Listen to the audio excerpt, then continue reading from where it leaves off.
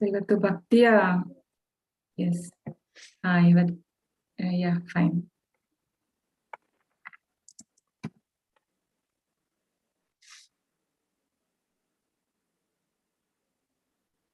So ಇವತ್ತು ಭಕ್ತಿಯ ಕೊನೆಯ ಅಧ್ಯಾಯ. ನಾಳೆಯಿಂದ ಜ್ಞಾನದ ಅಧ್ಯಾಯ ಸ್ಟಾರ್ಟ್ ಆಗುತ್ತೆ. ಓಂ ಅಜ್ಞಾನತಿಮಿರಾಂಧಸ್ಯ ಜ್ಞಾನಾಂಜನಶಲಾಕಯಾ ಚಕ್ಷುರುನ್ಮೀಲಿತಂ ಯೇನ ತಸ್ಮೈ ಶ್ರೀ ಗುರವೇ ನಮಃ. ನಮೋ ವಿಷ್ಣುಪದಾಯ ಕೃಷ್ಣಪೃಷ್ಠಾಯ ಭೂತಲೇ ಶ್ರೀಮತೆ ಭಕ್ತಿ ವೇದಾಂತ ಸ್ವಾಮಿ ಇತಿ ನಾಮಿನೇ. ನಮಸ್ತೆ ಸರಸ್ವತಿ ದೇವೆ ಗೌರವಾಣಿ ಪ್ರಚಾರಿಣಿ ನಿರ್ವಿಶೇಷ ಶೂನ್ಯವಾದಿ ಪಶ್ಯತ ದೇಶತಾರಿಣಿ. ಜಯ ಶ್ರೀ ಕೃಷ್ಣ ಚೈತನ್ಯ ಪ್ರಭು ನಿತ್ಯಾನಂದ ಶ್ರೀ ಅದ್ವೈತ ಗದಾಧರ ಶ್ರೀವಾಸಾದಿ ಗೌರ ಭಕ್ತವೃಂದ. ಹರೇ ಕೃಷ್ಣ ಕೃಷ್ಣ ಕೃಷ್ಣ ಹರೇ ಹರೇ ಹರೇ ರಾಮ ರಾಮ ರಾಮ ಹರೇ ಹರೇ. ಹರೇ ಕೃಷ್ಣ ಕೃಷ್ಣ ಕೃಷ್ಣ ಹರೇ ಹರೇ ಹರೇ ರಾಮ ರಾಮ ರಾಮ ಹರೇ ಹರೇ. ಹೇ ಕೃಷ್ಣ ಕರುಣಾ ಸಿಂಧು ದೀನಬಂಧು ಜಗತ್ಪತೆ ಗೋಪೇಶ ಗೋಪಿಕಾ ಕಾಂತ ರಾಧಾಪಕಾಂತ ನಮೋಸ್ತುತೆ. ನಮೋ ಬ್ರಾಹ್ಮಣ ದೇವಾಯ ಗೋ ಬ್ರಾಹ್ಮಣ ಹಿತಾಯ ಚ ಜಗದ್ಹಿತಾಯ ಕೃಷ್ಣಾಯ ಗೋವಿಂದಾಯ ತೇ ನಮಃ. ತಪ್ತ ಕಾಂಚನ ಗೌರಾಂಗಿ ರಾಧೆ ವೃಂದಾವನೇಶ್ವರಿ ವೃಷಭಾನುಸುತೆ ದೇವಿ ಪ್ರಣಮಾಮಿ ಹರಿಪ್ರಿಯೆ. ನಮೋ ಮಹಾವದನ್ಯಾಯ ಕೃಷ್ಣ ಪ್ರೇಮ ಪ್ರದಾಯತೆ ಕೃಷ್ಣಾಯ ಕೃಷ್ಣ ಚೈತನ್ಯ ನಾಮ್ನೇ ಗೌರತ್ವಿಷೇ ನಮಃ. ವಾಂಛಾಕಲ್ಪತರುಭ್ಯಶ್ಚ ಕೃಪಾ ಸಿಂಧುಭ್ಯ ಏವ ಚ ಪತಿತನಾಂ ಪಾವನೇಭ್ಯೋ ವೈಷ್ಣವೇಭ್ಯೋ ನಮೋ ನಮಃ. ಅನಂತಕೋಟಿ ವೈಷ್ಣವೃಂದ ಕಿ ಜೈ. ನಾಮಾಚಾರ್ಯ ಜೈ. ಶ್ರೀಲ ಪ್ರಭುಪಾದ್ ಕಿ ಜೈ. ಹರೇ ಕೃಷ್ಣ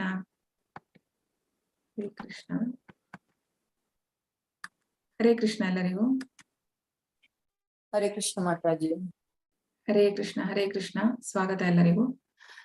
ಸೊ ಇವತ್ತಿನ ಅಧ್ಯಾಯ 12ಕ್ಕೆ ಎಲ್ಲರಿಗೂ ಸ್ವಾಗತ ಸುಸ್ವಾಗತ. ಸೊ ಇವತ್ತಿನ ಅಧ್ಯಾಯ ಅಂದ್ರೆ ಈಗ ನಾವು ಮೊದಲಿನ 6 ಅಧ್ಯಾಯಗಳು ಕರ್ಮದಿಂದ ಹೇಗೆ ಭಗವಂತನನ್ನ ತಿಳಿಯುವಂತದ್ದು ಅಂತ ನೋಡಿದ್ವಿ. ಸೊ 7ರಿಂದ 12ನೇ ಅಧ್ಯಾಯ ಭಕ್ತಿಯಿಂದನೇ, ಡೈರೆಕ್ಟ್ ಡಿವೋಷನಲ್ ಸರ್ವಿಸ್, ಭಕ್ತಿ ಸೇವೆ. ಸೊ ಭಕ್ತಿಯಿಂದ ಹೇಗೆ ಭಗವಂತನನ್ನ ನಾವು ಅರ್ಥ ಮಾಡ್ಕೊಳ್ಬಹುದು. ಸೊ ಇವತ್ತು ಪ್ಯೂರ್ ಭಕ್ತಿ ಚಾಪ್ಟರ್. ತುಂಬಾ ಕಡಿಮೆ ಶ್ಲೋಕಗಳಿರೋದು, ಆಕ್ಚುಲಿ 20 ಶ್ಲೋಕ ಇರುವಂತದ್ದು, ಆದ್ರೆ ಸುಮಾರು ಕಥೆಗಳು ಇದೆ ಇವತ್ತಿನ ಅಧ್ಯಾಯದಲ್ಲಿ. ಸೊ ಇವತ್ತಿನ ಅಧ್ಯಾಯಕ್ಕೆ ಹೋಗೋಣ. ಭಕ್ತಿ ಯೋಗ, ಭಕ್ತಿ ಸೇವೆ. ಸೊ ಆಕ್ಚುಲಿ ಡಿಕ್ಷನರಿಯಲ್ಲಿ ನೋಡಿದ್ರೆ ಭಕ್ತಿಗೆ ಬರೀ ಡಿವೋಷನ್ ಅಂತ ಇದೆ, ಬಟ್ ಪ್ರಭುಪಾದ್ ಅದನ್ನ ಸರ್ವಿಸ್ ಅಂತ ಕೊಟ್ಟಿದ್ದಾರೆ. ಭಕ್ತಿ ಯೋಗ ಅಂತ ಯಾವಾಗ ಬರುತ್ತೆ, ಯೋಗ ಅಂದಾಗ ಅದು ಭಕ್ತಿ ಸೇವೆ ಆಗುವಂಥದ್ದು. ಸೊ ಭಕ್ತಿಯಲ್ಲಿ ಸೇವೆ ಇಲ್ಲ ಅಂತ ಹೇಳಿದ್ರೆ ಅದೇನು ಡಿವೋಷನ್ ಇಲ್ವಾ? ನಾವೀಗ ಒಂದು ಪರ್ಸನಲ್ ಫಾರ್ಮಿಗೆ ಮಾತ್ರ ಈ ಭಕ್ತಿಯನ್ನ ಮಾಡುವಂಥದ್ದು. ಸೊ ಇವತ್ತಿನ ಅಧ್ಯಾಯದಲ್ಲಿ ಆ ಒಂದು ಕ್ಲಾರಿಟಿ ಸಹ ಸಿಗುತ್ತೆ ಭಗವಂತನಿಂದ, ಯಾವ ಒಂದು ಫಾರ್ಮ್ ಶ್ರೇಷ್ಠ ಅಂತ ಹೇಳಿ. ಪರ್ಸನಲ್ ಫಾರ್ಮ ಅಥವಾ ಇಂಪರ್ಸನಲ್ ಫಾರ್ಮ್, ಅಂದ್ರೆ ನಿರಾಕಾರವ ಅಥವಾ ಆಕಾರವ ಅಂತ. ಸೊ ಆ ಒಂದು ಪ್ರಶ್ನೆ ಈಗ. ಸೊ ಇಸ್ಕಾನ್ ಮಂಗಳೂರು ಡೇಟಸ್ ನಾವು ಶ್ರೀ ರಾಧಾ ಗೋವಿಂದ್ ಅವರ ಒಂದು ಆಶೀರ್ವಾದ ತಗೊಳ್ತಾ, ಹಾಗೂ ಡಿವೈನ್ ಗ್ರೇಸ್ ಎಸಿ ಭಕ್ತಿ ವೇದಾಂತ ಸ್ವಾಮಿ ಶ್ರೀಲ ಪ್ರಭುಪಾದ್ ನಮ್ಮ ಫೌಂಡರ್ ಆಚಾರ್ಯ ಅವರ ಒಂದು ಆಶೀರ್ವಾದ ತಗೊಳ್ತಾ ಇವತ್ತಿನ ಅಧ್ಯಾಯ ಶುರು ಮಾಡೋಣ.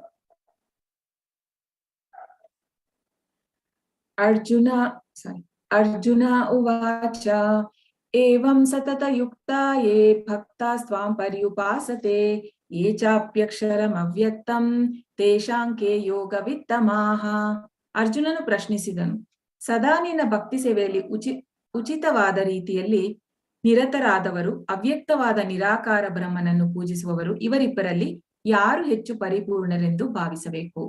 ಸೊ ಈಗ ನಿರಾಕಾರ ಶ್ರೇಷ್ಠವ, ಅಂದ್ರೆ ದೇವರನ್ನ ಲೈಟ್ ಅಂದ್ರೆ ಆಕಾರ ಇಲ್ಲ ಆ ರೀತಿಯನ್ನ ಆ ರೀತಿಯನ್ನ ಮಾಡೋರು ಅಂದ್ರೆ ಆಲ್ಮೋಸ್ಟ್ 90% ಅರೌಂಡ್ ದ ವರ್ಲ್ಡ್ ಹಾಗೆ ನಿರಾಕಾರವನ್ನೇ ಪೂಜೆ ಮಾಡೋರೇ ಇರುವಂತದ್ದು. ಭಗವಂತನಿಗೆ ಫಾರ್ಮ್ ಇಲ್ಲ ಅಂತ ಹೇಳಿ ಬಿಲೀವ್ ಮಾಡುವಂತದ್ದು ಜಾಸ್ತಿ. ಸೊ ಇಲ್ಲಿ ಅರ್ಜುನನ ಪ್ರಶ್ನೆ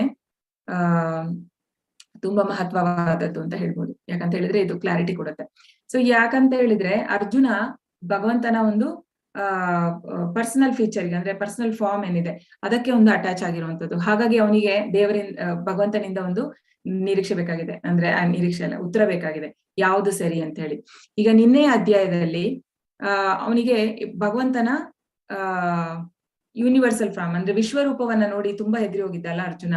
ಸೊ ಅದು ಸಹ ಒಂದು ರೀತಿಯಲ್ಲಿ ಅದು ಸಹ ಒಂದು ಇಂಪರ್ಸನಲ್ ಫಾರ್ಮ್ ಅಂತ ಹೇಳ್ಬೋದು, ಅವ್ಯಕ್ತವಾಗಿರುವಂತ ಒಂದು ಫಾರ್ಮ್ ಅಂತ ಹೇಳಿ. ಯಾಕಂತ ಹೇಳಿದ್ರೆ ಆ ಒಂದು ಫಾರ್ಮ್ ಅಲ್ಲಿ ನಾವು ದೇವರ ಜೊತೆ ಒಂದು ಪರ್ಸನಲ್ ರಿಲೇಶನ್ಶಿಪ್ ನಾವು ಇರಕ್ಕಾಗಲ್ಲ. ಈಗ ದೇವರಿಗೆ ನಾವು ಅಂದ್ರೆ ಅಷ್ಟು ದೊಡ್ಡ ಅದಕ್ಕೆ ಅಂದ್ರೆ ನಾವು ಏನೇ ಒಂದು ಅಂದ್ರೆ ಭೋಗ ಏನಾದ್ರೂ ಇಡುವಂತದ್ದಿರ್ಬೋದು, ಅಂದ್ರೆ ಪ್ರಸಾದವನ್ನ ದೇವರಿಗೆ ಇಡುವಂತದ್ದು ಇರ್ಬೋದು, ಅಥವಾ ದೇವರಿಗೆ ನಾವು ಅಲಂಕಾರ ಮಾಡುವಂಥದ್ದು ಏನು ಮಾಡ್ಲಿಕ್ಕೆ ಸಾಧ್ಯ ಇಲ್ಲ ಅಲ್ಲ, ನಾವು ಊಹಿಸಕ್ಕೂ ಸಾಧ್ಯ ಇಲ್ಲ. ದೇವರಿಗೆ ಯಾವುದೇ ಒಂದು ಡ್ರೆಸ್ ಸಹ ನಾವು ಅಷ್ಟು ದೊಡ್ಡ ವಿಶ್ವರೂಪಕ್ಕೆ ನಾವು ಮಾಡ್ಲಿಕ್ಕೆ ಸಾಧ್ಯ ಇಲ್ಲ. ಸೊ ಹಾಗಾಗಿ ಕೆಲವು ಜನ ತುಂಬಾ ಜನ ಈಗ ಲೈಟ್ ಅಂತ ಸಹ ಭಗವಂತನನ್ನ ಬಿಲೀವ್ ಮಾಡ್ತಾರೆ. ಸೊ ಇದೆಲ್ಲ ಒಂದು ಕ್ಲಾರಿಫಿಕೇಶನ್ಗೋಸ್ಕರ ಅರ್ಜುನ ಇಲ್ಲಿ ಕೇಳ್ತಾ ಇರುವಂತದ್ದು ಯಾವುದು ಉತ್ತಮ. ಭಗವಂತನ ಉತ್ತರ ನೋಡಿ.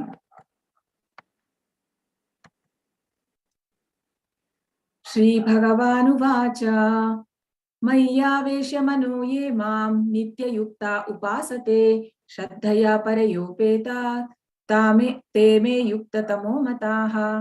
ದೇವೋತ್ತಮ ಪರಮ ಪುರುಷನು ಹೀಗೆಂದನು, ಯಾರು ನನ್ನ ಸಾಕಾರ ರೂಪದಲ್ಲಿ ತಮ್ಮ ಮನಸ್ಸನ್ನು ನಿಲ್ಲಿಸುತ್ತಾರೋ ಮತ್ತು ಅಧಿಕವಾದ ಹಾಗೂ ಅಲೌಕಿಕವಾದ ನಿಷ್ಠೆಯಿಂದ ನನ್ನನ್ನು ಪೂಜಿಸುವುದರಲ್ಲಿ ನಿರತರಾಗಿರುತ್ತಾರೋ ಅವರನ್ನು ನಾನು ಅತ್ಯಂತ ಪರಿಪೂರ್ಣರು ಎಂದು ಭಾವಿಸುತ್ತೇನೆ. ಸೊ ಇಲ್ಲಿ ಭಗವಂತ ಹೇಳುವಂಥದ್ದು ಯಾರು ಸಾಕಾರ ರೂಪ ಅಂತ ಹೇಳಿದ್ರೆ ಫಾರ್ಮ್, ದೇವರಿಗೆ ಅಂದ್ರೆ ಫಾರ್ಮ್ ಅಂದ್ರೆ ಈಗ ದೇವ್ರು ನಮಗೆ ಯಾವ ರೀತಿ ಸಿಗುವಂತದ್ದು, ದೇವರನ್ನ ನಾವು ಹಾಗೆ ಡೈರೆಕ್ಟ್ ಆಗಿ ಎಲ್ಲರಿಗೂ ನೋಡಕ್ಕೆ ಸಾಧ್ಯ ಇಲ್ಲ. ಹಾಗಾಗಿ ದೇವರು ಅರ್ಚ ವಿಗ್ರಹ ಅಲ್ವಾ, ದೇವಸ್ಥಾನಗಳಲ್ಲಿ ಎಲ್ಲ ಅರ್ಚ ವಿಗ್ರಹದ ರೀತಿಯಲ್ಲಿ ನಾವು ದೇವರನ್ನ ಪೂಜೆ ಮಾಡುವಂತ, ಅಂದ್ರೆ ದೇವ್ರು ನಮಗೆ ಆತರ ಒಂದು ಕರುಣೆಯಿಂದ ಕೊಟ್ಟಿರುವಂತದ್ದು ಅಂತ ಹೇಳಿದ್ರೆ, ಈಗ ಅರ್ಚ ವಿಗ್ರಹದಲ್ಲಿ ನಿಜವಾಗ್ಲೂ ಅಂದ್ರೆ ಅದು ಅದನ್ನ ಒಂದು ಸಂಪ್ರದಾಯಿಕವಾಗಿ ಒಂದು ಮಾಡಿರುವಂತದ್ದು, ಅದನ್ನ ಸ್ಥಾಪನೆ ಮಾಡಿರ್ತಾರೆ. ಅದಕ್ಕೆ ಸರಿಯಾದ ಒಂದು ನಾರದ ಪಂಚರಾತ್ರ ವಿಧಿ ಅಂತ ಹೇಳಿ ಅದನ್ನೆಲ್ಲ ಸರಿಯಾಗಿ ಸ್ಟ್ರಿಕ್ಟ್ ಆಗಿ ಒಂದು ಫಾಲೋ ಮಾಡಿ ಆ ರೀತಿಯಾದ ಒಂದು, ಅದು ನಾರ್ಮಲ್ ಸುಮ್ನೆ ಒಂದು ತಂದು ಇಡುವಂತದ್ದಲ್ಲ, ಅದನ್ನ ಸರಿಯಾದ ಪೂಜೆ ಎಲ್ಲ ಮಾಡಿ ಅದನ್ನ ಸ್ಥಾಪನೆ ಮಾಡುವಂತದ್ದು. ಹಾಗೂ ಸುಮಾರು ಶಿಲ್ಪಶಾಸ್ತ್ರ ಅಂತ ಹೇಳಿ ಅದರ ಪ್ರಕಾರ ಅದನ್ನ ದೇವಸ್ಥಾನದಲ್ಲಿ ಇಡೋ ತರದ್ದು. ಸೊ ಹಾಗಾಗಿ ಅದರಲ್ಲಿ ನಿಜವಾಗ್ಲೂ ಶಕ್ತಿ ಇದೆ. ಹಾಗೂ ಭಗವಂತ ಬಂದು ನಾವು ಮಾಡಿರೋ ಸೇವೆಯನ್ನ ತಗೊಳ್ತಾರೆ ಅಂತ ಹೇಳಿ ನಾವ್ ಅದನ್ನ ಅಕ್ಸೆಪ್ಟ್ ಮಾಡ್ಕೋಬೇಕಂದ್ರೆ ಭಗವಂತ ತಗೊಳ್ತಾನೆ. ಯಾಕಂತ ಹೇಳಿದ್ರೆ ನಾವು ಎಷ್ಟೋ ಒಂದು ಇನ್ಸಿಡೆಂಟ್ಸ್ ಅಲ್ಲಿ ಡಿಟೀಸ್ ಅಂದ್ರೆ ಈ ಆಕ್ಚುಲಿ ನಾವ್ ಇದನ್ನ ಐಡಲ್ಸ್ ಅಂತ ಹೇಳ್ಬಾರ್ದು, ಡಿಟೀಸ್ ಅಂತ ಹೇಳ್ಬೇಕು. ನಾವು ಹೆಚ್ಚಾಗಿ ಐಡಲ್ ಅಂತ ಯಾವ್ದನ್ನ ಹೇಳ್ತೀವಿ ಹೇಳಿ ನಾವು? ಐಡಲ್ಸ್ ಅಂತ ಹೇಳಿದ್ರೆ ಈಗ ಬೇರೆ ಬೇರೆ ಎಲ್ಲ ಪೊಲಿಟಿಷಿಯನ್ಸ್ ಇರ್ಬೋದು, ಅಥವಾ ಮಹಾತ್ಮ ಗಾಂಧಿಯ ಸ್ಟ್ಯಾಚ್ಯೂ ಇರ್ಬೋದು, ಅಂಬೇಡ್ಕರ್ ಸ್ಟ್ಯಾಚ್ಯೂ, ಇದನ್ನೆಲ್ಲ ಏನಂತೀವಿ? ಐಡಲ್ಸ್ ಅಂತ ಹೇಳ್ತೀವಿ. ಸೊ ಐಡಲ್ಸಿಗೂ ಹಾಗೂ ಡಿಟೀಸಿಗೂ ಡಿಫ್ರೆನ್ಸ್ ಇದೆ. ಸೊ ದೇವರನ್ನ ಐಡಲ್ ಅಂತ ಹೇಳ್ಬಾರ್ದು, ಡಿಟೀಸ್ ಅಂತ ಹೇಳ್ತೀವಿ ನಾವು. ಸೊ ಈಗ ಐಡಲ್ ಹೇಗೆ ಅಂತ ಹೇಳಿದ್ರೆ, ಈಗ ವರ್ಷಕ್ಕೊಂದ್ಸತಿ ಈಗ ಗಾಂಧೀಜಿ ಸ್ಟ್ಯಾಚ್ಯೂ ಇದ್ರೆ, ಸೊ ಎಲ್ಲ ಎಂ ಜಿ ರೋಡ್ ಅಂತ ಹೇಳಿ ತುಂಬಾ ಫೇಮಸ್, ಎಲ್ಲ ಊರುಗಳಲ್ಲಿ ಇದೆ ಅಲ್ವಾ, ಅಲ್ಲೆಲ್ಲ ಗಾಂಧೀಜಿದು ಒಂದು ಸ್ಟ್ಯಾಚ್ಯೂ ಇರುತ್ತೆ. ಸೊ ಅಲ್ಲಿ ಏನ್ ಮಾಡ್ತಾರೆ, ವರ್ಷಕ್ಕೊಂದ್ಸತಿ ಬಂದು ಅಲ್ಲಿ ಅದನ್ನ ಮುನ್ಸಿಪಾಲಿಟಿ ಅವರು ಅದನ್ನ, ಅಂದ್ರೆ ಅದೆಲ್ಲ ಹಕ್ಕಿಗಳು ಎಲ್ಲ ಗಲೀಜ್ ಮಾಡಿರುತ್ತೆ, ಅದನ್ನ ಬರ್ತಾರೆ ವರ್ಷಕ್ಕೊಂದ್ಸತಿ ಅದನ್ನ ಕ್ಲೀನ್ ಮಾಡ್ತಾರೆ. ಮತ್ತೆ ಅಕ್ಟೋಬರ್ 2 ರೆಡಿ ಮಾಡಿರ್ತಾರೆ, ಹೂವೆಲ್ಲ ಹಾರ ಹಾಕಿ ಎಲ್ಲರೂ ಬಂದು ಭಾಷಣ ಮಾಡಿ ಎಲ್ಲ ಮಾಡಿ ಹೋಗ್ತಾರೆ. ಅದಾದ್ಮೇಲೆ ಮತ್ತೆ ಅದನ್ನ ನೋಡೋರು ಎಲ್ಲ ಯಾರು ನೆಕ್ಸ್ಟ್ ಮುಂದಿನ ವರ್ಷನೇ ನೋಡುವಂಥದ್ದು ಅಲ್ವಾ. ಆದ್ರೆ ದೇವಸ್ಥಾನದಲ್ಲಿ ಹಾಗಲ್ಲ, ಭಗವಂತನನ್ನ ದಿನನಿತ್ಯ ಪೂಜೆ ಮಾಡುವಂಥದ್ದು. ಅಂದ್ರೆ ಈಗ ನಮ್ಮ ರಾಧಾ ಗೋವಿಂದ್ ಟೆಂಪಲ್ ಅಂದ್ರೆ ಎಲ್ಲ ಇಸ್ಕಾನ್ ಟೆಂಪಲ್ಗಳಲ್ಲಿ ಹೇಗೆ ಅಂತ ಹೇಳಿದ್ರೆ, ಬೆಳಿಗ್ಗೆ ಒಂದು 4:30 ಆಗುವಾಗ ಭಗವಂತನನ್ನ ಏಳ್ಸುವಂಥದ್ದು. ಅಂದ್ರೆ ಅವರು ಒಂದು ಶಂಖ ಊದಿ ಅಥವಾ ಈವನ್ ಅಲ್ಲಿ ದೇವರ ಒಂದು ಗರ್ಭಗುಡಿಗೆ ಹೋಗ್ಬೇಕಾದ್ರೆ ಒಂದ್ ಸೌಂಡ್ ಮಾಡ್ಬೇಕಂತೆ. ಅಂದ್ರೆ ಯಾಕಂತ ಹೇಳಿದ್ರೆ ದೇವರು ಅಲ್ಲಿ ಮಲಗಿರ್ತಾರೆ ಅಂತ. ಸೊ ಅಷ್ಟು ಪರ್ಸನಲ್ ಆಗಿ ಟ್ರೀಟ್ ಮಾಡುವಂತದ್ದು. ಸೊ ಕ್ಲಾಪ್ ಮಾಡ್ತಾರೆ, ಹಾಗೆ ಮಾಡಿ ಸೌಂಡ್ ಮಾಡಿ ಆಮೇಲೆ ಬಾಗಿಲು ತೆಗಿತಾರೆ. ಸೊ ಅದಾದ ಮೇಲೆ ಫಸ್ಟಿಗೆ ಬೆಳಿಗ್ಗೆಗೆ ರಬ್ಡಿ ಕೊಡುವಂಥದ್ದು. ದೇವರಿಗೆ ಸ್ವೀಟ್ ತುಂಬಾ ಇಷ್ಟ ಕೃಷ್ಣನಿಗೆ, ಅಂದ್ರೆ ಅದು ಎಸ್ಪೆಷಲಿ ಹಾಲಿಂದು. ಸೊ ಅದನ್ನ ಕೊಟ್ಟು ದೇವರನ್ನ ಏಳ್ಸುವಂಥದ್ದು. ಅದಾದ ಮೇಲೆ ರಾಧಾಕೃಷ್ಣನಿಗೆ ಇಬ್ರಿಗೂ ಅಂದ್ರೆ ಆರತಿ ಮಂಗಳಾರತಿ ಎಲ್ಲ ಮಾಡುವಂಥದ್ದು, ಮಂಗಳಾರತಿ ಮಾಡಿ ಕೀರ್ತನೆ ಎಲ್ಲ ಹೇಳುವಂಥದ್ದು ಎಲ್ಲರೂ ಭಕ್ತರ ಜೊತೆಗೆ. ಸೊ ಸುಮಾರು ಹೊತ್ತು ಆಲ್ಮೋಸ್ಟ್ 1.5 hour ಅದಾದ್ಮೇಲೆ ಅಂದ್ರೆ ಮೊದ್ಲಿಗೆ ಸಂಸಾರದ ಅದಿರುತ್ತೆ, ಅದಾದ್ಮೇಲೆ ನರಸಿಂಹ ಆರತಿ ಇರುತ್ತೆ, ಅದಾದ ನಂತರ ತುಳಸಿ ಆರತಿ, ಅದೆಲ್ಲ ಆದ್ಮೇಲೆ ಆಮೇಲೆ ಜಪ ಎಲ್ಲ ನಡೆಯುವಂಥದ್ದು. ಅದಾದ ಮೇಲೆ ಮತ್ತೆ 7:30ಗೆ ಮತ್ತೆ ದರ್ಶನ ಆರತಿ ಅಂತ ಹೇಳಿ ಆಗ್ಲೂನು ಸುಮಾರು ಕೀರ್ತನೆಗಳೆಲ್ಲ ಹೇಳಿ, ಅಂದ್ರೆ ದೇವರಿಗೆ ಹೊಸ ಅವತ್ತಿನ ಉಡುಗ ಎಲ್ಲ ಹಾಕಿ ತುಂಬಾ ಅಲಂಕಾರ ಮಾಡಿ ದೇವರನ್ನ ಅಲಂಕಾರ ಮಾಡಿ ಸಹ ದೇವರಿಗೂ ತೋರಿಸ್ತಾರೆ, ಕನ್ನಡಿಯನ್ನ ತೋರಿಸ್ತಾರೆ ಹೇಗೆ ಅಲಂಕಾರ ಆಗಿದೆ ಅಂತ ಹೇಳಿ. ಸೊ ಅದೆಲ್ಲ ಆದ್ಮೇಲೆ ಮತ್ತೆ ಅವರನ್ನ ಅಂದ್ರೆ ಅವರಿಗೆ ನೈವೇದ್ಯ ಮಾಡುವಂಥದ್ದು. ಹಾಗೂ ಮಧ್ಯಾಹ್ನ ಹೊತ್ತು ಚಪ್ಪನ್ ಭೋಗ್ ಅಂತ 56 ಐಟಮ್ ಇರುತ್ತೆ. ಅಂದ್ರೆ ದೊಡ್ಡ ದೊಡ್ಡ ದೇವಸ್ಥಾನದಲ್ಲಿ ಎವ್ರಿಡೇ ಮಾಡ್ತಾರೆ, ಸಣ್ಣ ದೇವಸ್ಥಾನದಲ್ಲಿ ಅಟ್ಲೀಸ್ಟ್ ಮಾಡ್ತಾರೆ, ಕೆಲವೊಂದು ಐಟಮ್ಸ್ ಮಾಡ್ತಾರೆ, ಚಪ್ಪನ್ ಭೋಗ್ ಅಂತ ಹೇಳಿ ಮಾಡ್ತಾರೆ. ಸೊ ಅದನ್ನ ಮಾಡಿ ದೇವರಿಗೆ ಇಡುವಂಥದ್ದು. ಹಾಗೂ ಮಧ್ಯಾಹ್ನ ಹೊತ್ತು ಸ್ವಲ್ಪ ಮಲಗಿಸುವಂಥದ್ದು, ದೇವರನ್ನ ತೊಟ್ಲಿಗೆ ಹಾಕಿ ಅವರನ್ನ ಮಲಗಿಸುವಂಥದ್ದು. ಅದಾದ ಮೇಲೆ ಮತ್ತೆ ಸಂಜೆ ಆರತಿ, ಸಂಧ್ಯಾ ಆರತಿ ಅಂತ ಇರುತ್ತೆ. ಅದಾದ ಮೇಲೆ ಮತ್ತೆ ದಿನಕ್ಕೆ 2-3 ಸತಿ ಈ ತರ ಪ್ರಸಾದವನ್ನ ಇಡ್ತಾರೆ ದೇವರಿಗೆ, ಅಂದ್ರೆ ಭೋಗ ಇಡ್ತಾರೆ. ಅದಾದ ಮೇಲೆ ನೈಟ್ ಟೈಮ್ ಕೂಡ ಶಯನ ಆರತಿ ಅಂತಿದೆ, ರಾತ್ರಿ ಮಲಗಿಸುವಂಥದ್ದು, ದೇವರನ್ನ ತೊಟ್ಲಿಗೆ ಹಾಕಿ ಮಲಗಿಸುವಂಥದ್ದು. ಸೊ ಇಷ್ಟೆಲ್ಲ ಮಾಡ್ತಾರೆ, ಅಂದ್ರೆ ಅಷ್ಟು ಪರ್ಸನಲ್ ಆಗಿ ಟ್ರೀಟ್ ಮಾಡುವಂಥದ್ದು. ಸೊ ಹಾಗಾಗಿ ಇಲ್ಲಿ ಭಗವಂತ ಹೇಳುವಂಥದ್ದು, ಸಾಕಾರ ರೂಪದಲ್ಲಿ ಯಾರು ತಮ್ಮ ಮನಸ್ಸನ್ನು ನಿಲ್ಲಿಸ್ತಾರೋ, ಅಂದ್ರೆ ಯಾಕೆ ಅಂತ ಹೇಳಿದ್ರೆ ನಮಗೆ ಅಂದ್ರೆ ಎಷ್ಟೋ ಜನ್ಮಗಳಿಂದ ನಮಿಗೂ ಸಹ ಅಂದ್ರೆ ನಮ್ನೇನಂತಾರೆ ಎಂಬಾಡಿಡ್ ಸೋಲ್ ಅಂತಾರೆ. ಅಂದ್ರೆ ಯಾವುದೋ ಒಂದು ಆಕಾರ ಇದೆ ನಮಗೆ, ಮನುಷ್ಯ ಆಗಿದ್ದೀವಿ ಅಥವಾ ಪ್ರಾಣಿಯಾಗಿ ಬೇರೆ ಬೇರೆ ಆಕಾರದಲ್ಲಿ. ನಮಗೆ ಆಕಾರ ಇಲ್ಲದೆ ನಮಗೆ ಅದನ್ನ ಇಮ್ಯಾಜಿನ್ ಮಾಡಕ್ಕೆ ತುಂಬಾ ಕಷ್ಟ ಅಂತೆ. ಯಾಕಂತ ಹೇಳಿದ್ರೆ ಈಗ ಯಾವುದೇ ಒಂದು ನಮಗೆ ಕಣ್ಮುಚ್ಚಿ ವಿದೌಟ್ ಫಾರ್ಮ್ ಏನೋ ಒಂದು ಥಿಂಕ್ ಮಾಡೋದ್ರೆ ನಮಗೆ ಕಷ್ಟ ಅಲ್ವಾ? ಏನಾದ್ರೂ ಒಂದು ಹೇಳಲೇಬೇಕಾಗತ್ತೆ. ಅಂದ್ರೆ ಯಾವುದೋ ಒಂದು ಫಾರ್ಮ್ ಬಗ್ಗೆ ಹೇಳಿದ್ರೆ ಆ ಫಾರ್ಮ್ ನಾವು ಥಿಂಕ್ ಮಾಡ್ತೀವಿ, ಒಂದು ಆಕಾರ ಬೇಕು. ಆಕಾರ ಇಲ್ಲದೆ ಇದ್ರೆ ನಾವು ಥಿಂಕ್ ಮಾಡೋದ್ ಕಷ್ಟ. ಓಕೆ, ಅದ್ ಮುಂದೆ ಬರುತ್ತೆ. ಸೊ ಇಲ್ಲಿ ಭಗವಂತ ಹೇಳ್ತಾ ಇರೋಂಥದ್ದು, 2ರಲ್ಲಿ ಶ್ರೇಷ್ಠ, ಸಾಕಾರ ರೂಪದಲ್ಲಿ ಯಾರು ಮಾಡ್ತಾರೋ ಅವರೇ ಶ್ರೇಷ್ಠ. ಹಾಗೂ ಭಗವಂತ ಹೇಳ್ತಾನೆ 9ನೇ ಅಧ್ಯಾಯದಲ್ಲಲ್ವಾ, 34ನೇ ಶ್ಲೋಕದಲ್ಲಿ, ಮನ್ಮನಾಭವ ಮದ್ಭಕ್ತೋ ಮತ್ಯಾಜಿ ಮಾಂ ನಮಸ್ಕುರು ಮಾಮೇ ವೈಶಸಿ ಯುಕ್ತೈವಂ ಆತ್ಮಾನಂ ಮತ್ಪರಾಯಣಃ. ಅಂದ್ರೆ ಹೇಗೆ ನನ್ನ ಭಕ್ತಿ ಸೇವೆ ಮಾಡ್ಬೇಕು ಅಂತ ಹೇಳಿ, ನನಗೆ ನನ್ನ ಬಗ್ಗೆ ಯೋಚನೆ ಮಾಡೋದು ಹೇಗೆ? ಈಗ ಆಕಾರವಿಲ್ಲದೆ ಇದ್ರೆ ಅವರ ಬಗ್ಗೆ ಯೋಚನೆ ಮಾಡಕ್ಕೆ ಸಾಧ್ಯನಾ? ಇಲ್ಲ. ಸೊ ಅದರಿಂದ ನಾವು ಅರ್ಥ ಮಾಡ್ಕೊಳ್ಬಹುದು, ಭಗವಂತ ಹೇಳ್ತಾ ಇರುವಂತದ್ದು ಭಗವಂತನ ಆಕಾರ ರೂಪದಲ್ಲಿ. ಸೊ ನನ್ನ ಬಗ್ಗೆ ಥಿಂಕ್ ಮಾಡು, ನನ್ನನ್ನ ಮನ್ಮನಾಭವ ಮದ್ಭಕ್ತು, ನನ್ನ ಭಕ್ತನಾಗು, ಮಧ್ಯಾಜಿ ಮಾಂ ನಮಸ್ಕುರು, ನನಗೆ ನಮಸ್ಕಾರ ಮಾಡು, ಮಾಮೇ ವೈಶಸಿ ಯುಕ್ತೈವ, ನನ್ನನ್ನೇ ಯಾವಾಗ್ಲೂ ಚಿಂತೆ ಮಾಡೋದ್ರಿಂದ ನೀನು ಖಂಡಿತ ನನ್ನ ಹತ್ರ ಬರ್ತೀಯಾ ಅಂತ ಹೇಳಿ. ಸೊ ಇದು ಶ್ರೇಷ್ಠ. ಸೊ ಹಾಗೂ ಭಗವಂತ ಈ ರೂಪದಲ್ಲಿ ಎಲ್ಲವನ್ನ ಸ್ವೀಕಾರ ಮಾಡ್ತಾನೆ. ಅಂದ್ರೆ ಬ್ರಹ್ಮ ಸಂಹಿತೆ ಶ್ಲೋಕ ಸಹ ಹೇಳುವಂತದ್ದು, ಅಂಗಾನಿಯಸ್ಯ ಸಕಲೇಂದ್ರಿಯ ವೃತ್ತಿ ಮಂತಿ ಪಶ್ಯಂತಿ ಪಾಂತಿ ಕಲೆಯಂತಿ ಚಿರಂ ಜಗಂತಿ ಆನಂದ ಚಿನ್ಮಯ ಸದುಜ್ವಲ ವಿಗ್ರಹಸ್ಯ ಗೋವಿಂದಮಾದಿ ಪುರುಷಂ ತಮಹಂ ಭಜಾಮಿ. ಅಂಗಾನಿ ಯಸ್ಯ ಸಕಲೇಂದ್ರಿಯ ವೃತ್ತಿ ಮಂತ್ರಿ, ಯಾವ ಒಂದು ಅಂಗದಿಂದ ಬೇರೆ ಎಲ್ಲ ಅಂಗಗಳ ಕೆಲಸವನ್ನು ಮಾಡುವಂಥದ್ದು. ಸೊ ಕೃಷ್ಣ ಕಣ್ಣಲ್ಲಿ ನೋಡಿ ನಮ್ಮ ಪ್ರಸಾದ ಏನಿಡ್ತೀವಿ ಅದನ್ನ ಸ್ವೀಕಾರ ಮಾಡ್ತಾನೆ. ಸೊ ನಾವು ನಮ್ಮ ಓನ್ ಮೆಂಟಲ್ ಸ್ಪೆಕ್ಯುಲೇಷನ್ ತರವಾಗಿಲ್ಲ, ನಾನು ಇಟ್ಟಿದ್ದೇವೆ ಪ್ರಸಾದ, ದೇವ್ರು ತಗೊಳ್ಳಿಲ್ಲ, ಖಾಲಿ ಆಗ್ಲಿಲ್ಲ ಅಂದ್ರೆ ತಿನ್ಲಿಲ್ಲ ಅಂತ ಇಲ್ಲ. ಕೃಷ್ಣನಿಗೆ ಆಗಲ್ಲ, ಕಣ್ಣಲ್ಲಿ ನೋಡಿ ಕೂಡ ಸ್ವೀಕಾರ ಮಾಡ್ಬೋದು. ಹಾಗೂ ತದೇಜತಿ ತನ್ನೈಜತಿ ತದ್ದೂರೇ ತದ್ವಂತಿಗೆ ಈಶೋಪನಿಷತ್ತಲ್ಲಿ ಬರುವಂತದ್ದು. ಅಂದ್ರೆ ಅವನು ನಡಿತಾನೆ ನಡಿದೇನು ಇರ್ತಾನೆ ಅಂತ ಹೇಳ್ಬಿಟ್ಟು, ಅಂದ್ರೆ ಕೃಷ್ಣ ಹೇಗೆ ಅಂತಂದ್ರೆ ಈಗ ಅವನನ್ನ ಆ ಗೋಲೋಕದಲ್ಲಿ ಸಹ ಇರ್ತಾನೆ, ಆದ್ರೆ ಅದೇ ಟೈಮಲ್ಲಿ ನಾವಿಲ್ಲಿ ಯಾವಾಗ ಇವನು ಪ್ರಹ್ಲಾದ ಕರಿವಾಗ ಅವನು ಸ್ತಂಭದಿಂದ ಹೊರಗಡೆ ಹೇಗ್ ಬಂದ, ಹಾಗೆ ಕೃಷ್ಣ ಯಾವಾಗಲೂ ಭಕ್ತರಿಗೆ ಅವೈಲೇಬಲ್ ಇರ್ತಾನೆ. ಹಾಗಾಗಿ ಕೃಷ್ಣ ಈ ಒಂದು ವಿಗ್ರಹ ಫಾರ್ಮ್ ಅಲ್ಲಿ ಪರ್ಸನಲ್ ಫಾರ್ಮ್ ಅಲ್ಲಿ ಅವೈಲೇಬಲ್ ಇದ್ದಾನೆ ಅಂತ.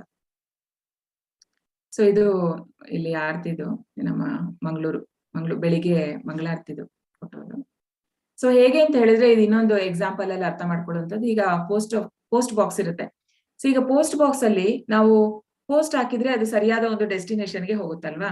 ಅಂದ್ರೆ ಪ್ರಾಪರ್ ಆಗಿ ಅಂದ್ರೆ ಈಗ ಸರ್ಕಾರದ ಕಡೆಯಿಂದ ಎಸ್ಟಾಬ್ಲಿಷ್ ಅಂದ್ರೆ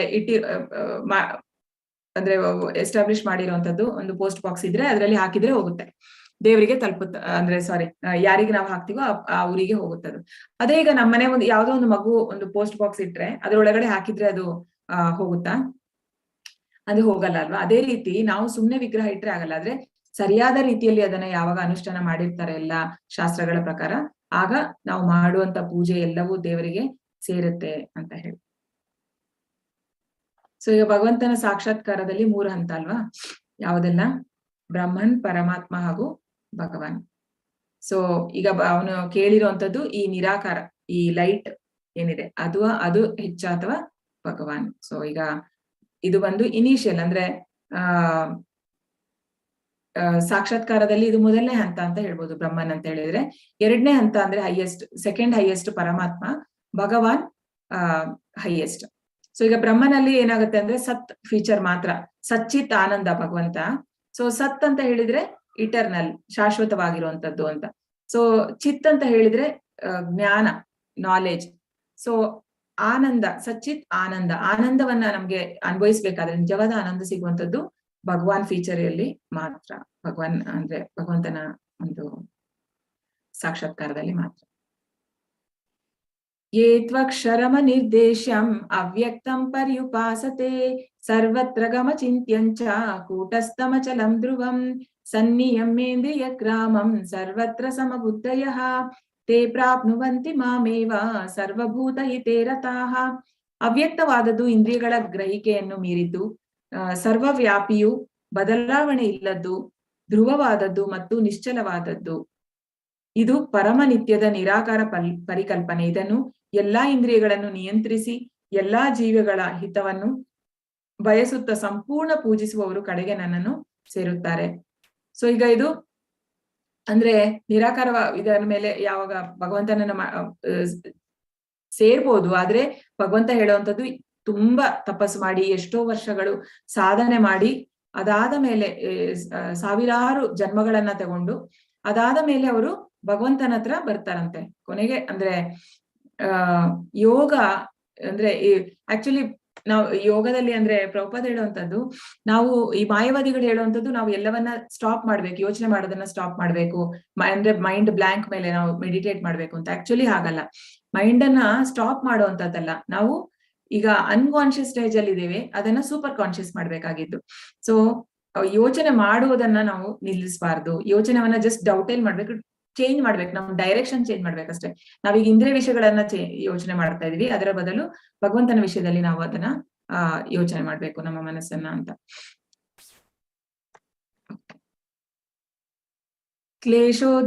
ಕ್ಲೇಶೋಧಿಕತರಸ್ತೇಷಾಂ ಅವ್ಯಕ್ತಾಸಕ್ತ ಚೇತಸಾಂ ಅವ್ಯಕ್ತಾಹಿ ಗತಿರ್ದುಃಖಂ ದೇಹವದ್ಭಿರವಾಪ್ಯತೆ. ಪರಮ ಪ್ರಭುವಿನ ಅವ್ಯಕ್ತವಾದ ಮತ್ತು ನಿರಾಕಾರವಾದ ರೂಪವನ್ನು ಪ್ರೀತಿಸುವ ಮನಸ್ಸಿನವರಿಗೆ ಪ್ರಗತಿಯು ತುಂಬಾ ಕ್ಲೇಶಕರವಾದದ್ದು. ಆ ಶಿಸ್ತಿನಲ್ಲಿ ಮುಂದುವರಿಯುವುದು ದೇಹದಾರಿಗಳಿಗೆ ಬಹು ಕಷ್ಟ. ಇಲ್ಲಿನ ಭಗವಂತ ಹೇಳ್ತಾ ಇರುವಂತದ್ದು ಕ್ಲೇಶೋದಕರಸ ಅಂದ್ರೆ ತುಂಬಾ ತೊಂದರೆ ಅಂತೆ. ಯಾಕಂತ ಹೇಳಿದ್ರೆ ನಾವೀಗ ಅದೇ ದೇಹದಾರಿಗಳು ಅಂತಿದೆ ನೋಡಿ, ಈ ಪಾಯಿಂಟ್ ಇಂಪಾರ್ಟೆಂಟ್ ಇಲ್ಲಿ. ದೇಹದಾರಿಗಳು ಅಂದ್ರೆ ನಮಗೆ ನಾವು ಆಕ್ಚುಲಿ ಏನು, ನಾವು ಬಂದು ಆತ್ಮ. ಆದ್ರೆ ಆತ್ಮಕ್ಕೆ ಕವರ್ ಆಗಿದೆ ಅಂದ್ರೆ ಏನು ಅಂದ್ರೆ ಒಂದು ಸೂಕ್ಷ್ಮ ಶರೀರ ಮೊದಲಿಗೆ ಕವರ್ ಆಗಿದೆ, ಅದರಲ್ಲಿ ಬುದ್ಧಿ, ಅಹಂಕಾರ ಹಾಗೂ ಮನಸ್ಸು 3 ಬರುವಂತದ್ದು.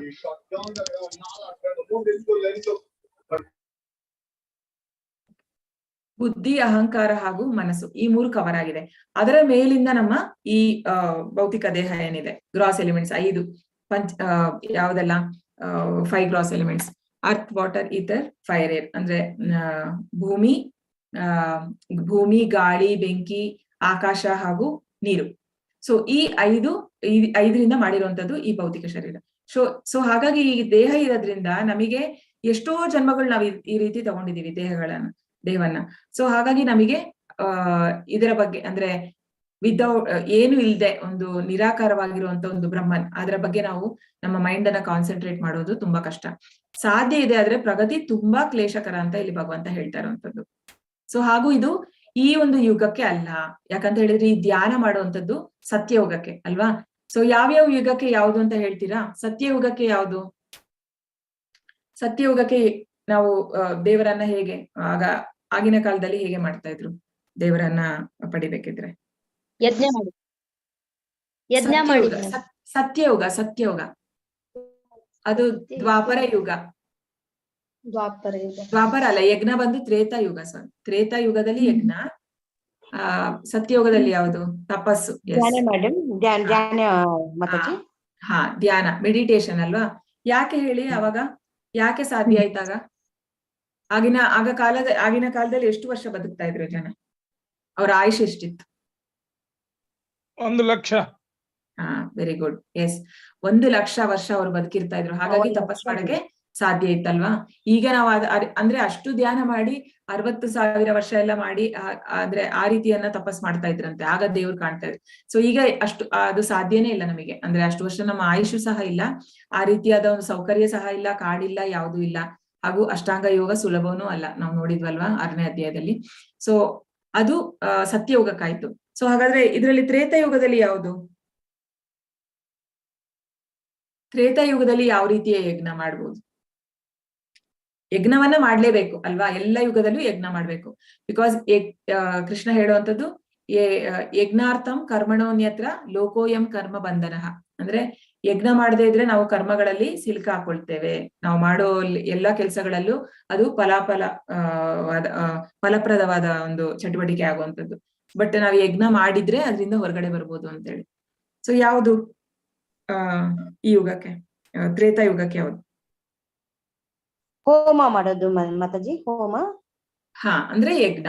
ಎಸ್, ಹೋಮ ಅಂತ ಯಜ್ಞ. Very good. ಸೊ ಇದು ಆಮೇಲೆ ಇದು ದ್ವಾಪರ ಯುಗಕ್ಕೆ ಯಾವುದು? ವಿಗ್ರಹ. ಹಾ, ಪೂಜೆ ಅಲ್ವಾ? ಹಾ, ದೇವರನ್ನ ಎಲಾಬ್ರೇಟ್ ಟೆಂಪಲ್ ವರ್ಷಿಪ್ ಅಂತ ಹೇಳಿ. ಅಂದ್ರೆ ಆಗ ಹೇಗೆ ಅಂದ್ರೆ ಗಂಟೆಗೆ ದೇವರಿಗೆ ಪೂಜೆ ಮಾಡ್ತಾ ಇದ್ರಂತೆ. ಸೊ ಆ ರೀತಿ ಅದು ಸಹ ನಮಗೆ ಕಷ್ಟ. ಸೊ ಕಲಿಯುಗಕ್ಕೆ ಯಾವುದು? ಕಲಿಯುಗಕ್ಕೆ ಯಾವ ಯಜ್ಞ? ಹಾ, ಹೌದು. Very nice. ಹರೇ ಕೃಷ್ಣ ಅಲ್ವಾ? ಸೊ ಕೃಷ್ಣ ಏನ್ ಹೇಳುವಂಥದ್ದು 10ನೇ ಅಧ್ಯಾಯದಲ್ಲಿ ಜಪಾನಾಂ ಅಲ್ಲ ಯಜ್ಞಾನಾಂ ಜಪ ಯಜ್ಞೋಸ್ಮಿ. ಯಜ್ಞಗಳಲ್ಲಿ ನಾನು ಜಪಯಜ್ಞ. ಹಾಗೂ ಹರೇರ್ನಾಮ ಹರೇರ್ನಾಮ ಹರೇರ್ನಾಮ ಏವ ಕೇವಲಂ ಕಾಲೌ ನಾಸ್ತಿ ಏವ ನಾಸ್ತಿ ಏವ ನಾಸ್ತಿ ಏವ ಗತಿರ್ ಅನ್ಯಥಾ. ಅಂದ್ರೆ ಕಲಿಯುಗಕ್ಕೆ ಬೇರೆ ಯಾವುದೂ ಇಲ್ಲ ಹರಿನಾಮ ಬಿಟ್ರೆ. ಹರಿನಾಮ ಹರಿನಾಮ ಹರಿನಾಮ ಅಂತ 3 ಸತಿ ಹೇಳಿರುವಂತ ಶಾಸ್ತ್ರಗಳಲ್ಲಿ. ಸೊ ಅದು ಕಲಿಯುಗಕ್ಕೆ ಹರಿನಾಮ. ಸೊ ಇದು ನಮಗೆ ಅಲ್ಲ, ನಿರಾಕಾರ ಅಲ್ಲ. ಓಕೆ. ಏತು ಸರ್ವಾಣಿ ಕರ್ಮಾಣಿ ಮೈ ಸನ್ಯಸ್ಯ ಮತ್ಪರಾಹ ಅನನ್ಯೇನೈವ ಯೋಗೇನ ಮಾಂ ಧ್ಯಾಯಂತ ಉಪಾಸತೆ ತೇಷಾಮಹಂ ಸಮುದ್ಧರ್ತ ಮೃತ್ಯು ಸಂಸಾರ ಸಾಗರಾತ್ ಭವಾಮಿ ನ ಚಿರಾತ್ ಪಾರ್ಥ ಮಯ್ಯಾವೇಶಿತ ಚೇತಸಾಂ. ಪಾರ್ಥ, ತಮ್ಮ ಎಲ್ಲ ಕರ್ಮಗಳನ್ನು ನನಗೆ ಅರ್ಪಿಸಿ ನಿಶ್ಚಲವಾಗಿ ನನ್ನಲ್ಲಿ ಭಕ್ತಿ ಇಟ್ಟು ಭಕ್ತಿ ಸೇವೆಯಲ್ಲಿ ನಿರತರಾಗಿ ಸದಾ ನನ್ನನ್ನೇ ಧ್ಯಾನಿಸುತ್ತಾ ನನ್ನಲ್ಲೇ ಮನಸ್ಸನ್ನು ನಿಲ್ಲಿಸಿ ನನ್ನನ್ನು ಪೂಜಿಸುವವರನ್ನು ನಾನು ಹುಟ್ಟು ಸಾವುಗಳ ಸಾಗರದಿಂದ ಶೀಘ್ರವಾಗಿ ಉದ್ಧಾರ ಮಾಡುತ್ತೇನೆ. ಸೊ ಭಗವಂತ ಯಾವಾಗ್ಲೂ ಹೇಳುವಂಥದ್ದು ಭಕ್ತರನ್ನ ನಾನು ಕೈ ಬಿಡಲ್ಲ. ಸ್ಲೈಡ್ ಶೇರ್ ಆಗಿಲ್ವಾ? ಆಗಿದೆಯಲ್ಲ? ಹರೇ ಕೃಷ್ಣ. ಕಾಣ್ತಾ ಇದೆ ಅಲ್ವಾ ಸ್ಲೈಡ್? ಕಾಣ್ತಿದೆ ಮಾತಾಜಿ. ಹಾ, ಇವಾಗ ಬಂತು. ಈಗ್ಲೇ ಮಾಡಿದ್ ನಾನು, ಈಗ್ಲೇನೆ ಅದೇ. ಸೊ ಈಗ ಭಗವಂತ ಹೇಳುವಂಥದ್ದು ಆದ್ರೆ ಇವರು ನಾನು ಭಕ್ತರನ್ನ ಸೇವ್ ಮಾಡ್ತೀನಿ ಅಂತ. ಸೊ ನಾವು ನಿನ್ನೆ ಅಧ್ಯಾಯದಲ್ಲಿ ನೋಡಿದ್ವಲ್ಲ, ಅಂದ್ರೆ ಹೇಗೆ ಪ್ರೊಟೆಕ್ಷನ್ ಕೊಡ್ತಾನೆ ಕೃಷ್ಣ ಅಂತ ಹೇಳಿ. ಒಂದು ಮಂಗನ ಮಗು ಇದೆ, ಒಂದ್ ಕಡೆ ಬೆಕ್ಕಿನ ಮಗು. ಸೊ ಹೇಗೆ ಬೆಕ್ಕು ತನ್ನ ಮಗುವನ್ನ ಹೇಗೆ ಕಟ್ಟಿ ಇಟ್ಕೊಳುತ್ತೆ, ಆ ರೀತಿ ಭಗವಂತ ಭಕ್ತನನ್ನ ಕಾಪಾಡ್ತಾನೆ ಅಂತ ಹೇಳಿ. ಸೊ ಈಗ ಮಾಯಾವಾದಿಗಳು ಏನ್ ಹೇಳೋದು ಅಂತ ಹೇಳಿದ್ರೆ, ನಾವು ಸತ್ತ ಮೇಲೆ ನಾವು ಒಂದಾಗುವಂಥದ್ದು. ಸೊ ಆ ರೀತಿ ಅವರ ಒಂದು ಭಾವನೆ. ಸೊ ಅದು ಹಾಗೂ ಒಂದಾಗೋದು ಅಂದ್ರೆ ದೇವರ ಜೊತೆ ನಾವು ಒಂದಾಗುವಂಥದ್ದು. ಬಟ್ ನಾವುನು ಹಾಗೂ ಭಗವಂತನು ಸಪ್ರೇಟ್, ಯಾವಾಗ್ಲೂನು ಒಂದಾಗ್ಲಿಕ್ಕೆ ಸಾಧ್ಯನೇ ಇಲ್ಲ. ಕೃಷ್ಣನ ಅಂದ್ರೆ ಏನಂತಾರೆ, ಅನ್ಡಿವೈಡೆಡ್ ಅಂದ್ರೆ ಕೃಷ್ಣನನ್ನ ಆಗ ಅದು ಅಂದ್ರೆ ಭಗವಂತನು ನಾವು ಒಂದೇ ಆಗಕ್ಕೆ ಸಾಧ್ಯನೇ ಇಲ್ಲ. ಬಟ್ ಕ್ವಾಲಿಟಿಯಲ್ಲಿ ಒಂದೇ, ಆದ್ರೆ ಕ್ವಾಂಟಿಟಿಯಲ್ಲಿ ತುಂಬಾ ಡಿಫರ್ ಆಗುವಂಥದ್ದು. ಹೇಗೆ ಸಮುದ್ರಕ್ಕೂ ಭಗವಂತನ ನಾವು ಸಮುದ್ರಕ್ಕೆ ಹೋಲಿಸಿದ್ರೆ ನಾವೊಂದು ಡ್ರಾಪ್ ಅದ್ರಲ್ಲಿ ಅಷ್ಟೇ. ಸೊ ಈಗ ಮಾಯಾವಾದಿಗಳಿಗೆ ಪ್ರಭುಪಾದ ಹೇಳುವಂತದ್ದು ಏನಂದ್ರೆ, ಈಗ ನೀನ್ ದೇವ್ರಾದ್ರೆ, ಸೊ ಈಗ ಅವರ ಒಂದು ಏನ್ ಥಿಂಕಿಂಗ್ ಅಂತ ಹೇಳಿದ್ರೆ, ನಾವೀಗ ಈ ಲೋಕಕ್ಕೆ ಬಂದಾಗ, ಭೌತಿಕ ಪ್ರಪಂಚಕ್ಕೆ ಬಂದಾಗ ಮಾಯೆಯಿಂದ ನಾವು ಆವೃತವಾಗಿದ್ದೇವೆ. ಹಾಗಾಗಿ ನಮ್ಮನ್ನ ರಿಯಲ್ ಪೊಸಿಷನ್ ನಮ್ಗೆ ಮರ್ತೋಗಿದೆ, ನಾನು ದೇವರು ಅನ್ನೋದು ನಂಗೆ ಮರ್ತೋಗಿದೆ. ಸೊ ಹಾಗಾಗಿ ಒಬ್ರನ್ನೊಬ್ರು ಅವರು ಆ ರೀತಿಯ ಸಂಬೋಧನೆ ಸಹ ಮಾಡ್ಕೊಳ್ತಾರೆ, ದೇವರ ಹೆಸರೇ ಹೇಳ್ಕೊಂಡೆಲ್ಲ. ಸೊ ಹಾಗಾಗಿ ಅದು ತುಂಬಾ ತಪ್ಪು ಪ್ರಭುಪಾದ ಹೇಳುವಂತದ್ದು. ಸೊ ಈಗ ನೀನು ದೇವ್ರು ಅಂತ ಆದ್ರೆ, ಒಂದು ಕಾಯಿಲೆ ಬಂದ್ರೆ ಒಂದು ನಮಗೆ ಆಗಲ್ಲ ಹೇಳಕ್ಕಲ್ವಾ, ಒಂದು ಜಸ್ಟ್ ಇವಾಗ ನಂಗೆ ನಿನ್ನೆನೆ ಕೋಲ್ಡ್ ಆಗಿತ್ತು, ಕೋಲ್ಡ್ ಆದ್ರೆ ನಮ್ಗೊಂದು ಅಷ್ಟು ಸಣ್ಣ ಒಂದು ವಿಷಯಕ್ಕೂ ಸಹ ನಮಗೆ ತಡ್ಕೊಳಕ್ ಆಗಲ್ಲ. ಸೊ ಆತರ ಒಂದು ದೇವ್ರಾದ್ರೆ ಆ ರೀತಿ ಆಗಕ್ಕೆ ಸಾಧ್ಯನೇ ಇಲ್ಲ. ಪ್ರಭುಪಾದ ಹೇಳ್ತಾರೆ, ನಮ್ಮ ಒಂದು ದೇಹವನ್ನೇ ನೀನ್ ನೋಡ್ಕೊಳಕ್ಕಾಗಿಲ್ಲ, ನೀನೆಂತ ದೇವ್ರು. ಸೊ ಈಗ ಕೃಷ್ಣ ಬಂದಾಗ ನೋಡಿದ್ವಿ ನಾವು, ಕೃಷ್ಣನಿಗೆ ಎಲ್ಲಾ ರೀತಿಯ ಒಂದು ಯಾವುದನ್ನೇ ಎಂತ ರಾಕ್ಷಸರನ್ನು ಕೂಡ ಒಂದು ಯಾವುದೇ ಒಂದು ಕೈಯಲ್ಲಿ ಶಸ್ತ್ರಗಳನ್ನ ಇಲ್ಲದೆ ಅವನು ಕೊಂದಿದ್ದಾನೆ ಅಲ್ವಾ. ಕೃಷ್ಣ ಬಂದಿದ್ದಾಗ ಅವನಿಗೆ ಯಾವುದೇ ಶಸ್ತ್ರವನ್ನ ಜಾಸ್ತಿ ಅವನು ಯೂಸ್ ಮಾಡಿಲ್ಲ. ಸುದರ್ಶನ ಚಕ್ರವನ್ನ ಕೆಲವೊಂದ್ಸತಿ ಯೂಸ್ ಮಾಡಿದ್ದು, ಆದ್ರೆ ಸುಮಾರು ರಾಕ್ಷಸರನ್ನ ವಿತೌಟ್ ವೆಪನ್. ಸೊ ಅದು ಭಗವಂತ ಅಂತ ಹೇಳಿದ್ರೆ. ಸೊ ನಾವು ಹುಟ್ಟು ಸಾವಿಂದ ಹೊರಗಡೆ ಬರ್ಬೇಕಿದ್ರೆ ಭಗವಂತನ ಒಂದು ಭಕ್ತಿ ಸೇವೆಯಲ್ಲಿ ನಿರತರಾಗಿ ಧ್ಯಾನ ಮಾಡ್ಬೇಕು. ಸೊ ಈಗ ಭಕ್ತಿ ಸೇವೆ ಬಗ್ಗೆ ನೆಕ್ಸ್ಟ್ ಭಕ್ತಿಯ ಹಂತಗಳು ಅಂತೇಳಿ. ಸೊ ಈಗ ಭಗವಂತ ನಮಗೆ ಆಪ್ಷನ್ಸ್ ಕೊಡುವಂಥದ್ದು. ಸೊ ಹೈಯೆಸ್ಟ್ ಯಾವುದು, ನಿಮಗೆ ಅದು ಸಾಧ್ಯ ಇಲ್ಲ ಅಂದ್ರೆ ನೆಕ್ಸ್ಟ್ ಯಾವ್ದು ಮಾಡ್ಬೋದು ಅಂತ ಹೇಳಿ ಬೇರೆ ಬೇರೆ ಹಂತಗಳನ್ನ ನಮಗೆ ಹೇಳ್ತಾ ಇರುವಂತದ್ದು ಈಗ. ಸೊ ಮೊದ್ಲಿಗೆ ಅನನ್ಯ ಭಕ್ತಿ, ಮಯ್ಯೇವ ಮನ ಆದಸ್ವ ಮೈ ಬುದ್ಧಿಂ ನಿವೇಶಯ ನಿವಸಿಷ್ಯಸಿ ಮಯ್ಯೇವ ಅತ ಊರ್ಧ್ವಂ ನ ಸಂಶಯ. ದೇವೋತ್ತಮ ಪರಮ ಪುರುಷನಾದ ನನ್ನಲ್ಲಿ ಮನಸ್ಸನ್ನು ನಿಲ್ಲಿಸಿ ನಿನ್ನ ಬುದ್ಧಿಯನ್ನು ಸಂಪೂರ್ಣವಾಗಿ ನನ್ನಲ್ಲಿ ತೊಡಗಿಸು ಸಾಕು. ನಿಸ್ಸಂದೇಹವಾಗಿಯೂ ಇದರಿಂದ ನೀನು ಯಾವಾಗಲೂ ನನ್ನಲ್ಲಿ ವಾಸಿಸುವೆ. ಇದೆಲ್ಲ ತುಂಬಾ ಹೈಲಿ ಎಕ್ಸಾಲ್ಟೆಡ್ ಡಿವೋಟೀಸ್, ಲೈಕ್ ತುಂಬಾ ಅಂದ್ರೆ ಅವರು ಯಾವಾಗ್ಲೂ 24 ಗಂಟೆ ಭಗವಂತನನ್ನೇ ಯೋಚನೆ ಮಾಡುವಂತದ್ದು.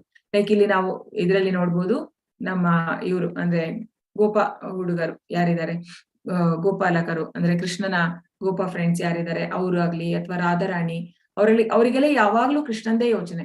ಅವ್ರಿಗೇನು ನಮ್ಮ ಹಾಗೇನು ಜಪ ಮಾಡಿ ನೆನ್ಪು ಮಾಡ್ಬೇಕಂತಿಲ್ಲ. ಈಗ ನಾವು ಜಪ ಮಾಡುವಂತದ್ದು ಯಾಕೆ, ನಮಗೆ ಯಾವಾಗ್ಲೂ ದೇವರನ್ನ ನೆನ್ಸ್ಲಿಕ್ಕೆ ಸಾಧ್ಯ ಇಲ್ಲ. ಸೊ ಹಾಗಾದ್ರೂ ಆ ಒಂದು ಇದು ಬರ್ಲಿ ಅಂತ.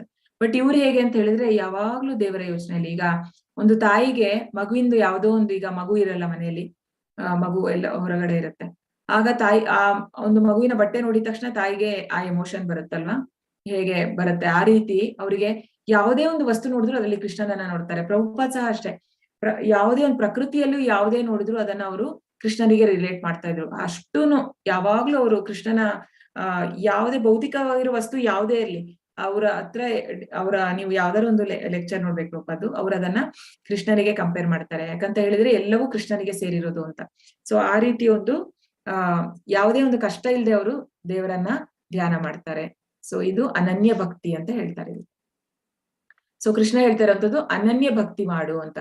ಸೊ ಅದು ಆಗ್ಲಿಲ್ಲ ಅಂತಾದ್ರೆ ನೆಕ್ಸ್ಟ್ ಬರುವಂತದ್ದು ಸಾಧನ ಭಕ್ತಿ. ಅಥ ಚಿತ್ತಂ ಸಮಾಧಾತುಂ ನ ಶಕ್ನೋಷಿ ಮಯಿ ಸ್ಥಿರಂ ಅಭ್ಯಾಸ ಯೋಗೇನ ತತೋ ಮಾಮಿಚ್ಛಾಪ್ತುಂ ಧನಂಜಯ. ಅರ್ಜುನ, ಧನಂಜಯ, ನಿಶ್ಚಲವಾಗಿ ನನ್ನಲ್ಲಿ ನಿನ್ನ ಮನಸ್ಸನ್ನು ನಿಲ್ಲಿಸಲು ಸಾಧ್ಯವಾಗದಿದ್ದರೆ ಭಕ್ತಿಯೋಗದ ನಿಯಂತ್ರಕ ತತ್ವಗಳನ್ನು ಅನುಸರಿಸಲು ಪ್ರಯತ್ನಿಸು. ಹೀಗೆ ನನ್ನನ್ನು ಸೇರುವ ಬಯಕೆಯನ್ನು ಬೆಳೆಸಿಕೋ. ಸೊ ಯಾವುದೆಲ್ಲ ಅಂತ ಹೇಳಿದ್ರೆ, ಅಂದ್ರೆ ಈಗ ಸಾಧಕರಿಗೆ ಈಗ ನಮ್ಮ ಬೋನಫೈಡ್ ಆಚಾರ್ಯ ಪ್ರಭುಪಾದ್, ಸೊ ಅವ್ರು ಕೊಟ್ಟಿರೋಂಥದ್ದು ಏನ್ ಮಾಡ್ಬೇಕು, ನಾವು ಈಗ ಸಾಧಕರಾಗಿ ಏನ್ ಮಾಡ್ಬೋದು ಅಂತ ಹೇಳಿದ್ರೆ, ಈಗ 16 ರೌಂಡ್ ಜಪ ಮಾಡಿ, ದಿನಕ್ಕೆ 16 ರೌಂಡ್ ಹರೇ ಕೃಷ್ಣ ಮಹಾಮಂತ್ರನ ಹೇಳ್ಬೇಕು. ಯಾಕೆ ಅಂತ ಹೇಳಿದ್ರೆ ಈಗ ನಮಗದು ಮೆಡಿಸಿನ್ ತರ ವರ್ಕ್ ಆಗುವಂಥದ್ದು.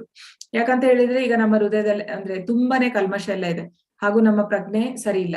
ಸೊ ಅದೆಲ್ಲ ಪ್ಯೂರಿಫೈ ಆಗ್ಬೇಕಿದ್ರೆ ಅಷ್ಟು ನಾವು ಮಾಡ್ಲೇಬೇಕು. ಮಾಡ್ತಾ ಬಂದ್ರೆ ಅದು ಔಷಧಿ ತರ ವರ್ಕ್ ಆಗುತ್ತೆ. ಆಮೇಲೆ ನಾವು ನೆಕ್ಸ್ಟ್ ಹೈಗೆ ಹೋಗ್ಬೋದು, ಅಂದ್ರೆ ಅನನ್ಯ ಭಕ್ತಿಗೆ ಹೋಗ್ಬೋದು. ಬಟ್ ಅದರ ಮುಂಚೆ ನಾವು ಅದಕ್ಕೆ ಏನ್ ಮಾಡ್ಬೇಕು ಅಂತ ಹೇಳಿದ್ರೆ, ಈಗ ಅವ್ರು ಕೊಟ್ಟಿರುವಂತ ನಿರ್ದೇಶಗಳೇನಿದೆ, ಒಂದು 4 ರೆಗ್ಯುಲೇಟಿವ್ ಪ್ರಿನ್ಸಿಪಲ್ಸ್ ಪ್ರಭುಪಾದ್ ಕೊಟ್ಟಿರುವಂತದ್ದು, ಸೊ ಅದನ್ನ ಫಾಲೋ ಮಾಡುವಂತದ್ದು, ಹಾಗೂ ಬೆಳಿಗ್ಗೆ ಬೇಗ ಹೇಳುವಂತದ್ದು, ಮಂಗಳಾರತಿ ಅಟೆಂಡ್ ಮಾಡುವಂತದ್ದು ಆನ್ಲೈನ್ ಅಲ್ಲಿ, ಅಥವಾ ದೇವಸ್ಥಾನ ಇದ್ರೆ ದೇವಸ್ಥಾನ ಹತ್ರ ಇದ್ರೆ ಹೋಗ್ಬೋದು. ಸೊ ಮಾಯಾಪುರಿಗೆ ನಾವು ಹೋಗಿದ್ವಿ ಒಂದು 8 months ಬ್ಯಾಕ್, ಲಾಸ್ಟ್ ಅಕ್ಟೋಬರ್ ಅಲ್ಲಿ. ಸೊ ಅಕ್ಟೋಬರ್ ಅಲ್ಲಿ ಹೋದಾಗ ಹೇಗೆ ಅಂತ ಹೇಳಿದ್ರೆ ಅಲ್ಲಿ ಬೆಳಿಗ್ಗೆ ನೀವು ಇಮ್ಯಾಜಿನ್ ಮಾಡಲ್ಲ, ಅಂದ್ರೆ ಬೆಂಗಾಲಲ್ಲಿ ಇರೋದು ಇದು ಮಾಯಾಪುರ್, 3:30ಗೆನೆ ಕ್ಯೂ, ಒಂದು 1 ಕಿಲೋಮೀಟರ್ ಅಷ್ಟು ಕ್ಯೂ, ಅಷ್ಟು ಜನ ಬಂದಿರ್ತಾರೆ, ಅಷ್ಟು ಜನ ಅಂದ್ರೆ ದೇವಸ್ಥಾನಕ್ಕೆ.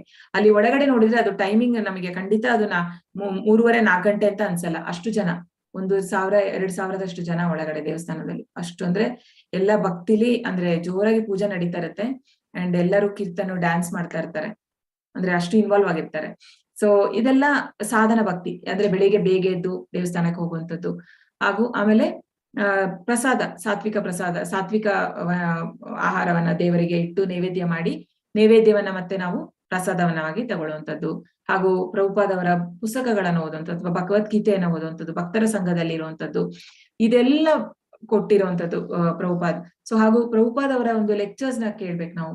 ಈ ಯೂಟ್ಯೂಬ್ ಅಲ್ಲಿ ನೀವು ಹೋದ್ರೆ ಪ್ರಭುಪಾದ್ ಲೆಕ್ಚರ್ ಅಂತ ಕೊಡಿ, ತುಂಬಾ ಬರುತ್ತೆ. ಅಥವಾ ವಾಣಿಪೀಡಿಯಾ ಅಂತ ಇದೆ, ಅದ್ರಲ್ಲೆಲ್ಲ ಹೋದ್ರೆ ನೀವು ಸುಮಾರು ಇರುತ್ತೆ, ಸಣ್ಣ ವಿಡಿಯೋಸ್, ಒಂದು 10 ನಿಮಿಷ ಕೇಳಿ ಎವ್ರಿ ಡೇ, ನಿಮಗೆ ನೋಡಿ ನಿಮ್ಮಲ್ಲಿ ತುಂಬಾ ಚೇಂಜಸ್ ಆಗತ್ತೆ. ಸೊ ಆ ರೀತಿ ಅಂದ್ರೆ ಪ್ರಭುಪಾದ್ ಅವರ ಒಂದು ಲೆಕ್ಚರ್ಸ್ ನ ಕೇಳುವಂಥದ್ದು. ಸೊ ಇದೆಲ್ಲ ಮಾಡಿದ್ರೆ ಏನಾಗುತ್ತೆ, ಈಗ ಹೇಗೆ ಅಂತ ಹೇಳಿದ್ರೆ ನಮಗೆ ಒಂದು ಗಾಡಿ ಈಗ ಓಡಿಸುವಾಗ, ಈಗ ನೀವು ಕಲಿತಾ ಇರ್ತೀರಾ, ಕಲಿಯುವಾಗ ಡೈರೆಕ್ಟ್ ಆಗಿ ನಾವು ಗಾಡಿಯನ್ನ ರೋಡಿಗೆ ತಗೊಂಡು ಹೋಗಕ್ ಸಾಧ್ಯನಾ? ಇಲ್ಲ, ನಮಗೆ ಒಳ್ಳೆ ಪ್ರಾಕ್ಟೀಸ್ ಬೇಕಾಗ ನಾವು ಮನೆ ಹತ್ರ ಅಲ್ಲಿ ಇಲ್ಲಿ ಅಂದ್ರೆ ಗ್ರೌಂಡ್ ಅಲ್ಲಿ ಓಡಿಸಿ ಹಾಗೆಲ್ಲ ಪ್ರಾಕ್ಟೀಸ್ ಮಾಡ್ತೀವಿ. ಆ ರೀತಿ ನಾವು ಅನನ್ಯ ಭಕ್ತಿ ಸಡನ್ ಆಗಿ ಬರ್ಲಿಕ್ಕೆ ಸಾಧ್ಯ ಇಲ್ಲ. ಸೊ ಹಾಗಾಗಿ ಈ ಸಾಧನ ಭಕ್ತಿಯನ್ನ ಮಾಡಿ ಮತ್ತೆ ಅದರಿಂದ ಮೇಲೆ ಹೋಗುವಂಥದ್ದು. ಸೊ ಇದು ಸಾಧನ ಭಕ್ತಿ ಎರಡನೇದು. ಸೊ ಅದು ಸಾಧ್ಯ ಆಗ್ಲಿಲ್ಲ ಅಂದ್ರೆ ಭಗವಂತ ಹೇಳ್ತಾನೆ, ಸೊ ನಿನ್ ಕೈಯಲ್ಲಿ ಸಾಧನ ಭಕ್ತಿಯೂ ಆಗಲ್ಲ, ನನಗೆ ಟೈಮ್ ಇಲ್ಲ, ನಾನು 2 ಗಂಟೆ 3 ಗಂಟೆ ಎಲ್ಲ ನಾನು ಕೂತ್ಕೊಂಡು ನನಗೆ ಜಪ ಮಾಡ್ಲಿಕ್ಕೆ ಸಾಧ್ಯ ಇಲ್ಲ. ಸೊ ಆಗ ಏನ್ ಮಾಡ್ಬೋದು ಅಂದ್ರೆ, ಅಭ್ಯಾಸೇಪ್ಯ ಸಮರ್ಥೋಸಿ ಮತ್ಕರ್ಮ ಪರಮೋ ಭವ ಮದರ್ಥಮಪಿ ಕರ್ಮಾಣಿ ಕುರ್ವನ್ ಸಿದ್ಧಿಮವಾಪ್ಸ್ಯಸಿ. ಭಕ್ತಿಯೋಗದ ನಿಯಮಗಳನ್ನು ಅಭ್ಯಾಸ ಮಾಡಲು ನಿನಗೆ ಸಾಧ್ಯವಾಗದಿದ್ದರೆ ನನಗಾಗಿ ಕೆಲಸ ಮಾಡಲು ಪ್ರಯತ್ನಿಸು, ಏಕೆಂದರೆ ನನಗಾಗಿ ಕೆಲಸ ಮಾಡುವುದರಿಂದಲೂ ನೀನು ಪರಿಪೂರ್ಣ ಸ್ಥಿತಿಗೆ ಬರುವೆ. ಇದಕ್ಕೆ ನಿಷ್ಕಾಮ ಕರ್ಮಯೋಗ ಅಂದ್ರೆ ಯಾವುದೇ ಒಂದು ನಮ್ಮ ಆಸೆಗೋಸ್ಕರ ಅಲ್ಲ, ಅಂದ್ರೆ ಭಗವಂತನಿಗೋಸ್ಕರ ಕೆಲಸ ಮಾಡುವಂಥದ್ದು. ಅದು ಯಾವುದೇ ಇರ್ಬೋದು, ನೀವು ಭಗವಂತನಿಗೆ ಪ್ರೀಚ್ ಮಾಡೋದಿರ್ಬೋದು, ಅಥವಾ ಭಗವಂತನ ಬಗ್ಗೆ ನೀವು ಬೇರೆಯವರಿಗೆ ಹೇಳುವಂಥದ್ದು ಇರ್ಬೋದು, ಅಥವಾ ಈಗ ಕ್ಲಾಸಸ್ ಆಗ್ತದೆ ಇದ್ರ ಬಗ್ಗೆ ನೀವು ಬೇರೆಯವರಿಗೆ ಹೇಳೋದು ಇರ್ಬೋದು. ಇದೆಲ್ಲ ನಿಷ್ಕಾಮ ಕರ್ಮಯೋಗ. ಅದರಿಂದ ನಮಗೇನು ಸಿಗಲ್ಲ ಅಲ್ವಾ, ನನಗೇನು ಸಿಗುತ್ತೆ ಅಂತ ಮಾಡುವಂಥದ್ದಲ್ಲ ನಾನು, ಆದ್ರೆ ಭಗವಂತನ ಒಂದು ಖುಷಿಗೋಸ್ಕರ ಮಾಡುವಂಥದ್ದು. ಸೊ ಈಗ ಬೇರೆ ವಾಲಂಟಿಯರ್ಸ್ ಎಲ್ಲ ಎಷ್ಟು ಜನ ವರ್ಕ್ ಮಾಡ್ತಾ ಇದಾರಲ್ವಾ, ಅಂದ್ರೆ ಈ ಒಂದು ದೇವಸ್ಥಾನಗಳಲ್ಲಿ ಮಾಡ್ತಾ ಇದಾರೆ, ಅವರೆಲ್ಲ ಸಹ ಇದೆಲ್ಲ ನಿಷ್ಕಾಮ ಕರ್ಮಯೋಗ ಅಂತ ಬರುತ್ತೆ. ಸೊ ಇದು ಒಂದ್ಸತಿ ಪ್ರಭುಪಾದ್ ಅಂದ್ರೆ ಈಗ ನಮ್ಮ ಒಂದು ಸಮಯವನ್ನ ಕೊಡ್ಬೋದು ದೇವರಿಗೆ, ಅಥವಾ ನಮ್ಮ ಹತ್ರ ಏನಿದೆಯೋ ಅದನ್ನ ದೇವರ ಒಂದು ಕಾರ್ಯದಲ್ಲಿ ಕೊಡ್ಬೋದು. ಅಥವಾ ನಿಮಗೆ ಏನೋ ಒಂದು ನಮ್ಮ ಬುದ್ಧಿವಂತಿಕೆ, ಇಂಟೆಲಿಜೆನ್ಸ್, ಈಗ ನೀವು ಕೆಲವರು IT ಅಲ್ಲಿ ವರ್ಕ್ ಮಾಡ್ತಾ ಇರ್ಬೋದು, ಅಥವಾ ಬೇರೆ ಅಕೌಂಟ್ ರಿಲೇಟೆಡ್ ಇರ್ಬೋದು, ಯಾವುದೇ ಒಂದು ಇರ್ಬೋದು, ಅದನ್ನ ನಾವು ಟೆಂಪಲ್ಗೆ ಹೆಲ್ಪ್ ಮಾಡ್ಬೋದು. ಅಂದ್ರೆ ಯಾವುದೇ ರೀತಿಯಲ್ಲಿ ನಾವು ಸರ್ವಿಸ್ ಫ್ರೀ ಆಗಿ, ಓಕೆ ಅಂದ್ರೆ ಕೆಲವು ಈಗ ನಮ್ದು ವಾಲಂಟಿಯರ್ ಚಾಟ್ ಸಪೋರ್ಟ್ ಅಂತ ಇದೆ ಆನ್ಲೈನ್ 24 hours, ನಾನು 1/2 hour ಅದಕ್ಕೆ ನಾನು ಕೊಡ್ಬೋದು, ಅದಕ್ಕೆ ನಾವು ಟ್ರೈನಿಂಗ್ ಎಲ್ಲ ಇದೆ. ಸೊ ಅಲ್ಲಿ ನಾನು ಅರ್ಧ ಗಂಟೆ ನಾನು ಡಿವೋಟೀಸ್ಗೆ ಹೆಲ್ಪ್ ಮಾಡ್ತೀನಿ. ಅಂದ್ರೆ ವೆಬ್ಸೈಟಿಗೆ ಯಾರೇ ಬಂದ್ರು ಅವರಿಗೆ ಗೈಡ್ ಮಾಡುವಂಥದ್ದು, ಯಾವ ಕೋರ್ಸ್ ಎಷ್ಟೊತ್ತಿಗಿದೆ, ಅಥವಾ ಬೇರೆ ಎಲ್ಲ ಪರ್ಚೇಸ್ ಮಾಡ್ಬೇಕಿದ್ರೆ ಬುಕ್ ಹೇಗೆ ಮಾಡ್ಬೇಕು, ಎಲ್ಲಿ ಹೋಗ್ಬೇಕು, ಏನು, ಆ ರೀತಿ ಗೈಡ್ ಮಾಡುವಂಥದ್ದು. ಆತರ ಮಾಡೋರು ಎಷ್ಟೋ ಜನ ಇದ್ದಾರೆ. ದಿನಕ್ಕೆ ನಾನು 1 hour ಕೊಡ್ತೀನಿ. ಸೊ ಇದೆಲ್ಲ ದೇವರಿಗೋಸ್ಕರ ನಾವು ನಮ್ಮ ಟೈಮ್ ಅನ್ನ ಕೊಡುವಂಥದ್ದು, ನಮ್ಮ ಬುದ್ಧಿಯನ್ನ ಕೊಡುವಂಥದ್ದು, ಅಥವಾ ನಮ್ಮ ಹಣವನ್ನ ಸಹ ನಾವೀಗ ದೇವಸ್ಥಾನ, ಈಗ ನಮ್ದು ಟೆಂಪಲ್ ಬರ್ತಾ ಇದೆ, ನಾನು ತೋರಿಸ್ತೀನಿ ಈಗ ನೆಕ್ಸ್ಟ್ ನಿಮಗೆ. ನಮ್ದು ಟೆಂಪಲ್ ಬರ್ತಾ ಇದೆ, ಹೊಸ ಟೆಂಪಲ್. ಈಗ ಇರುವಂತದ್ದು ಬಾಡಿಗೆ, ಅದು ರೆಂಟೆಡ್ ಅಲ್ಲಿ ಇರುವಂತದ್ದು. ಈಗ ಆಲ್ಮೋಸ್ಟ್ ನಮ್ಮ ಪ್ರೆಸಿಡೆಂಟ್ ಹಿಸ್ ಗ್ರೇಸ್ ನಾಮನಿಷ್ಠ ಪ್ರಭುಜಿ ಅವರು 15-20 ವರ್ಷದ ಮೇಲಿಂದ ಅವ್ರು ಏನ್ ಮಾಡ್ತಾರೆ, ಅಲ್ಲೇ ಇದ್ದಾರೆ. ಹಾಗೂ ಈ ಸ್ಕೂಲ್ ಕಾಲೇಜಸ್ಗೆ ಹೋಗಿ ಅಲ್ಲಿ ಮಕ್ಕಳಿಗೆ ಟೀಚ್ ಮಾಡುವಂಥದ್ದು ಈ ತರ ಮಾಡ್ತಾ ಇದ್ರು. ಸೊ ಈಗ ಕೊರೋನಾ ಬಂದಾಗ ಏನಾಯ್ತು ಅಂತ ಹೇಳಿದ್ರೆ ಅವರಿಗೆ ಹೋಗಕ್ ಆಗ್ಲಿಲ್ಲ, ಅಂದ್ರೆ ಎಲ್ಲ ಸ್ಟಾಪ್ ಆಯ್ತಲ್ಲ, ಕಾಲೇಜ್ ಎಲ್ಲ ಕ್ಲೋಸ್. ಸೊ ಏನ್ ಮಾಡೋದು ಅಂತ ಗೊತ್ತಾಗ್ಲಿಲ್ಲ. ಆಗ ಅವರು ಗುರುಗಳನ್ನ ಕೇಳಿದಾಗ, ಅಂದ್ರೆ ಜಯಪತಾಕ ಸ್ವಾಮಿ ಮಹಾರಾಜ್ ಯಾರಿದ್ದಾರೆ, ಪ್ರಭುಪಾದ್ ಅವರ ಡೈರೆಕ್ಟ್ ಡಿಸೈಪಲ್, ಅವರೇ ಇವಾಗ ಮೇನ್ ಇರುವಂತದ್ದು. ಸೊ ಅವರನ್ನ ಕೇಳುವಾಗ ಅವ್ರು ಹೇಳ್ತಾರೆ, ನೀವು ಆನ್ಲೈನ್ ಯಾಕೆ ಶುರು ಮಾಡಬಾರ್ದು, ಈ ಒಂದು ಕೃಷ್ಣ ಪ್ರಜ್ಞೆನ ನೀನು ಆನ್ಲೈನ್ ಅಲ್ಲಿ ಕೊಡು ಎಲ್ಲರಿಗೂ ಅಂತ. ಸೊ ಆಗ ಒಂದು ಇನಿಷಿಯೇಟಿವ್ ಸ್ಟಾರ್ಟ್ ಮಾಡಿದ್ದವರು. ಸೊ ಅದಾದ ಮೇಲೆ ತುಂಬಾ ಚೆನ್ನಾಗಿ ಆಗ್ತಾ ಇದೆ. ಇದೀಗ ನಿಮ್ಗೆಲ್ಲ ಗೊತ್ತಿರುವಂಗೆ ಇದು 25ನೇ ಬ್ಯಾಚ್, ಪ್ರತಿ ತಿಂಗಳು ಆಗ್ತಾ ಇದೆ. ಸೊ ಅವರ ಒಂದು ಏನ್ ಆಸೆ ಅಂತಂದ್ರೆ 108 ಮಾಡ್ಬೇಕು ಅಂತ ಅವ್ರು ಆಸೆ ಇಟ್ಕೊಂಡಿದ್ದಾರೆ. ಸೊ ಇದಕ್ಕೆ ನಾವ್ ಯಾವ್ದು ಚಾರ್ಜ್ ಇಡಲ್ಲ, ನಿಮ್ಗೆಲ್ಲ ಗೊತ್ತು. ಬಟ್ ಆದ್ರೂ ಸಹ ಒಂದು ದೇವಸ್ಥಾನ ನಡಿಬೇಕಿದ್ರೆ ಅವ್ರಿಗೆಲ್ಲ ಅರ್ನಿಂಗ್ ಏನು, ಬ್ರಾಹ್ಮಣರಲ್ವಾ, ಅವರು ಬ್ರಾಹ್ಮಣರು ಅಂದ್ರೆ ಈಗ ಹೀಗೆ ಪ್ರಚಾರ ಮಾಡುವಂಥದ್ದು, ಇದರಿಂದ ಬರುವಂತದ್ದು. ಅಂದ್ರೆ ಎಲ್ಲಿಯೋ ಒಬ್ಬೊಬ್ರು ಡೊನೇಷನ್ಸ್ ಕೊಡ್ತಾರೆ. ಈಗ ನಿಮ್ಮಂತವ್ರು ಯಾರಾದ್ರೂ ಒಬ್ರು ಡೊನೇಷನ್ಸ್ ಟೆಂಪಲ್ಗೆ ಅಂತ ಕೊಡುವಂಥದ್ದು. ಸೊ ಹಾಗೂ ಟೆಂಪಲ್ಗೆ ಅಂದ್ರೆ ಅದು ತುಂಬಾ ದೊಡ್ಡ ಪ್ರಾಜೆಕ್ಟ್ ಬರ್ತಾ ಇದೆ. ಸೊ ಹಾಗಾಗಿ ತುಂಬಾ ಅಂದ್ರೆ ಹಣದ ಅಂದ್ರೆ ಹಣಕಾಸಿಂದು ಸಹ ಅವಶ್ಯಕತೆ ಇದೆ. ಸೊ ಈ ತರ ನೀವು ಮಾಡೋದು ಸಹ ನೀವೇನಾಗುತ್ತೆ, ಅದು ನಾವು ನಿಷ್ಕಾಮ ಕರ್ಮ ಯೋಗ ಅಂದ್ರೆ ದೇವರಿಗೋಸ್ಕರ ನಾವು ಕೆಲಸ ಮಾಡಿರೋ ರೀತಿ ಆಗತ್ತೆ. ಸೊ ಈಗ ನಾವಿಲ್ಲಿ ನೋಡ್ಬೋದು, ಇಲ್ಲಿ ಇವರು ಅಂಬರೀಶ್ ದಾಸ್ ಅಂತ ಹೇಳಿ, ಅಂದ್ರೆ ಆಲ್ಫರ್ಡ್ ಫೋರ್ಡ್ ಅವರ ಗ್ರ್ಯಾಂಡ್ ಸನ್. ಅಂದ್ರೆ ಫೋರ್ಡ್ ಮೋಟಾರ್ ಎಲ್ಲರೂ ಕೇಳಿರ್ತೀರಲ್ವಾ. ಸಾರಿ, ನೆಕ್ಸ್ಟ್ ಸ್ಲೈಡ್. ಸೊ ಇದು ಪಶ್ಚಿಮ ಬಂಗಾಳದ ಮಾಯಾಪುರ್, ಇದು ನೋಡಿ ಇದು ಆಗ್ತಾ ಇದೆ ಈಗ. ಇದೇ ಈಗ ಪ್ರಭುಪಾದವರ ಕನಸು. ಅಂದ್ರೆ ಇದು 800 ಕೋಟಿಯ ಪ್ರಾಜೆಕ್ಟ್, 370 ಅಡಿ ಎತ್ತರ ಇದೆ. ಸೊ ವೈದಿಕ ತಾರಾಲಯ ಅಂತ ಹೇಳಿ, ಅಂದ್ರೆ ಟೆಂಪಲ್ ಆಫ್ ವೇದಿಕ್ ಪ್ಲಾನೆಟೇರಿಯಂ ಅಂತ ಹೇಳಿ.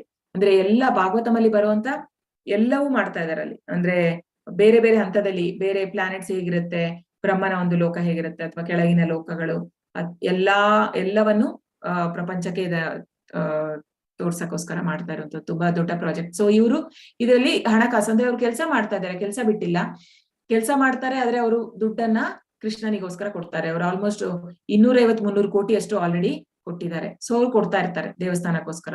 ಸೊ ಹೀಗೆ ನಾವು ಮಾಡೋದ್ರಿಂದ ಸಹ ಅದು ನಿಷ್ಕಾಮ ಕರ್ಮ ಯೋಗ ಆಗುವಂಥದ್ದು. ಸೊ ಇವರ ಬಗ್ಗೆ ಲಾರ್ಡ್ ಕೃಷ್ಣಾಸ್ ಬಿಲನೇರ್ ಸರ್ವೆಂಟ್ ಅಂತ ಹೇಳಿ ಟೈಮ್ಸ್ ನೇಷನ್ ಅಲ್ಲೆಲ್ಲ ಬಂದಿತ್ತು, ನೀವು ಗೂಗಲ್ ಮಾಡಿ ನೋಡ್ಬೋದು. ಮಾತಾಜಿ ಎಷ್ಟು ಕಿಲೋಮೀಟರ್ ಆಗ್ತದೆ ಕಲ್ಕಟ್ಟಾನಿಂದ ಮಾಯಾಪುರಿ? 150 ಕಿಲೋಮೀಟರ್. ಇದು ನಿಯರೆಸ್ಟ್ ಪಾಯಿಂಟ್ ನಿಯರೆಸ್ಟ್ ಅಂದ್ರೆ ನೀವು ಫ್ಲೈಟ್ ಅಲ್ಲಿ ಹೋಗೋದಾದ್ರು ಅಥವಾ ಟ್ರೈನ್ ಅಲ್ಲಿ ಹೋಗೋದಾದ್ರು ಫಸ್ಟ್ ಕೋಲ್ಕತ್ತಾಕ್ ಹೋಗ್ಬೇಕು. ಅಲ್ಲಿಂದ ನೀವು ಬಸ್ ಇರುತ್ತೆ, ಬಸ್ ತಗೋಬಹುದು ಮಾಯಾಪುರಿಗೆ. ಕಲ್ಕಟ್ಟಾನಿಂದನಾ? ಕೋಲ್ಕತ್ತಾ ಇಂದ ಮಾಯಾಪುರಿಗೆ. ಆಕ್ಚುಲಿ ಇದಿನ್ನ ಬರ್ಲಿಲ್ಲ, ಇನ್ನು 2 ವರ್ಷ ಇದೆ ಇದು ಕಂಪ್ಲೀಟ್ ಆಗಕ್ಕೆ. ಕಂಪ್ಲೀಟ್ ಆಗಿಲ್ಲ ಇದು. 2 years ಇದೆ. ಬಟ್ ಈಗ ಅಲ್ಲಿ ಬೇರೆ ಟೆಂಪಲ್ ಇದೆ, ಮೇನ್ ಟೆಂಪಲ್ ಇದೆ, ಅಲ್ಲಿಗೆ ಹೋಗ್ಬೋದು, ವಿಸಿಟ್ ಮಾಡ್ಬೋದು. ಬಟ್ ಇದು ಪ್ಲಾನೆಟೇರಿಯಂ ಏನಿದೆ ಅಲ್ಲ, ಈ ತಾರಾಲಯ ಅಂತ ಹೇಳುವಂಥದ್ದು ಇನ್ನು 2 ವರ್ಷ ಇದೆ. ಇದು ಇನ್ಕಂಪ್ಲೀಟ್ ಇದೆ, ನಾವು ನೋಡಿದ್ವಿ ಮೊನ್ನೆ. ಸೊ ಇನ್ನೂ ಆಗ್ಲಿಲ್ಲ, ಜಸ್ಟ್ ಬಿಲ್ಡಿಂಗ್ ಆಗಿದೆ. ಒಳಗಡೆದೆಲ್ಲ ಇನ್ನು ತುಂಬಾ ಇನ್ನೂ ತುಂಬಾ ದುಡ್ಡು ಬರ್ಬೇಕು. ಅಂದ್ರೆ ಇದು ಡೋನರ್ಸ್ ಇಂದ ಬಂದ್ಮೇಲೆನೆ ಅದು ಕಂಪ್ಲೀಟ್ ಆಗುವಂಥದ್ದು. ಹಾಗೆ ಆಗ್ತಾ ಇದೆ, ನಿಧಾನಕ್ಕೆ ಆಗ್ತಾ ಇದೆ. ಇನ್ನೊಂದ್ 2 ವರ್ಷ ಆಗುತ್ತೆ. ಬಟ್ ಹೋಗಿ ದಯವಿಟ್ಟು ಈಗ್ಲೂ ಹೋಗ್ಬೋದು, ತುಂಬಾ ಒಳ್ಳೆ ಟೆಂಪಲ್. ಡಿಟೀಸ್ ಎಲ್ಲ ಅಷ್ಟು ಚೆನ್ನಾಗಿದೆ, ಅಷ್ಟು ದೊಡ್ಡದು ವಿಗ್ರಹಗಳು ದೇವರದ್ದು, ತುಂಬಾ ಚೆನ್ನಾಗಿದೆ. ಒಂದ್ಸತಿ ವಿಸಿಟ್ ಮಾಡಿ ಎಲ್ಲ. ಸೊ ಇಲ್ಲಿ ಕೃಷ್ಣ ಹೇಳುವಂತದ್ದು ಇದು 9ನೇ ಅಧ್ಯಾಯದ್ದು. ಯತ್ಕರೋಷಿಯ ದರ್ಶನಾಸಿ ಯಜ್ಜು ಹೋಷಿ ದದಾಸಿ ಯತ್ ತಪಸ್ಯಸಿ ಕೌಂತೆಯ ತತ್ ಕುರುಷ್ವ ಮದರ್ಪಣಂ. ಕುಂತಿಯ ಮಗನಾದ ಅರ್ಜುನನೇ, ನೀನು ಏನನ್ನೇ ಮಾಡು, ಏನನ್ನೇ ಭುಂಜಿಸು, ಏನನ್ನೇ ಅರ್ಪಿಸು ಅಥವಾ ಕೊಟ್ಟು ಬಿಡು, ಮತ್ತು ಯಾವುದೇ ತಪಸ್ಸನ್ನು ಮಾಡು, ಅದನ್ನು ಕಾಣಿಕೆಯಾಗಿ ನನಗೆ ಅರ್ಪಿಸು. ಅಂದ್ರೆ ಯಾವುದೇ ಮಾಡಿದ್ರು ನೀನು ನನ್ನ ಮುಖಾಂತರ ಮಾಡು ಅಂತ ಹೇಳಿ ಭಗವಂತ ಹೇಳೋದು. ಸೊ ಇದು ನಾನು ಈಗ ನಿಮ್ಗೆ ತೋರಿಸ್ತೇನೆ.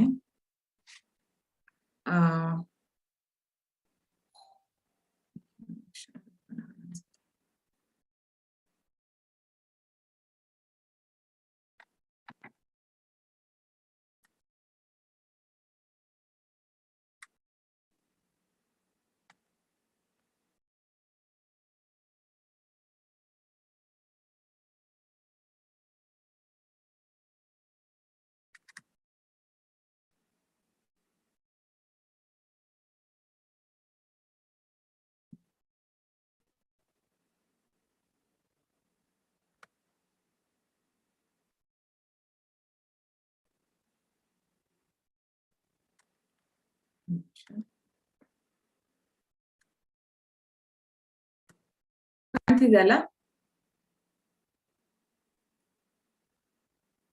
ಹರೇ ಕೃಷ್ಣ, ಕಾಣಿಸ್ತಾ ಇದೆಯಾ?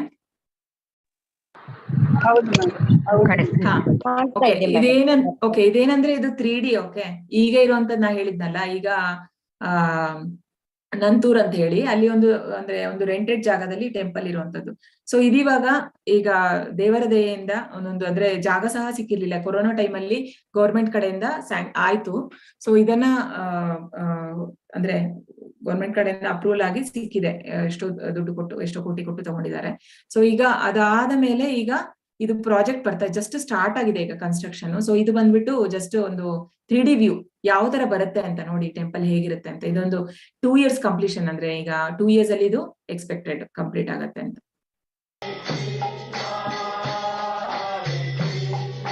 This temple, don't think it is ordinary building. It is Vaikuntha. Hare Krishna, Hare Krishna, Krishna Krishna, Hare Hare, Hare Rama, Hare Rama, Rama Rama, Hare Hare.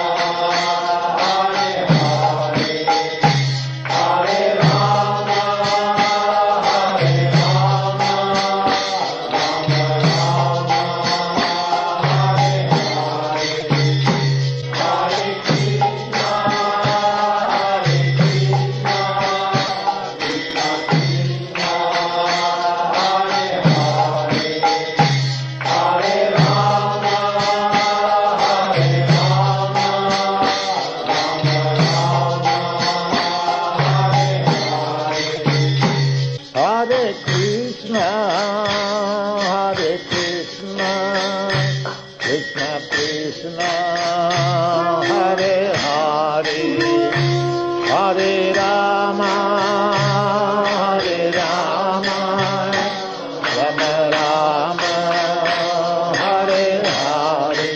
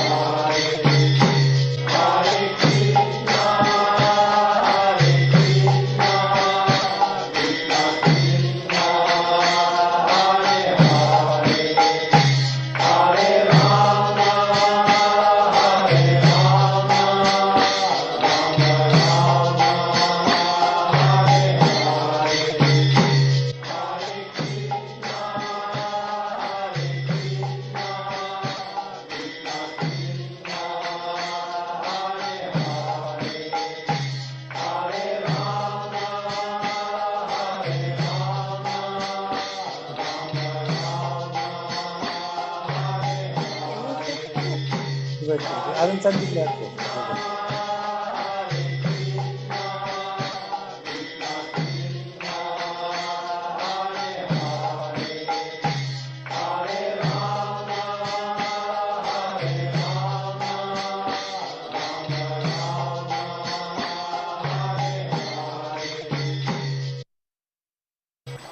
Hare Krishna, welcome everybody. And now you can see that the grand temple design, the concept which we had is started the construction. Here is the temple at the basement, the temple construction has started. And very soon you see the pillars will come for the temple. And also what we see as an ashram, the construction already started. There you can see the pillars also coming. And the guest house you have made will be the guest house structure, and it's a very long building. In fact, 2 floors will be below, because this side you can see a road, and then our property extends till the road.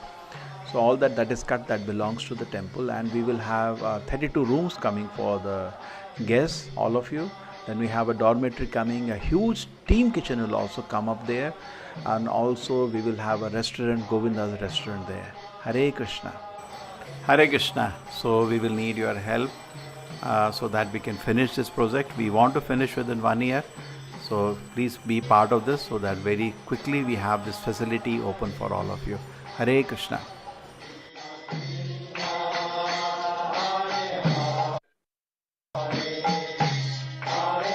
Hare Krishna. ತುಂಬಾ ಚೆನ್ನಾಗಿದೆ Mataji. temple. ಚೆನ್ನಾಗಿದೆ ಅಲ್ವಾ? So wait ಮಾಡ್ತಾ ಇದೀವಿ ನಾವು ಕೂಡ ಯಾವಾಗ ಬರುತ್ತೆ ಅಂತ. ಹೌದೌದೌದು. ಇವಾಗ ಪ್ರೆಸೆಂಟ್ ಬಿಲ್ಡಿಂಗ್ ಎಲ್ಲಿದೆ ದೇವಸ್ಥಾನ? ನಂತೂರ್ ಅಂತ ಹೇಳಿ ಅಲ್ಲಿದೆ ಈಗ. ಅದು ಒಂದು ಸಣ್ಣ ಟೆಂಪಲ್. ಹಾ, ಸ್ಮಾಲ್ ಟೆಂಪಲ್. ಈಗ ನಾನು ನಿಮ್ಗೆ ಇನ್ನೊಂದು ತೋರಿಸ್ತೀನಿ. Just 2 minutes. ಓಕೆ, ಇದೀಗ ನೀವು ನೋಡ್ತಾ ಇದೀರಲ್ಲ, ಈ ಜಾಗ ನೋಡಿ ಇದೆ. ಈ ಜಾಗದಲ್ಲಿ ಈಗ ಸ್ಟಾರ್ಟ್ ಆಗಿರುವಂತದ್ದು ಕನ್ಸ್ಟ್ರಕ್ಷನ್. ಸೊ ಇದು ಸ್ಟಾರ್ಟಿಂಗ್ ಅಲ್ಲಿ ಜಾಗ ತಗೊಂಡಾಗ ಲಾಸ್ಟ್ ಇಯರ್ ಅಲ್ಲಿ ತಗೊಂಡಿರುವಂತದ್ದೆಲ್ಲ ಇವ್ರೀಗ ನಿಮ್ ವಾಯ್ಸ್ ಕೇಳಿದ್ರಲ್ಲ, ಅವ್ರು ಬಂದು ನಮ್ಮ ಪ್ರೆಸಿಡೆಂಟ್, ಇವರು ನಾಮನಿಷ್ಠ ಪ್ರಭುಜಿ ಅಂತ. ಸೊ ಇಲ್ಲಿ ಇದಾರಲ್ಲ ಅವರು.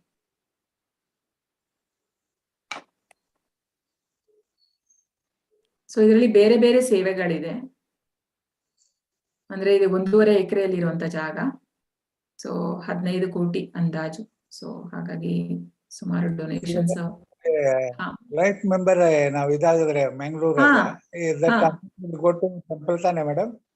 ಹಾ ಹೌದೌದು, ನಾನೀಗ ಅದನ್ನ ಹೇಳ್ತೀನಿ, ನಿಮಗೆ ಎಕ್ಸ್ಪ್ಲೇನ್ ಮಾಡ್ತೀನಿ ನೋಡಿ.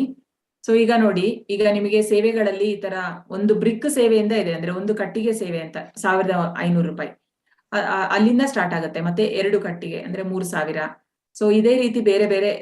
ಈಗ ನೆಕ್ಸ್ಟ್ ಅಂದ್ರೆ ಈಗ ನೋಡಿ ಇಲ್ಲಿ 1 ಸ್ಕ್ವೇರ್ ಫೀಟ್ ಅಂದ್ರೆ 5000. ಸೊ 2 ಸ್ಕ್ವೇರ್ ಫೀಟ್ ಅಂದ್ರೆ ನೀವು 10,000 ಕೊಟ್ಟರೆ ಅದನ್ನ ಈಗ ನಮ್ಗೊಂಥರ ಒಂದು ಖುಷಿ ಅಲ್ವಾ, ನಂದು ಒಂದು ಇದೆ ಅಲ್ಲಿ ಜಾಗ, ಅಂದ್ರೆ ಅಂದ್ರೆ ನಿಮ್ಗೆ ಒಂದು ಸೆನ್ಸ್ ಆಫ್ ಬಿಲಾಂಗಿಂಗ್ ಇರುತ್ತೆ. ನಾನೊಂದು ಅಲ್ಲಿ ಅಷ್ಟು ಕೊಟ್ಟಿದ್ದೇನೆ ಅಂದ್ರೆ ನಾಳೆ ದಿನ ಟೆಂಪಲ್ ಬಂದಾಗ. ಸೊ 10 ಸ್ಕ್ವೇರ್ ಅಂದ್ರೆ 50,000 ಆ ರೀತಿ. ಸೊ ಇಲ್ಲಿ ಇದು ಲೈಫ್ ಮೆಂಬರ್ಗೆ 35,500. ಸೊ ಸಾರಿ 35,500 ಏನೋ.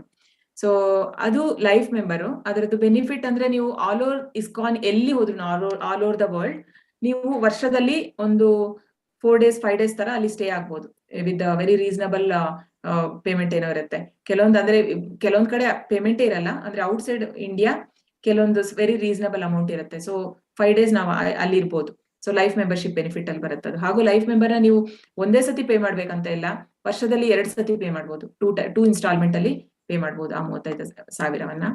ಸೊ ಹಾಗೂ ನಿಮಗೆ ಇನ್ನೇನಂದ್ರೆ ಅದನ್ನ ತಗೊಂಡಿದ ತಕ್ಷಣ ನಿಮಗೆ ಭಾಗವತಂ ಸೆಟ್ ಫ್ರೀ ಬರುತ್ತೆ. ಈ 6,500 ಬುಕ್ಸ್ ಏನಿದೆ ಅದಷ್ಟು ನಿಮಗೆ ಫ್ರೀ ಬರುತ್ತೆ. ಅದ್ರ ಜೊತೆ ಬೇರೆ ಬುಕ್ ಬರುತ್ತೆ ಅನ್ಸುತ್ತೆ, ಭಗವದ್ಗೀತೆ ಆ ತರ ಅದು. ಸೊ ಹಾಗೂ ನಿಮಗೆ ಎಲ್ಲಾ ವರ್ಷಕ್ಕೊಂದ್ಸತಿ ನಿಮ್ಮ ಹೆಸರಲ್ಲಿ ದೇವಸ್ಥಾನದಲ್ಲಿ ಪೂಜೆ ಮಾಡ್ತಾರೆ. ದೇವಸ್ಥಾನ ಅಂದ್ರೆ ನಿಮ್ಮ ಹುಟ್ಟಿದ ಹಬ್ಬದ ದಿನ ದೇವರ ಮುಂದೆ. ಸೊ ಹಾಗೂ ಬೇರೆ ಏನೇ ಪ್ರೋಗ್ರಾಮ್ ಇದ್ರು ಸಹ ಇಲ್ಲಿ ನೋಡ್ಬೋದು ನೀವು. Life patronship card, stay at ISKCON guest houses free, get regular intimation of ISKCON festival, set of Srila Prabhupad books including Srimad Bhagavatam, pilgrimage and trips to places, attend spiritual retreat seminar, special puja on your birthday. So ಇದೆಲ್ಲ facilities ಇರುತ್ತೆ. So ಇದನ್ನ ನಾವೆಲ್ಲ group ಅಲ್ಲಿ share ಮಾಡ್ತೀವಿ, detail ಆಗಿ ನೋಡಿ ಅದನ್ನ ಓದಿ. So 35,500. So can be paid in instalments over 1 year. So ಅದಲ್ಲದೆ ಬೇರೆ ಧರ್ಮಕರ್ತ ಸೇವೆ ಅಂತ ಹೇಳಿ, ಅದರಲ್ಲಿ ಏನಂತ ಹೇಳಿದ್ರೆ ನೀವು ನೋಡ್ಬೋದು, ಒಂದು ಲೈಫ್ ಮೆಂಬರ್ ಸಿಗುತ್ತೆ. ಅದ್ರ ಜೊತೆಗೆ ನಿಮ್ಮ ಹೆಸರನ್ನ spiritual fame wall of spiritual fame ಅಂತ ಹೇಳಿ ಅಲ್ಲಿ ಗೋಡೆಯಲ್ಲಿ ಹಾಕುವಂಥದ್ದು, ದೇವಸ್ಥಾನದಲ್ಲಿ ಹೆಸರಾಗ್ತಾರಲ್ಲ ಆ ಕಾಂಟ್ರಿಬ್ಯೂಟರ್ಸ್ ನೇಮು ಆ ತರ. ಹಾಗೂ VIP ಪಾಸ್ ಎಲ್ಲ ಇಂಪಾರ್ಟೆಂಟ್ ಫಂಕ್ಷನ್ಗೆ. ಸೊ ಇದನ್ನ 3 ವರ್ಷದಲ್ಲಿ ಪೇ ಮಾಡ್ಬೋದು, ಒಂದೇ ಸತಿ ಪೇ ಮಾಡ್ಬೇಕಂತ ಇಲ್ಲ. ನಿಮಗೆ ಕೈಯಲ್ಲಿ ದುಡ್ಡಾದಾಗೆ 3 ವರ್ಷದಲ್ಲಿ ಅದನ್ನ 1 ಲಕ್ಷವನ್ನ. ಸೊ ನೆಕ್ಸ್ಟ್ ಬರುವಂತದ್ದು ಸೊ 2,70,000. ಸೊ ಅದಂತ ಹೇಳಿದ್ರೆ 1 cent ಲ್ಯಾಂಡ್ ಕೊಡೋಂಗೆ ದೇವಸ್ಥಾನಕ್ಕೆ ಅಂತ ಹೇಳಿ. ಸೊ ಇಲ್ಲಿ 2 cents, ಇದು 5,40,000. ಸೊ ಹೈಯೆಸ್ಟ್ ಅಂತ ಹೇಳಿದ್ರೆ 10 ಲಕ್ಷ, ಇದು ಹೈಯೆಸ್ಟ್ 10,80,000. ಇದನ್ನ ಸಹ 3 ವರ್ಷದಲ್ಲಿ ಕೊಡ್ಬೋದು. ಸೊ ನಿಮ್ಮ ಕೈಲಾದಲ್ಲಿ ನಿಮಗೆ ದೇವರು ಎಷ್ಟು ಅನುಕೂಲ ಮಾಡಿಕೊಟ್ಟಿದಾನೋ ಆ ರೀತಿಯಲ್ಲಿ ನೀವು ಈ ಸೇವೆಗಳನ್ನ ಮಾಡ್ಬೋದು. ಹಾಗೂ ನಮಗೆ ನಿತ್ಯ ಸೇವೆ ಹಾಗೂ ತಿಂಗಳಲ್ಲಿ ಸೇವೆ ಮಾಡುವಂತದ್ದು ಇದೆ ದೇವರಿಗೆ, ಅಂದ್ರೆ ಹೂವ ಕೊಡೋ ಇದು ಮಾಡುವಂಥದ್ದು ಅಥವಾ ಭೋಗ ಆಫರ್ ಮಾಡುವಂಥದ್ದು ಅದು ಸಹ ಇಲ್ಲಿದೆ 500 ರೂಪಾಯಿ. ಸೊ ನಿಮ್ಮ ಕೈಲಿ ಯಾವ್ದಾಯ್ತು ಅದ್ ಮಾಡ್ಬೋದು. ಹಾಗೂ ನಾವ್ ಯಾವುದೇ ಒಂದು ಇದು ಎಲ್ಲವೂ ಲಿಂಕ್ ಇರುತ್ತೆ, ಅಂದ್ರೆ ನಾವು ಕೊಡೋ ಇದ್ರಲ್ಲಿ ಲಿಂಕ್ PDF ಅಲ್ಲಿ ಅದರಲ್ಲಿ ನೀವು ಕ್ಲಿಕ್ ಮಾಡಿ ಡೈರೆಕ್ಟ್ ಪೇಗೆ ಹೋಗ್ಬೋದು ಯಾವ್ದು ಬೇಕಾದ್ರು. ಸೊ ಅದು ಹಾಗೂ ನಿಮ್ಗೆ ಏನಾದ್ರು ಸಂಶಯ ಇದ್ರೆ ನಾವು ಅಡ್ಮಿನ್ ಕೇಳ್ಬೋದು, ಅಥವಾ ನಮ್ಮ ನಾಮನಿಷ್ಠ ಪ್ರಭುಜಿ ಇವ್ರು ಯಾರಿದ್ದಾರೆ ಇವರಿಗೆ ನೀವು namandas@gmail.com ಅವರಿಗೆ ಇಮೇಲ್ ಮಾಡ್ಬೋದು. ಸೊ ಇದೆಲ್ಲ ನಿತ್ಯ ಸೇವೆ. ಸೊ ಹೀಗೆ ಈ ರೀತಿಯಾದ ನಾವು ದೇವರ ಒಂದು ಕೃಪೆನ ತಗೊಳ್ಬೋದು. ನಿತ್ಯ ಇದೆಲ್ಲ ನಮ್ಮ ಇದು ಬರುವಂತದ್ದು ಯಾವುದು ನಿಷ್ಕಾಮ ಕರ್ಮ. ಓಕೆ, ಈಗ ನಾವು ಮುಂದೆ ಹೋಗೋಣ. ಏನಾದ್ರು ಸಂಶಯ ಇತ್ತ? ಯಾರಿಗಾದ್ರೂ ಡೌಟ್ ಇತ್ತ ಅದ್ರಲ್ಲಿ? ಏನಾದ್ರು ಕೇಳೋದಿದ್ಯಾ? ಹಾ, ಹರೇ ಕೃಷ್ಣ. ಹೇಳಿ ಪ್ರಭುಜಿ, ಪ್ರಶ್ನೆ ಇತ್ತಾ? ಓಕೆ, ನಾವು ಕ್ಲಾಸ್ ಆದ್ಮೇಲೆ ತಗೊಳ್ಳೋಣ ಬೇಕಿದ್ರೆ. ಸೊ ಈಗ ನೆಕ್ಸ್ಟ್ ಮೊದ್ಲಿಗೆ ಯಾವ್ದೆಲ್ಲ ಹೇಳಿದ್ದು ಅನನ್ಯ ಭಕ್ತಿ, ಅದಾದ ಮೇಲೆ ಸಾಧನ ಭಕ್ತಿ, ನೆಕ್ಸ್ಟ್ ನಿಷ್ಕಾಮ ಕರ್ಮಯೋಗ ಅಲ್ವಾ. ಈಗ ಈ 3 ಭಗವಂತನಿಗೆ ಡೈರೆಕ್ಟ್ ರಿಲೇಟ್ ಆಗಿರುವಂತದ್ದು. ಇದರಿಂದ ಮುಂದೆ 3 ಬರುತ್ತೆ, ಅದು ಭಗವಂತನಿಗೆ ಕನೆಕ್ಟ್ ಇಲ್ಲ. ಅದೇನೆಲ್ಲ ನೋಡೋಣ. ಸಕಾಮ ಕರ್ಮ ಅಂತ ಹೇಳಿ ಇದರಲ್ಲಿ ಯೋಗ ಇಲ್ಲ ನೋಡಿ, ಬರೀ ಸಕಾಮ ಕರ್ಮ ಅಂತ ಹೇಳ್ತೀವಿ ಇದಕ್ಕೆ.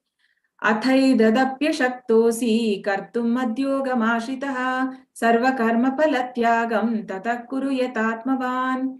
ನನ್ನ ಪ್ರಜ್ಞೆಯಲ್ಲಿ ಕೆಲಸ ಮಾಡಲು ನಿನಗೆ ಸಾಧ್ಯವಿಲ್ಲದಿದ್ದರೆ ನಿನ್ನ ಎಲ್ಲಾ ಕರ್ಮ ಫಲವನ್ನು ತ್ಯಾಗ ಮಾಡಿ ಆತ್ಮಸ್ಥಿತನಾಗಿರಲು ಪ್ರಯತ್ನಿಸು. ಸೊ ಈಗ ತುಂಬಾ ಜನ ಮಾನವ ಸೇವೆ ಮಾಧವ ಸೇವೆ ಅಂತ ಹೇಳಿ ತುಂಬಾ ಜನ ಮಾಡ್ತಾರಲ್ವಾ, ಅದೆಲ್ಲ ಇಂಥದ್ರಲ್ಲಿ ಬರುವಂತದ್ದು. ಅಂತ ಹೇಳಿದ್ರೆ ಗುಡ್ ಡೀಡ್ಸ್, ಮಾರಲ್, ಒಳ್ಳೇದ್ ಮಾಡ್ಬೇಕು, ಬೇರೆಯವರಿಗೆ ಹೆಲ್ಪ್ ಮಾಡ್ಬೇಕು. ಸೊ ಈ ರೀತಿಯಾದ ಕೆಲಸಗಳೆಲ್ಲ ಇದು ಬರುವಂತದ್ದು ಸಕಾಮ ಕರ್ಮ. ಅಂದ್ರೆ ಚಾರಿಟಿ ಮಾಡುವಂಥದ್ದು, ಬೇರೆಯವರಿಗೆ ದಾನ ಮಾಡುವಂಥದ್ದು. ಈಗ ಆರ್ಫನೇಜಸ್ ಎಲ್ಲ ವೃದ್ಧಾಶ್ರಮ, ಅನಾಥಾಶ್ರಮ ಇದನ್ನೆಲ್ಲ ಓಪನ್ ಮಾಡ್ತಾರೆ, ಅದೆಲ್ಲ ಸೋಷಿಯಲ್ ವರ್ಕ್ ಮಾಡುವಂಥದ್ದು. ಇದೆಲ್ಲ ಮಾಡುವಂಥದ್ದು ಸಹ ಒಳ್ಳೇದೆ. ಭಗವಂತ ಇದಕ್ಕೂ ಸಹ ಮಾರ್ಕ್ ಇದೆ, ಮಾರ್ಕ್ ಇಲ್ಲ ಅಂತ ಇಲ್ಲ, ಇದಕ್ಕೂ ಸಹ ನಮಗೆ ಮಾರ್ಕ್ಸ್ ಕೊಡ್ತಾನೆ ಭಗವಂತ ಇದನ್ನ ಮಾಡಿದ್ರು ಸಹ. ಯಾಕೆ ಅಂದ್ರೆ ಗ್ರಾಜುವಲ್ ಆಗಿ ನಾವು ಇದರಿಂದ ನಿಷ್ಕಾಮ ಕರ್ಮಕ್ಕೆ ಹೋಗುವಂತ, ಅಂದ್ರೆ ಕೊಡೋದೊಂದು ಏನಿದೆ, ದಾನ ಮಾಡುವಂತ ಒಂದು ಪ್ರವೃತ್ತಿಯನ್ನ ನಮ್ಮಲ್ಲಿ ಹೆಚ್ಚಿಸುವಂತದ್ದು ಇದು, ಬೇರೆಯವರಿಗೆ ನಾವು ಹೆಲ್ಪ್ ಮಾಡೋದ್ರಿಂದ ಅಲ್ವಾ. ಅಂತ ಹೇಳಿದ್ರೆ ಈಗ ಬಟ್ ಆದ್ರೆ ಹೇಗೆ ಅಂದ್ರೆ ಇದನ್ನ ಯಾವ ರೀತಿ ಕಂಪೇರ್ ಮಾಡ್ಬೋದು ಅಂದ್ರೆ, ಈಗ ಒಂದು ಹಸಿಯಾದ ಒಂದು ಮರ, ಹಸಿಯಾದ ಇರೋ ಮರಕ್ಕೆ ಬೆಂಕಿ ಹತ್ತಲ್ಲ ಬೇಗ ಅಲ್ವಾ, ತುಂಬಾ ಟೈಮ್ ಆಗುತ್ತೆ ಅದನ್ನ ಬೆಂಕಿ ಹೊತ್ತಿಸ್ಬೇಕಿದ್ರೆ. ಅದೇ ರೀತಿ ನಾವು ಇದೇ ತರ ಪಾಪ ಪುಣ್ಯದ ಕೆಲಸವನ್ನ ಮಾಡ್ಕೊಂಡಿದ್ರೆ ತುಂಬಾ ಜನ್ಮಗಳು ಬೇಕಂತೆ ನಮಗೆ, ಮತ್ತೆ ನಾವು ಅದನ್ನ ಎಲಿವೇಟ್ ಆಗಕ್ಕೆ. ಹಾಗಾಗಿ ನಾವು ಡೈರೆಕ್ಟ್ ಭಗವಂತನ ರಿಲೇಟೆಡ್ ನಾವು ಯಾವಾಗ ಹೆಲ್ಪ್ ಮಾಡ್ತೀವಿ ಜಾಸ್ತಿ ಬೇಗ ಅಡ್ವಾನ್ಸ್ ಆಗ್ಬೋದು. ಶ್ರೇಯೋ ಹಿ ಜ್ಞಾನಂ ಅಭ್ಯಾಸ ಜ್ಞಾನಾಧ್ಯಾನಂ ವಿಶಿಷ್ಯತೆ ಧ್ಯಾನಾತ್ ಕರ್ಮ ಫಲ ತ್ಯಾಗಾಚಾಂತಿರನಂತರಂ.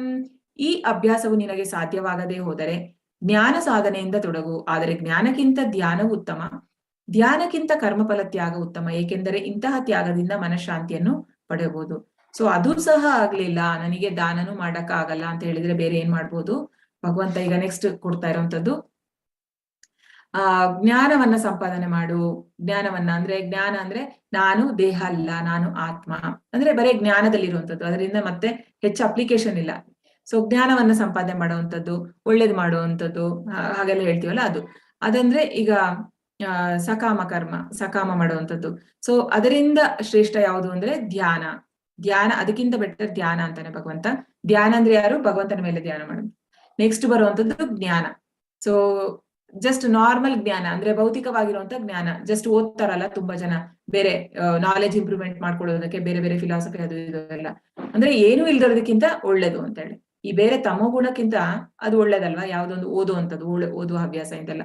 ಸೊ ಆ ರೀತಿಯ ಒಂದು ಜ್ಞಾನವನ್ನ, ಅಂದ್ರೆ ರಿಲಿಜಿಯಸ್ ವೇ ಅಲ್ಲಿ ಆ ತರದ ಜ್ಞಾನ, ಒಳ್ಳೆ ರೀತಿಯದ್ದು. ಸೊ ಅದನ್ನ ಮಾಡು ಅಂತ ಹೇಳುವಂಥದ್ದು. ಆದ್ರೆ ಇದು ಯಾವುದು ಭಗವಂತನಿಗೆ ಕನೆಕ್ಟ್ ಆಗಿಲ್ಲ, ಇದೆಲ್ಲ ಬರೇ 3 ಮಾತ್ರ ಕನೆಕ್ಟೆಡ್. ಯಾವುದು? ಅನನ್ಯ ಭಕ್ತಿ, ಸಾಧನ ಹಾಗೂ ನಿಷ್ಕಾಮ. ಸೊ ಈಗ ಶುದ್ಧ ಭಕ್ತನ ಗುಣಗಳು. ಈಗ ನೆಕ್ಸ್ಟ್ 5 ಶ್ಲೋಕಗಳೇನಿದೆ ಅದೆಲ್ಲ ಭಕ್ತನ ಗುಣಗಳು, 5 ಅಂದ್ರೆ 20ರವರೆಗೆ.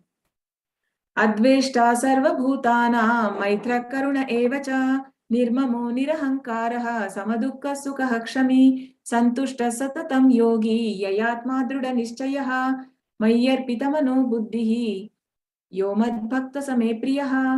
ಯಾರಿಗೆ ಅಸೂಯೆ ಇಲ್ಲವೋ, ಯಾರು ಎಲ್ಲಾ ಜೀವಿಗಳಿಗೆ ಸ್ನೇಹಿತನೋ, ತಾನು ಒಡೆಯನೆಂಬ ಭಾವನೆ ಇಲ್ಲದೆ ನಿರಹಂಕಾರನೋ, ಸುಖ ದುಃಖಗಳಲ್ಲಿ ಸಮಚಿತ್ತನೋ, ಕ್ಷಮಾಶೀಲನೋ, ಸದಾ ತೃಪ್ತನೋ, ಸಂತುಷ್ಟನೋ, ಆತ್ಮ ಸಂಯಮಿಯೋ, ದೃಢಚಿತ್ತದಿಂದ ಭಕ್ತಿ ಸೇವೆಯಲ್ಲಿ ನಿರತನೋ, ತನ್ನ ಮನಸ್ಸನ್ನು ಬುದ್ಧಿಯನ್ನು ನನ್ನಲ್ಲಿ ನಿಲ್ಲಿಸಿರುವನು, ಅಂತಹ ಭಕ್ತನು ನನಗೆ ಬಹಳ ಪ್ರಿಯವಾದವನು. ಸೊ ಭಗವಂತ ಈಗ ಅವನಿಗೆ ಯಾರು ಪ್ರಿಯವಾದವರು ಅಂತ ಹೇಳ್ಬಿಟ್ಟು ಈ ಒಂದು ಇದರಲ್ಲಿ ಹೇಳುವಂಥದ್ದು. ಅಂದ್ರೆ ನಿರಹಂಕಾರ, ಅಹಂಕಾರ ಅಂದ್ರೆ ಏನು? ಫಾಲ್ಸ್ ಈಗೋ, ಅಂದ್ರೆ ನಾನು ಈ ದೇಹದವ್ರ ಜೊತೆ ನನ್ನನ್ನ ಗುರುತಿಸ್ಕೊಳ್ಳುವಂಥದ್ದು, ಅದು ಅಹಂಕಾರ. ಆದ್ರೆ ನಿಜವಾದ ಅಹಂಕಾರ ಇಲ್ದೇ ಇರೋಂಥದ್ದು ಫಾಲ್ಸ್ ಈಗೋ ಒಂದಿದೆ, ಇನ್ನೊಂದು ಟ್ರೂ ಈಗೋ ಅಂತ ಇದೆ. ನಿಜವಾದ ಅಹಂಕಾರ ಯಾವುದು ಅಂತಂದ್ರೆ, ನಾನು ದೇವರ ಸೇವಕ, ಜೀವರೇ ಸ್ವರೂಪವೇ ಕೃಷ್ಣರೇ ನಿತ್ಯದಾಸ್, ಅದು ನಿಜವಾದ ಅಹಂಕಾರ. ಬಟ್ ಈಗ ನಾವು ಭೌತಿಕ ಜಗತ್ತಲ್ಲಿ ಇರೋದ್ರಿಂದ ಈ ಫಾಲ್ಸ್ ಈಗೋ ಏನಿದೆ, ಅದರಿಂದಾಗಿ ನಾನು ಐಡೆಂಟಿಫೈ ಮಾಡುವಂಥದ್ದು ನಾನು, ಅಥವಾ ಯಾವುದೇ ಇರ್ಬೋದು, ಒಂದು ಗಂಡು ಹೆಣ್ಣು ಅಂತ ಇರ್ಬೋದು, ಅಥವಾ ಬೇರೆ ಬೇರೆ ನಮ್ಮ ಪೊಸಿಷನ್ಸ್ ಇರ್ಬೋದು ಸೋಷಿಯಲ್ ಲೈಫ್ ಅಲ್ಲಿ, ಅದರ ಜೊತೆ ನಾವು ಮಾಡುವಂಥದ್ದು, ಅದು ಇಲ್ದೇ ಇರುವಂಥದ್ದು ಅಹಂ ಮಮೇತಿ, ಈ ಭಾವನೆ ಇಲ್ದೇ ಇರುವಂಥದ್ದು. ಹಾಗೂ ಸುಖ ದುಃಖಗಳಲ್ಲಿ ಸಮಚಿತ್ತ. ಕೃಷ್ಣ 2ನೇ ಅಧ್ಯಾಯದಲ್ಲಿ ಹೇಳುವಂಥದ್ದೇನು? ಮಾತ್ರ ಸ್ಪರ್ಶಸ್ತು ಕೌಂತೆಯ ಶೀತೋಷ್ಣ ಸುಖ ದುಃಖದ ಆಗಮಾಪಾಯಿನೋ ನಿತ್ಯ ತಾಂಸಿತಿ ಕ್ಷಸ್ವ ಭಾರತ. ಈ ಕಷ್ಟ ಸುಖಗಳು ಬರ್ತಾ ಇರುತ್ತೆ, ಹೋಗ್ತಾ ಇರುತ್ತೆ, ಅದನ್ನ ಯಾವ ರೀತಿ ತಗೋಬೇಕು ನಾವು?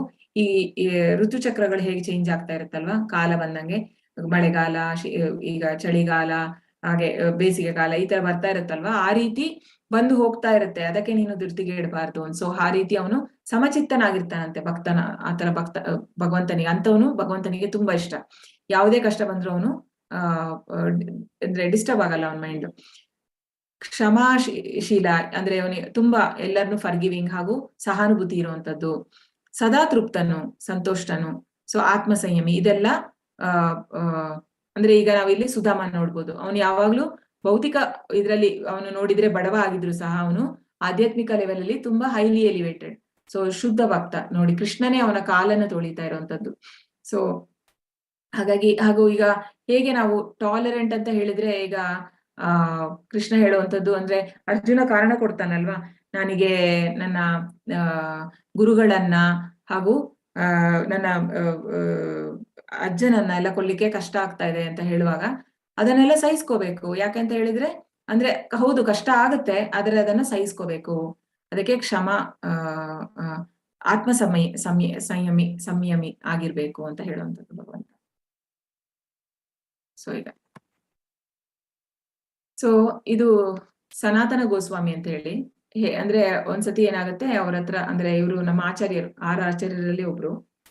ಸೊ ಅವರು ಒಂದ್ಸತಿ ಅಂದ್ರೆ ಅವರು ಯಾವಾಗ್ಲೂ ಹರೇ ಕೃಷ್ಣ ಮಂತ್ರವನ್ನ ಹೇಳ್ತಾ ಇರ್ತಾರೆ.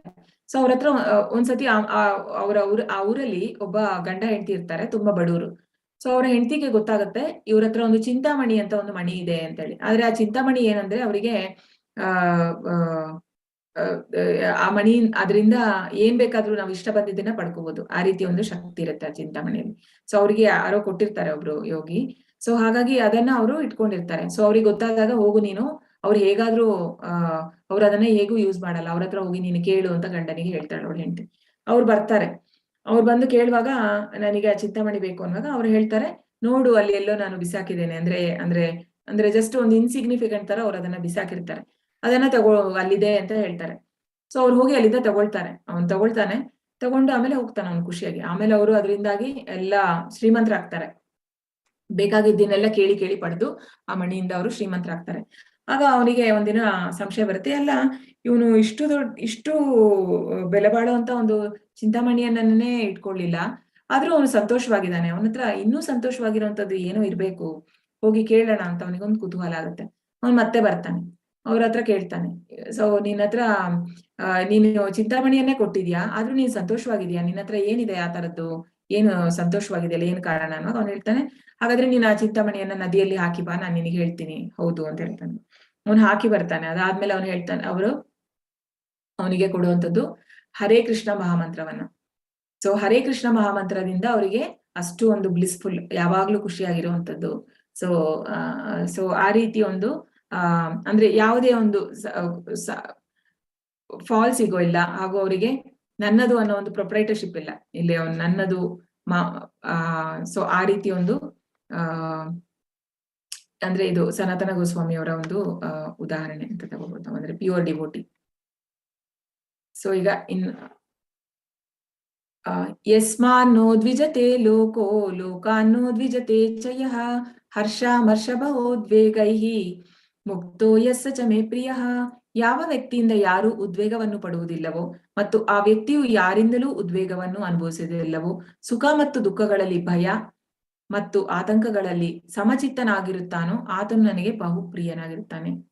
ಅಂದ್ರೆ ಇದು ತುಂಬಾ ಕಷ್ಟ ಅಲ್ವಾ? ಅಂದ್ರೆ ಯಾರೇ ಏನೇ ಹೇಳಿದ್ರು ಅದನ್ನ ಹ್ಯೂಮಿಲಿಟಿ ಇರ್ಬೇಕಂತ. ಚೈತನ್ಯ ಮಹಾಪ್ರಭು ಕೂಡ ಹೇಳುವಂಥದ್ದು, ತೃಣಾದಪಿ ಸುನಿಚೇನ ತರೋರಪಿ ಸಹಿಷ್ಣುನ. ಅಂದ್ರೆ ಒಬ್ಬ ಹುಲ್ಲಿನಷ್ಟು ನಮ್ರರಾಗಿರ್ಬೇಕಂದ್ರೆ, ಈಗ ನಾವು ಹುಲ್ಲಿನ ಮೆಟ್ಟಿದ್ರು ಸಹ ಅದು ಮತ್ತೆ ಬೆಳೆಯುತ್ತಲ್ಲ ಅಲ್ಲಿ, ಆ ರೀತಿ. ಸೊ ಹಾಗೂ ತರೋರಪಿ ಸಹಿಷ್ಣುನ ಅಂದ್ರೆ ಮರದಷ್ಟು ಸಹಿಷ್ಣಶೀಲತೆ ಇರ್ಬೇಕಂತೆ. ಮರವನ್ನ ನಾವು ಏನೇ ಮಾಡಿದ್ರು ಕೂಡ ಅದು ಮತ್ತೆ ಚಿಗುರುವಂತದ್ದು. ಸೊ ಆ ರೀತಿ ಒಂದು ಅಂದ್ರೆ ಏನೇ ಹೇಳಿದ್ರು ನಾವು ಅದನ್ನ ಮನಸ್ಸಿಗೆ ನೋವು ಮಾಡ್ಕೊಳ್ದೆ, ಆ ರೀತಿ ಅಂದ್ರೆ ಅವರಿಗೆ ನೋವೇ ಆಗಲ್ಲ, ಆ ಒಂದು ಸ್ಟೇಜಿಗೆ ಬಂದಿರ್ತಾರ ಅವ್ರು.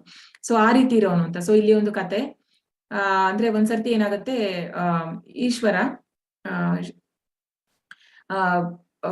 ಏನ್ ಮಾಡ್ತಾರೆ, ಒಂದ್ಸತಿ ಹರಿಕತೆ ಅಂದ್ರೆ ಕೃಷ್ಣನ ಬಗ್ಗೆ ಕಥೆಯನ್ನ ಹೇಳ್ತಾ ಇರ್ತಾರೆ ಅಲ್ಲಿ ಭಾಗವತಂ ಹೇಳುವಾಗ ಅಲ್ಲಿ ಎಲ್ಲರೂ ನೆರೆದಿರ್ತಾರೆ. ಯಾರು ಅಲ್ಲಿ ಎಲ್ಲ ತುಂಬಾ ಋಷಿ ಮುನಿಗಳು, ನಾರದ ಮುನಿಗಳು ನೋಡ್ಬೋದು ನಾವು, ಇಲ್ಲೆಲ್ಲ ಕೂತಿರ್ತಾರೆ. ಆಗ ಅವರು ಪಾರ್ವತಿ ದೇವಿ ಸಹ ಇರ್ತಾಳೆ. ಸೊ ಅವಳು ಗಂಡನ ಅಂದ್ರೆ ತೊಡೆಯ ಮೇಲೆ ಕೂರ್ಸ್ಕೊಂಡಿರ್ತಾರೆ. ಸೊ ಆದ್ರೆ ಅವರು ಆಕ್ಚುಲಿ ತುಂಬಾ ಎಲಿವೇಟೆಡ್, ಶಿವ ಅಂತ ಹೇಳಿದ್ರೆ ನಮಗೆ ಗೊತ್ತು, ಅಂದ್ರೆ ವೈರಾಗ್ಯ ಮೂರ್ತಿನೇ. ಸೊ ಅವರಿಗೆ ಆತರ ಯಾವುದೇ ಭಾವನೆ ಇಲ್ಲ. ಆದರೆ ಅದನ್ನ ಆಕಾಶ ವಿಮಾನದಲ್ಲಿ ಚಿತ್ರಕೇತು ಅಂತ ವಿಷ್ಣು ತುಂಬಾ ಭಕ್ತ, ಅವನು ಹೋಗ್ತಾ ಇರ್ತಾನೆ. ಅವನು ಹೋಗುವಾಗ ಇದನ್ನ ನೋಡಿ ಅವನು ನಗ್ತಾನೆ. ನಗೋದು ಯಾಕೆ ಅಂದ್ರೆ ಈ ರೀತಿ ಒಂದು ಭಾಗವತ ಮೇಲೆ ಹೇಳುವಾಗ, ಅಂದ್ರೆ ದೇವರ ಒಂದು ಹೇಳುವಾಗ ಈ ರೀತಿ ಅಂದ್ರೆ ಸರಿಯಾದ ಉದಾಹರಣೆ ಅಲ್ಲ ಅನ್ನೋ ರೀತಿಯಲ್ಲಿ ಅವನು ನಗ್ತಾನೆ. ಆದ್ರೆ ಅದನ್ನ ನೋಡಿ ಅವನು ಇವರಿಗೆ ಗೊತ್ತು ಅವನು ವಿಷ್ಣುವ ಡಿವೋಟಿ ಅಂತ ಹೇಳಿ, ಭಕ್ತ ಅಂತ. ಸೊ ಅವರು ಅದನ್ನ ತಪ್ಪು ತಿಳ್ಕೊಳ್ಳಲ್ಲ ಭಗವಂತ. ಸೊ ಇವಳು ಪಾರ್ವತಿಗೆ ಸಿಟ್ಟು ಬರುತ್ತೆ, ನನ್ನ ಗಂಡನಿಗೆ ಮರ್ಯಾದೆ ಕೊಟ್ಟಿಲ್ಲ ನೀನು, ನಗ್ತಾ ಇದೀಯ ನೀನು ಅಂತ ಹೇಳಿ ಅವಳು ಏನ್ ಮಾಡ್ತಾಳೆ, ನಾನ್ ನಿನಗೆ ಶಾಪ ಕೊಡ್ತೀನಿ, ನೀನು ಮುಂದಿನ ಜನ್ಮದಲ್ಲಿ ರಾಕ್ಷಸನಾಗು ಅಂತ ಹೇಳಿ ಅವಳು ಶಾಪ ಕೊಡ್ತಾಳೆ. ಶಾಪ ಕೊಟ್ಟಾಗ ಅವನು ಬಂದು ಅದನ್ನ ಆಕ್ಸೆಪ್ಟ್ ಮಾಡ್ತಾನೆ, ಕಾಲಿಗೆ ಬೀಳ್ತು ಕ್ಷಮೆ ಕೇಳ್ತಾನೆ, ತಾಯಿ ನನ್ನನ್ನ ಕ್ಷಮಿಸಿ ಬಿಡು ಅಂತ ಹೇಳ್ತಾನೆ. ನಾನು ಇದ್ರಲ್ಲಿ ಹೇಳಿದ್ದಲ್ಲ ಅಂತ. ಆಮೇಲೆ ಆಯ್ತು, ನಾನ್ ನಿನ್ನ ಶಿಕ್ಷೆಯನ್ನ ತಗೊಳ್ತೇನೆ ಅಂತ ಶಿವ ಹೇಳುವಂತದ್ದು, ನೋಡು ನೀನು ವಿಷ್ಣುವ ಭಕ್ತರು ಎಷ್ಟು ಒಂದು ಹೈಲಿ ಅಂದ್ರೆ ಎಷ್ಟು ಎಲಿವೇಟೆಡ್ ಇದ್ದಾರೆ ಅಂದ್ರೆ ಅವನು ಆಕ್ಚುಲಿ ಅವನದನ್ನ ತಗೊಳ್ದೇ ಇರ್ಬೋದಿತ್ತಂತೆ, ರಿವರ್ಸ್ ಮಾಡ್ಬೋದಿತ್ತಂತೆ. ಅಂದ್ರೆ ಅಷ್ಟು ಒಂದು ಪ್ಯೂರ್ ಡಿವೋಟಿ ಅವನು. ಆದ್ರೂ ಸಹ ಅವನು ಅದನ್ನ ಆಕ್ಸೆಪ್ಟ್ ಮಾಡ್ಕೊಳ್ತಾನೆ, ಶಿಕ್ಷೆಯನ್ನ ತಗೊಂಡು ಅವನು ರಾಕ್ಷಸ ಆಗುವಂಥದ್ದು. ಸೊ ಆಮೇಲೆ ಮುಂದಿನ ಇದ್ರಲ್ಲಿ ಅವನು ವೃತಾಸುರ ಅಂತ ಆಗ್ತಾನೆ. ಸೊ ಇಂದ್ರನೊಟ್ಟಿಗೆ ಅವನಿಗೆ ತುಂಬಾ ಅವರಿಬ್ಬರಿಗೆ ಯುದ್ಧ ಆಗುತ್ತೆ. ಆಲ್ಮೋಸ್ಟ್ 1 ವರ್ಷ ಇಂದ್ರ ಅವನ ಹೊಟ್ಟೆ ಒಳಗೆ ಇರ್ತಾನಂತೆ, ಅವ್ರು ಬರ್ಲಿಕ್ಕಾಗಲ್ಲ ಅವನಿಗೆ. ಆಮೇಲೆ ಅವನಿಗೆ ಉಪಾಯ ಹೇಳುವಂಥದ್ದು, ನೀನು ವಿಷ್ಣು ಅಸ್ತ್ರ ಅಂತ ಒಂದಿದೆ, ಅದರಿಂದ ನನ್ನನ್ನ ಸಾಯಿಸ್ಲಿಕ್ಕೆ ಸಾಧ್ಯ, ಬೇರೆ ಯಾವ್ದ್ರಿಂದ ಸಾಧ್ಯ ಇಲ್ಲ ಅಂತ ಹೇಳಿ ಅವನೇ ಕೊಡ್ತಾನೆ. ಕೊಟ್ಟ ಮೇಲೆ ಅವನ ಹೊಟ್ಟೆನ ಮಾಡಿ ಅವನು ಹೊರಗಡೆ ಬಂದು ಅವನು ಸಾಯ್ತಾನೆ. ಆದ್ರೆ ಅವನಿಗೆ ಮುಕ್ತಿ ಸಿಗುತ್ತೆ, ದೇವರ ಹತ್ರ ಹೋಗ್ತಾನೆ, ಅವನ ದೇವರ ಆಧ್ಯಾತ್ಮಿಕ ಲೋಕಕ್ಕೆ ಹೋಗ್ತಾನೆ. ಸೊ ಭೌತಿಕವಾಗಿ ನಾವು ಇದನ್ನ ನೋಡುವಾಗ ಇಂದ್ರ ಗೆದ್ದಾಗೆ ಕಾಣುತ್ತೆ. ಇಂದ್ರ ಗೆದ್ದು ಸೋತ, ಆದ್ರೆ ವೃತಾಸುರ ಸೋತು ಗೆದ್ದ ಅಂತ ಹೇಳ್ತಾರೆ ಪ್ರಭುಪಾದ್. ಯಾಕಂತ ಹೇಳಿದ್ರೆ ಅವನು ಸತ್ರು ಸಹ ಅವನು ಹೋಗಿದ್ದು ಆಧ್ಯಾತ್ಮಿಕ ಲೋಕಕ್ಕೆ. ಸೊ ಈ ತರದವರು ಅಂದ್ರೆ ಯಾವುದೇ ಒಂದು ಉದ್ವೇಗವನ್ನ, ಈಗ ಅವನು ಉದ್ವೇಗಗೊಳ್ಬೋದಿತ್ತು ಪಾರ್ವತಿ ಹೇಳುವಾಗ, ಆದ್ರೆ ಅದಕ್ಕೆ ಅವನು ಉದ್ವೇಗಗೊಳ್ಳಿಲ್ಲ. ಸೊ ಅಂತಹ ಭಕ್ತರು ನನಗೆ ಪ್ರಿಯರು. ಅನಪೇಕ್ಷು ಚಿರ್ದಕ್ಷ ಉದಾಸೀನೋ ಗತವ್ಯತಃ ಸರ್ವಾರಂಭ ಪರಿತ್ಯಾಗೋ ಯೋ ಮದ್ಭಕ್ತ ಸಮೇ ಪ್ರಿಯ. ಚಟುವಟಿಕೆಗಳ ಸಾಮಾನ್ಯ ನಡೆಯನ್ನು ಅವಲಂಬಿಸದಿರುವ, ಪರಿಶುದ್ಧನಾದ, ದಕ್ಷನಾದ, ಚಿಂತೆ ಇಲ್ಲದ, ಎಲ್ಲಾ ನೋವುಗಳಿಂದ ಮುಕ್ತನಾದ, ಯಾವ ಫಲಕ್ಕಾಗಿಯೂ ಶ್ರಮ ಪಡದ ಭಕ್ತನು ನನಗೆ ಬಹು ಪ್ರಿಯವಾದನು. ಸೊ ಇಲ್ಲಿ ಸುಧಾಮ ನೋಡ್ಬೋದು ನಾವು. ತುಂಬಾ ಬಡತನ, ಮನೆಯಲ್ಲಿ ತುಂಬಾ ಮಕ್ಳು ಇತ್ತು ಅವನಿಗೆ, ತುಂಬಾ ಬಡತನ. ಆದ್ರೂ ಅವನು ಯಾವಾಗಲೂ ಕೃಷ್ಣನ ಒಂದು ಧ್ಯಾನದಲ್ಲೇ ಇರ್ತಾ ಇದ್ದ. ಸೊ ಯಾವುದೇ ಒಂದು ಅವನಿಗೆ ಎಫೆಕ್ಟ್ ಆಗ್ತಿರ್ಲಿಲ್ಲ, ಭೌತಿಕವಾಗಿರುವಂತದ್ದು ಅವನಿಗೆ ಎಫೆಕ್ಟ್ ಆಗ್ತಿರ್ಲಿಲ್ಲ. ಆದ್ರೆ ಒಂದಿನ ಹೆಂಡತಿ ಹೇಳ್ತಾಳೆ, ನಾವಿಲ್ಲಿ ಇಷ್ಟು ಬಡವರು, ನಮಗೆ ತಿನ್ನಕ್ಕೆ ಸಹ ಗತಿ ಇಲ್ಲ ಸರಿಯಾದ್ದು, ಆದ್ರೆ ನಿನ್ನ ಗೆಳೆಯ, ಅವನು ನಿನ್ನ ಪ್ರೀತಿಯ ಗೆಳೆಯ ಅಷ್ಟು ಕ್ಲೋಸ್ ಫ್ರೆಂಡ್ ಅಂತ್ಯಾ, ಅವನಲ್ಲಿ ರಾಜ ಆಗಿದ್ದಾನೆ ಮಥುರದಲ್ಲಿ, ನಾವಿಲ್ಲಿ ಕಷ್ಟದಲ್ಲಿದ್ದೀವಿ, ಹೋಗಿ ಅವನ ಹತ್ರ ಸ್ವಲ್ಪ ಏನಾದ್ರು ಸಹಾಯ ಕೇಳಬಾರ್ದಾ ಅಂತ ಹೇಳ್ತಾಳೆ ಅಂತಿ. ಆಗ ಅವನ್ ಏನ್ ಮಾಡ್ತಾನೆ, ಅವ್ನ್ ಮನಸ್ಸಿಲ್ಲದ ಮನಸ್ಸಿಗೆ, ಅಂದ್ರೆ ಸಹಾಯ ಕೇಳಕ್ ಇಷ್ಟ ಇಲ್ಲ, ಆದ್ರೂ ಕೃಷ್ಣನನ್ನ ನೋಡ್ಬೋದು ಅನ್ನೋ ಒಂದು ಖುಷಿಯಲ್ಲಿ ಹೋಗ್ತಾನೆ. ಸೊ ಕೃಷ್ಣನನ್ನ ನೋಡುವ ಖುಷಿಯಲ್ಲಿ ಹೋದಾಗ ಏನಾಗತ್ತೆ, ಅಲ್ಲಿ ಹೋದಾಗ ಕೃಷ್ಣನಿಗೆ ಅಂದ್ರೆ ಅವನ ವೇಷ ನೋಡಿ ಅವನು ತುಂಬಾ ಹರಿದೋಗಿರೋ ಬಟ್ಟೆ ಎಲ್ಲ ಹಾಕಿರ್ತಾನೆ. ಅದು ಹೋಗುವಾಗ ಹೆಂಡತಿ ಏನ್ ಮಾಡ್ತಾಳೆ, ಒಂದ್ ಸ್ವಲ್ಪ ಅವಲಕ್ಕಿಯನ್ನ ಕೊಡ್ತಾಳೆ, ಕೃಷ್ಣನಿಗೆ ತುಂಬಾ ಪ್ರಿಯವಾದದ್ದು, ಇನ್ನೇನು ಇರಲ್ಲ ಅವ್ರ ಮನೆಯಲ್ಲಿ, ಸ್ವಲ್ಪ ಇರುತ್ತೆ, ಅದನ್ನೇ ಅವನು ತಗೊಂಡೋಗ್ತಾನೆ, ಏನಾದ್ರೂ ತಗೊಂಡೋಗ್ಬೇಕು ಕೃಷ್ಣನಿಗೆ ಅಂತ. ಸೊ ಅಲ್ಲಿ ಹೋಗುವಾಗ ಅವರು ದ್ವಾರಪಾಲಕರು ನಿಲ್ಲಿಸ್ತಾರೆ, ಯಾರಿದು ಭಿಕ್ಷುಕನಾಗಿದ್ದಾನಲ್ಲ ಇವನ ಹೇಗೆ ಬಿಡಕ್ಕಾಗತ್ತೆ ಅಂತ. ಸರಿ, ಅವ್ರು ಹೋಗಿ ಒಳಗೋಗಿ ಕೃಷ್ಣನಿಗೆ ಹೇಳ್ತಾರೆ, ಈ ತರ ಯಾರು ಬಂದಿದ್ದಾರೆ, ನಿನ್ನ ಸ್ನೇಹಿತ ಅಂತ ಹೇಳ್ತಾ ಇದಾರೆ, ನಿನ್ನ ಸ್ನೇಹಿತ ಅಂತ. ಅವ್ರು ಹೇಗಿದ್ದಾನೆ ಅಂತ ಕೇಳುವಾಗ ಅವ್ರ ವಿವರಿಸುವಾಗ ಅವ್ರಿಗೆ ಗೊತ್ತಾಗತ್ತೆ ಇದು ಸುಧಾಮ ಅಂತ ಹೇಳಿ. ಅವನು ಕೃಷ್ಣ ಓಡ್ಕೊಂಡ್ ಬರ್ತಾನಂತೆ, ಓಡ್ಕೊಂಡ್ ಬಂದು ದ್ವಾರದ ಹತ್ರ ಬಂದು ಅವನ ತಬ್ಬು ಹಿಡ್ಕೊಂಡು ಅವನನ್ನ ಒಳಗಡೆ ಕರ್ಕೊಂಡು ಹೋಗ್ತಾನೆ. ಒಳಗಡೆ ಕರ್ಕೊಂಡು ಹೋಗಿ ಅವನನ್ನ 1 ವಾರದಷ್ಟು ಟೈಮ್ ಅವನ ಉಪಚಾರ ಮಾಡಿ, ಅವನನ್ನ ಅದೇ ಕಾಲು ತೊಳೆದು ನೋಡಿದ್ವಿ ನಾವು, ಕಾಲು ತೊಳೆದು ಅವನನ್ನ ಉಪಚಾರ ಮಾಡಿ ಎಲ್ಲ ಮಾಡ್ತಾನೆ. ಆಮೇಲೆ ಕೃಷ್ಣ ಕೇಳ್ತಾನಂತೆ, ನಿಂಗೆ ಏನಾಗ್ಬೇಕು ನನ್ನ ಬಂದಿದ್ಯಾ ಅನ್ನುವಾಗ ಅವನಿಗೆ ಬಾಯೇ ಬರಲ್ಲ, ಸುಧಾಮನಿಗೆ ಇಷ್ಟ ಆಗಲ್ವಂತೆ. ಭಗವಂತನ ಹತ್ರ ಏನು ಕೇಳಲಿಕ್ಕೂ ಮನ್ಸ್ ಬರಲ್ಲ ಅವನಿಗೆ, ಅಂದ್ರೆ ಅವ್ನು ನೋಡಿ ಅಷ್ಟು ಖುಷಿ ಆಗತ್ತೆ, ಅವನಿಗೆ ಏನು ಕೇಳಕ್ಕೂ ಮನ್ಸ್ ಬರಲ್ಲ. ಅವನು ಹಾಗೇ ರಿಟರ್ನ್ ಆಗ್ತಾನೆ, 4 ದಿನ ಇರ್ತಾನೆ. ಆಮೇಲೆ ಭಗವಂತ ಏನು ಕೇಳು ಅಂದ್ರೆ ಏನು ಕೇಳಲ್ಲ ಅವನು. ಆಮೇಲೆ ಅವನು ಅವನು ಪ್ರಸಾದವನ್ನ ಕೊಡ್ತಾನೆ, ಅವನು ಖುಷಿ ಪಡ್ತಾನೆ, ಅವನು ಮತ್ತೆ ರಿಟರ್ನ್ ಬರ್ತಾ ಇರುವಾಗ ಹೆಂಡತಿಗೆ ಏನ್ ಹೇಳುವಂತದ್ದು ನಾನು ಅಂತ ಹೇಳಿ ಯೋಚನೆ ಮಾಡ್ತಾ ಬರ್ತಾ ಇರ್ತಾನೆ. ಅವನು ಮನೆ ಹತ್ರ ಬರ್ತಾನೆ, ನೋಡ್ತಾನೆ, ಅವ್ನಿಗೆ ಆಶ್ಚರ್ಯ ಕಾದಿದೆ. ಅಲ್ಲಿ ನೋಡಿದ್ರೆ ಒಂದು ದೊಡ್ಡ ಬಂಗ್ಲೆ ಬಂದ್ಬಿಟ್ಟಿದೆ ಅವನ ಮನೆ ಇರೋ ಕಡೆ. ಅಲ್ಲಿ ಗುಡಿಸಲು ಬದ್ಲಿಗೆ ಒಂದು ದೊಡ್ಡ ಮನೆ ಬಂದಿದೆ. ಅವನ ಹೆಂಡತಿ ಹೊರಗಡೆ ವೇಟ್ ಮಾಡ್ತಾ ಇದ್ದಾಳೆ, ಅವಳ ಫುಲ್ಲು ಜರಿ ಸೀರೆ ಎಲ್ಲ ಸುತ್ತಿ ಒಡವೆ ಎಲ್ಲ ಹಾಕಿ ತುಂಬಾ. ಅವ್ನು ನೋಡಿ ಆಶ್ಚರ್ಯ, ಏನಿದೆಲ್ಲ ಅಂತ ಕೇಳುವಾಗ ಅವಳು ಹೇಳ್ತಾಳೆ, ನೀನ್ ಹಾಗೆ ಓದಿಯಲ್ಲ, ಹೋದಾಗೆ ಇಲ್ಲಿ ಈ ತರ ಆಯ್ತು, ನಮಗೆ ಈ ತರ ಮಾಡ್ಕೊಟ್ಟಿದ್ದಾನೆ ಭಗವಂತ, ನೀನು ಹೋಗಿದ ತಕ್ಷಣ ಇಲ್ಲಿ ಮಾಡಿದ್ದಾರೆ ಅಂತ ಹೇಳ್ತಾನೆ. ಅವನಿಗೆ ಅಂದ್ರೆ ಅಂದ್ರೆ ತುಂಬಾ ದುಃಖನೂ ಬರುತ್ತೆ. ಅಂದ್ರೆ ಭಗವಂತ ಎಷ್ಟು ಕರುಣಾಮಯಿ ಅಂತ ಹೇಳಿ, ಅವನೇನು ಕೇಳಲೇ ಇಲ್ಲ, ಆದ್ರೂ ಅರ್ಥ ಮಾಡ್ಕೊಂಡ. ಹೇಗೆ ಇದು ಸಾಧ್ಯ ಆಯ್ತು ಅಂದ್ರೆ, ಭಗವಂತ ಎಲ್ಲರ ಹೃದಯದಲ್ಲಿ ಪರಮಾತ್ಮನಾಗಿದ್ದಾನಲ್ಲ, ಅವನಿಗೆ ಹೇಳಕ್ ಆಗ್ಲಿಲ್ಲ, ಆದ್ರೆ ಭಗವಂತ ಅದನ್ನ ಅರ್ಥ ಮಾಡ್ಕೊಂಡ. ಸೊ ಅದನ್ನ ಕೊಡ್ತಾನೆ. ಸೊ ಅದಾದ ಮೇಲೆ ಆದ್ರೂ ಸಹ ಅವನು ಮಾತ್ರ ಅವನಲ್ಲಿ ಇರಲ್ವಂತೆ. ಯಾಕಂತ ಹೇಳಿದ್ರೆ, ನಾನು ಇಲ್ಲಿದ್ರೆ ನಾನು ಕೃಷ್ಣನನ್ನ ಸ್ಮರಿಸಕ್ಕೆ ಸಾಧ್ಯ ಇಲ್ಲ. ಇಷ್ಟೆಲ್ಲ ವೈಭವ ಇರೋ ಕಡೆ ಭಗವಂತನನ್ನ ಹೇಗೆ ನೆನಪಾಗುತ್ತೆ, ನಾನು ಗುಡಿಸ್ಲಲ್ಲೇ ಇರೋದು ಅಂತ ಅವನು ಇರ್ಲಿಲ್ಲ ಅಂತೆ, ಅವನು ಹೊರಗಡೆ ಹೋಗಿ ಗುಡಿಸ್ಲಲ್ಲೇ ಇರ್ತಿದ್ದ. ಸೊ ಇದು ಸುಧಾಮನ ಒಂದು ಅಂದ್ರೆ ಎಷ್ಟು ಗ್ರೇಟ್ ಡಿವೋಟಿ ಅಂತ ನಾವ್ ಇದ್ರಲ್ಲಿ ನೋಡ್ಬೋದು ಸುಧಾಮ. ಸೊ ಅಂತಹ ಭಕ್ತ ನನಗೆ ಪ್ರಿಯ ಅಂತ. ಯೋ ನ ಹೃಷ್ಯತಿ ನ ದ್ವೇಷ್ಟಿ ನ ಶೋಚತಿ ನ ಕಾಂಕ್ಷತಿ ಶುಭಾಶುಭ ಪರಿತ್ಯಾಗಿ ಭಕ್ತಿಮಾನ್ಯಸ್ಸ ಮೇ ಪ್ರಿಯ. ಯಾರು ಹರ್ಷ ಪಡುವುದಿಲ್ಲವೋ, ದುಃಖ ಪಡುವುದಿಲ್ಲವೋ, ಯಾರು ಶೋಕಿಸುವುದಿಲ್ಲವೋ, ಬಯಸುವುದಿಲ್ಲವೋ, ಯಾರು ಶುಭಾಶುಭಗಳನ್ನು ಪರಿತ್ಯಾಗ ಮಾಡುತ್ತಾರೋ ಅಂತಹ ಭಕ್ತನು ನನಗೆ ಬಹುಪ್ರಿಯನಾದವನು. ಸೊ ಇಲ್ಲಿ ಪ್ರಹ್ಲಾದ್ ಮಹಾರಾಜ್. ಸೊ ಪ್ರಹ್ಲಾದ್ ಮಹಾರಾಜ್ಗೆ ಪ್ರತಿ ದಿನ ತಂದೆ ಬೇರೆ ಬೇರೆ ರೀತಿಯಲ್ಲಿ ಅವನನ್ನ ಸಾಯಿಸೋದಕ್ಕೆ ಏನಾದ್ರೂ ಒಂದು ಪ್ರಯತ್ನ ಪಡ್ತಾ ಇದ್ರು. ಅಂತ ಹೇಳಿದ್ರೆ, ಅವನಿಗೆ ಗುರುಕುಲದಿಂದ ಬಂದಾಗ ಶ್ರೇಷ್ಠವಾದದ್ದೇನು ಅನ್ನುವಾಗ ಅವನು ವಿಷ್ಣು ಬಗ್ಗೆ ಹೇಳ್ತಾನೆ. ಅವನಿಗೆ ತಂದೆಗೆ ಅದನ್ನ ಸಹಿಸಕ್ಕಾಗಲ್ಲ, ಅವನು ರಾಕ್ಷಸ. ಹಾಗೂ ಅವನ ಅಣ್ಣನನ್ನ ಹಿರಣ್ಯಾಕ್ಷನನ್ನ ವಿಷ್ಣು ಕೊದ್ದಿರೋ ಬಗ್ಗೆ ಅವನಿಗೆ ವಿಷ್ಣು ಮೇಲೆ ತುಂಬಾ ದ್ವೇಷ ಇರುತ್ತೆ, ಹಿರಣ್ಯಕಶಿಪುಗೆ. ಸೊ ಇವನ ತಂದೆ ಹಿರಣ್ಯಕಶಿಪು. ಸೊ ಅವನು ಇವನನ್ನ ಬೇರೆ ಬೇರೆ ರೀತಿಯಲ್ಲಿ ಕೊಲ್ಲಿಕ್ಕೆ ಪ್ರಯತ್ನ ಪಡ್ತಾನೆ. ಹುಚ್ಚ ಆನೆಯನ್ನ ಕಳಿಸುವಂತದ್ದು, ಬೇರೆ ಅಂದ್ರೆ ಮೇಲೆಯಿಂದ ಬೆಟ್ಟದಿಂದ ಮೇಲೆ ತಳ್ಳುವಂತದ್ದು, ಹಾಗೂ ನದಿಯಲ್ಲಿ ಅಂದ್ರೆ ಸಮುದ್ರಕ್ಕೆ ಬಿಸಾಕುವಂಥದ್ದು, ಎಲ್ಲಿ ಹೋದ್ರು ಸಹ ಭಗವಂತ ಅಲ್ಲಿ ಬಂದವನ್ನ ಕಾಪಾಡ್ತಾ ಇದ್ದ. ಬಿಸಿ ಎಣ್ಣೆಯಲ್ಲಿ ಹಾಕಕ್ಕೆ ಪ್ರಯತ್ನ ಪಡ್ತಾನೆ, ಅಂದ್ರೆ ಹಾವುಗಳನ್ನ ಬಿಡ್ತಾನೆ, ಎಲ್ಲವನ್ನ ಮಾಡ್ತಾನೆ, ಆದ್ರೂ ಸಹ ಅವನು ಸಾಯಲ್ಲ. ಸೊ ಆಮೇಲೆ ಕೊನೆಯಲ್ಲಿ ಅವನು ಪ್ರಹ್ಲಾದ ಹೇಳ್ತಾನೆ, ಎಲ್ಲಿದೆ ನಿನ್ನ ವಿಷ್ಣು, ಇಲ್ಲಿದಾನ ಅಂತ ಕೇಳುವಾಗ, ಸ್ತಂಭದಲ್ಲಿದ್ದಾನೆ ಅನ್ನುವಾಗ, ಹೌದು ಇಲ್ಲೂ ಇದ್ದಾನೆ, ಎಲ್ಲ ಕಡೆ ಇದ್ದಾನೆ ಅನ್ನುವಾಗ, ಅವನು ಅದನ್ನ ಒಡಿವಾಗ ಅಲ್ಲಿದ್ದ ನರಸಿಂಹ ಬರುವಂತದ್ದು ಅಲ್ವಾ, ನರಸಿಂಹ ಬಂದು ಪ್ರಹ್ಲಾದನನ್ನ ಕಾಪಾಡಿ ಇವನನ್ನ ಸಾಯಿಸುವಂತ, ಸಂಹಾರ ಮಾಡುವಂತ. ಸೊ ಹರ್ಷ, ಅವನು ಯಾವಾಗ್ಲೂ ದುಃಖ ಪಡ್ಲೇ ಇಲ್ಲ, ಅವನು ಖುಷಿಯಾಗೇ ಇರ್ತದೆ, ಸಂತೋಷವಾಗಿರ್ತದೆ. ಅಂದ್ರೆ ಆ ಒಂದು ಅಚಲವಾದ ಒಂದು ನಂಬಿಕೆ, ಭಗವಂತ ನನ್ನನ್ನ ಕಾಪಾಡ್ತಾನೆ ಅಂತ. ಸೊ ಅಂತಹ ಭಕ್ತ ನನಗೆ ಪ್ರಿಯ ಅಂತ.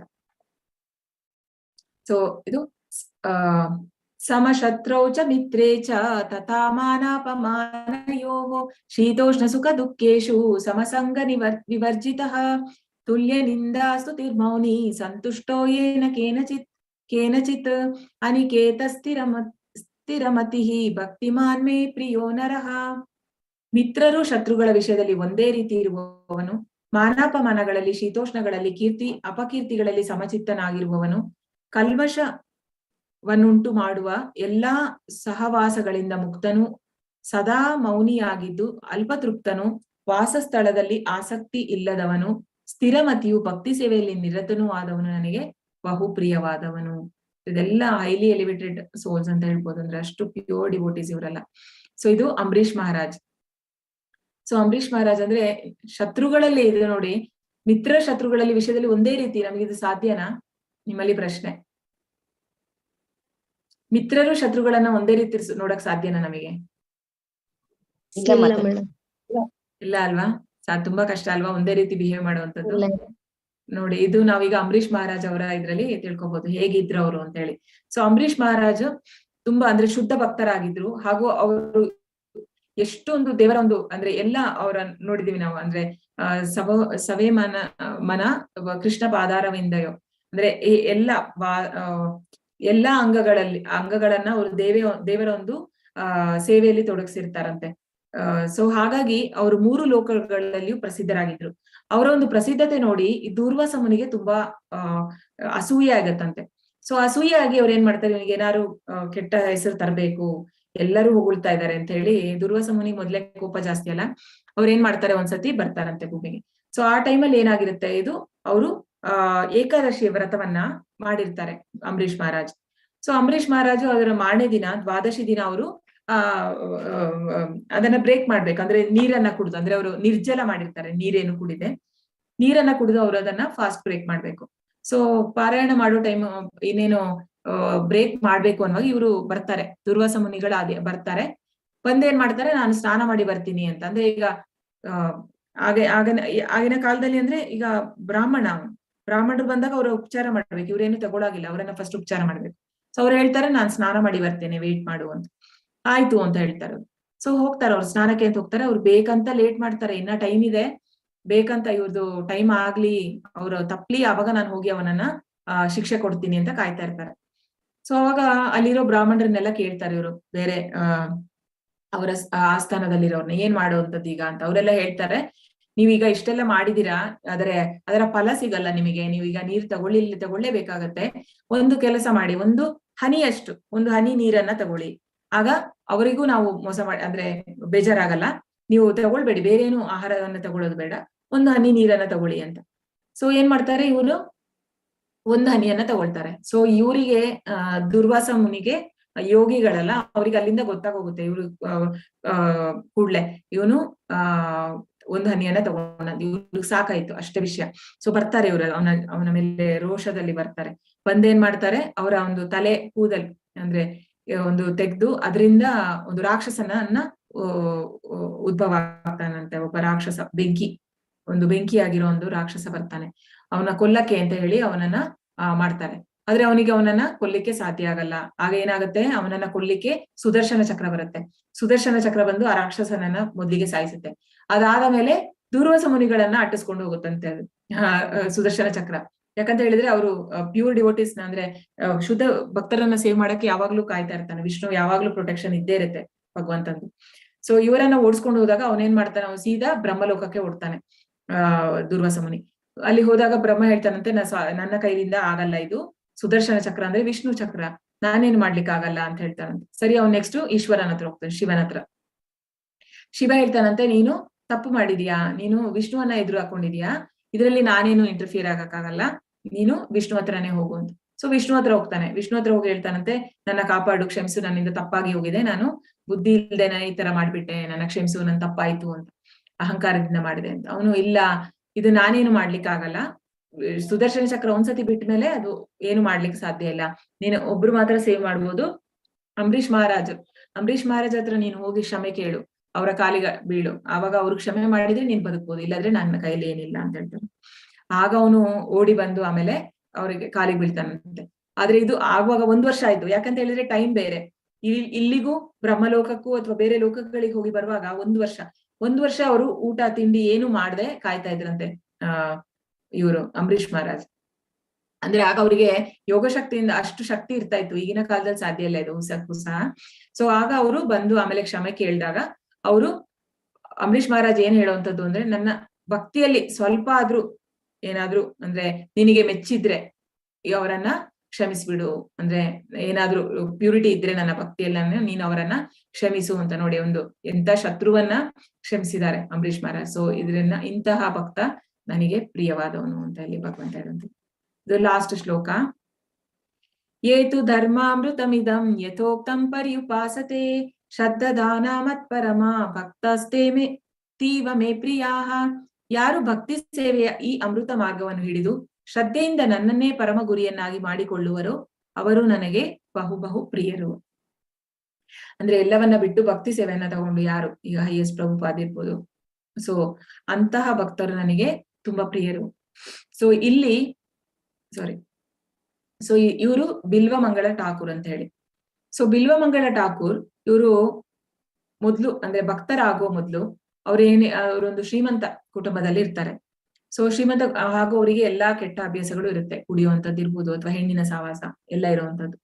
ಸೊ ಅವ್ರೇನ್ ಮಾಡ್ತಾರೆ, ಅವರು ಒಂದ್ಸತಿ ಅವರ ತಂದೆಯ ಶ್ರಾದ್ದ ಆಗ್ತಾ ಇರುತ್ತೆ, ಅಂದ್ರೆ ಅವ್ರ ತಂದೆ ತೀರಿ ಅದರ 10-11 ದಿನ ಕಾರ್ಯ ಇರುತ್ತಲ್ಲ, ಕಾರ್ಯ ಆಗ್ತಾ ಇರುತ್ತೆ. ಇವರಿಗೆ ಸಂಜೆ ಆಗ್ತಾ ಇರುತ್ತೆ. ಅವ್ರು ಏನ್ ಮಾಡ್ತಾರೆ ಅಂದ್ರೆ ಅಲ್ಲಿ ಪುರೋಹಿತರಿಗೆ ಹೇಳ್ತಾರೆ ಬೇಗ ಮುಗಿಸಿ ಅಂದ್ರೆ. ಇವರಿಗೆ ಅವರ ಒಂದು ವೈಶ್ಯ ಒಂದು ಸಹವಾಸ ಇರುತ್ತೆ, ಅಲ್ಲಿಗೆ ಹೋಗ್ಬೇಕಂತ ಅರ್ಜೆಂಟ್. ಸೊ ಅಲ್ಲಿಗೆ ಹೋಗಕ್ಕೋಸ್ಕರ ಅವ್ರು ಏನ್ ಮಾಡ್ತಾರೆ, ಈ ಪೂಜೆ ದುಡ್ಡು ಕೊಟ್ಟು ಪೂಜೆಯನ್ನ ಬೇಗ ಮುಗಿಸಿ ಅಂತ ಹೇಳ್ತಾರೆ. ಅಂದ್ರೆ ಅಲ್ಲಿ ಮಳೆ ಬೇರೆ ಜೋರು ಬರ್ತಾ ಇರುತ್ತೆ. ಸೊ ಅವ್ರೇನ್ ಮಾಡ್ತಾರೆ, ಪೂಜೆ ಬೇಗ ಮುಗಿಸ್ತಾರೆ. ಅವ್ರು ಹೊರಡ್ತಾರೆ ಅಲ್ಲಿಂದ. ಮಳೆ ಜೋರಾಯ್ತು. ಅವಳೇನ್ ಮಾಡ್ತಾಳೆ, ಅವಳೇನ್ ಮಾಡ್ತಾಳೆ, ಓಕೆ ಇವತ್ತು ಬರಲ್ಲ, ಸೊ ಹಾಗಾಗಿ ನಾನು ಬಾಗ್ಲಾಕೋಣ ಅಂತ ಹೇಳಿ ರಾತ್ರಿ 9-10 ಗಂಟೆ ಆಗೋಷ್ಟೊತ್ತಿಗೆ ಅವಳು ಬಾಗ್ಲಾಕಿ ಮಲ್ಗೋಣ, ಇವತ್ತು ಬರಲ್ಲ, ಮಳೆ ಸಿಕ್ಕಾಬಟ್ಟೆ ಇದೆ, ಬರಕ್ಕೆ ಚಾನ್ಸ್ ಇಲ್ಲ ಅಂತ ಅವಳು ಬಾಗ್ಲಾಕಿ ಮಲಗ್ತಾಳೆ. ಆದ್ರೆ ಇವನೇನ್ ಮಾಡ್ತಾನೆ, ಹೋಗಿ ಅಂದ್ರೆ ಸಮುದ್ರವನ್ನೆಲ್ಲ ಅಂದ್ರೆ ನದಿಯನ್ನ ದಾಟ್ಬೇಕಿರುತ್ತೆ, ಸಮುದ್ರ ಅಲ್ಲ ನದಿಯನ್ನ ದಾಟುವಾಗ ಏನಾಗುತ್ತೆ, ಅಲ್ಲಿ ಅವನಿಗೆ ಒಂದು ಹೆಣ ಇರುತ್ತೆ. ಹೆಣ ಅಂತಲೂ ಗೊತ್ತಾಗಲ್ಲ ಅವನಿಗೆ. ಆ ಹೆಣದ ಮೇಲೆ ಹೆಣದ ಒಂದು ಸಹಾಯ ಹಿಡ್ಕೊಂಡು ಅವನು ದಾಟ್ತಾನೆ. ಅವನು ಅದನ್ನ ಮರದ ಇದು ಅಂತ ಅನ್ಕೊಂಡು ಹೋಗ್ತಾನೆ. ಅದಾಗುತ್ತೆ. ಆಮೇಲೆ ಅದಾದ ಮೇಲೆ ಅವನು ಹತ್ಬೇಕಿದ್ರೆ ಅಂದ್ರೆ ಅವಳ ಮನೆಗೆ ಬರ್ತಾನೆ. ಅಲ್ಲಿ ಬಾಗ್ಲಾಕಿರುತ್ತೆ, ಅವಳಿಗೆ ಕೇಳ್ಸಲ್ಲ, ಗೊತ್ತಾಗಲ್ಲ. ಸೊ ಬೇರೆ ಅಲ್ಲ, ದಾಟ್ಬೇಕಾದ್ರೆ ಅವನು ಹಾವನ್ನ ಸಹ ಯೂಸ್ ಮಾಡ್ತಾನೆ. ಹಗ್ಗ ಅಂತ ತಿಳ್ಕೊಂಡು ಹಾವನ್ನ ಹಿಡ್ಕೊಂಡು ದಾಟ್ತಾನೆ. ಅಂದ್ರೆ ಅವನು ಗೋಡೆಯನ್ನ ದಾಟ್ಬೇಕಿರುತ್ತೆ, ಒಂದು ಗೋಡೆಯನ್ನ. ಸೊ ಅದನ್ನ ದಾಟ್ತಾನೆ ಅವನು. ಸೊ ಆ ರೀತಿ ಎಲ್ಲ ಮಾಡಿ ಹೋಗ್ತಾನೆ. ಆವಾಗ ಅವಳು ಬಾಗಿಲು ತೆಗಿತಾಳೆ, ಅಂದ್ರೆ ಅಲ್ಲಿ ಹೋಗ್ತಾನೆ, ಬಾಗಿಲು ತಟ್ಟುವಾಗ ಬಾಗಿಲು ತೆಗೆದು ಅವಳು ಶಾಕ್, ಅಂದ್ರೆ ಆಶ್ಚರ್ಯವಾಗುತ್ತೆ, ಶಾಕ್ ಆಗುತ್ತೆ ಅವಳಿಗೆ. ಅಂದ್ರೆ ಇಂಥ ಒಂದು ಮಳೆಯಲ್ಲಿ ಇವನು ಬಂದಲ್ಲ ಅಂತ ಹೇಳಿ.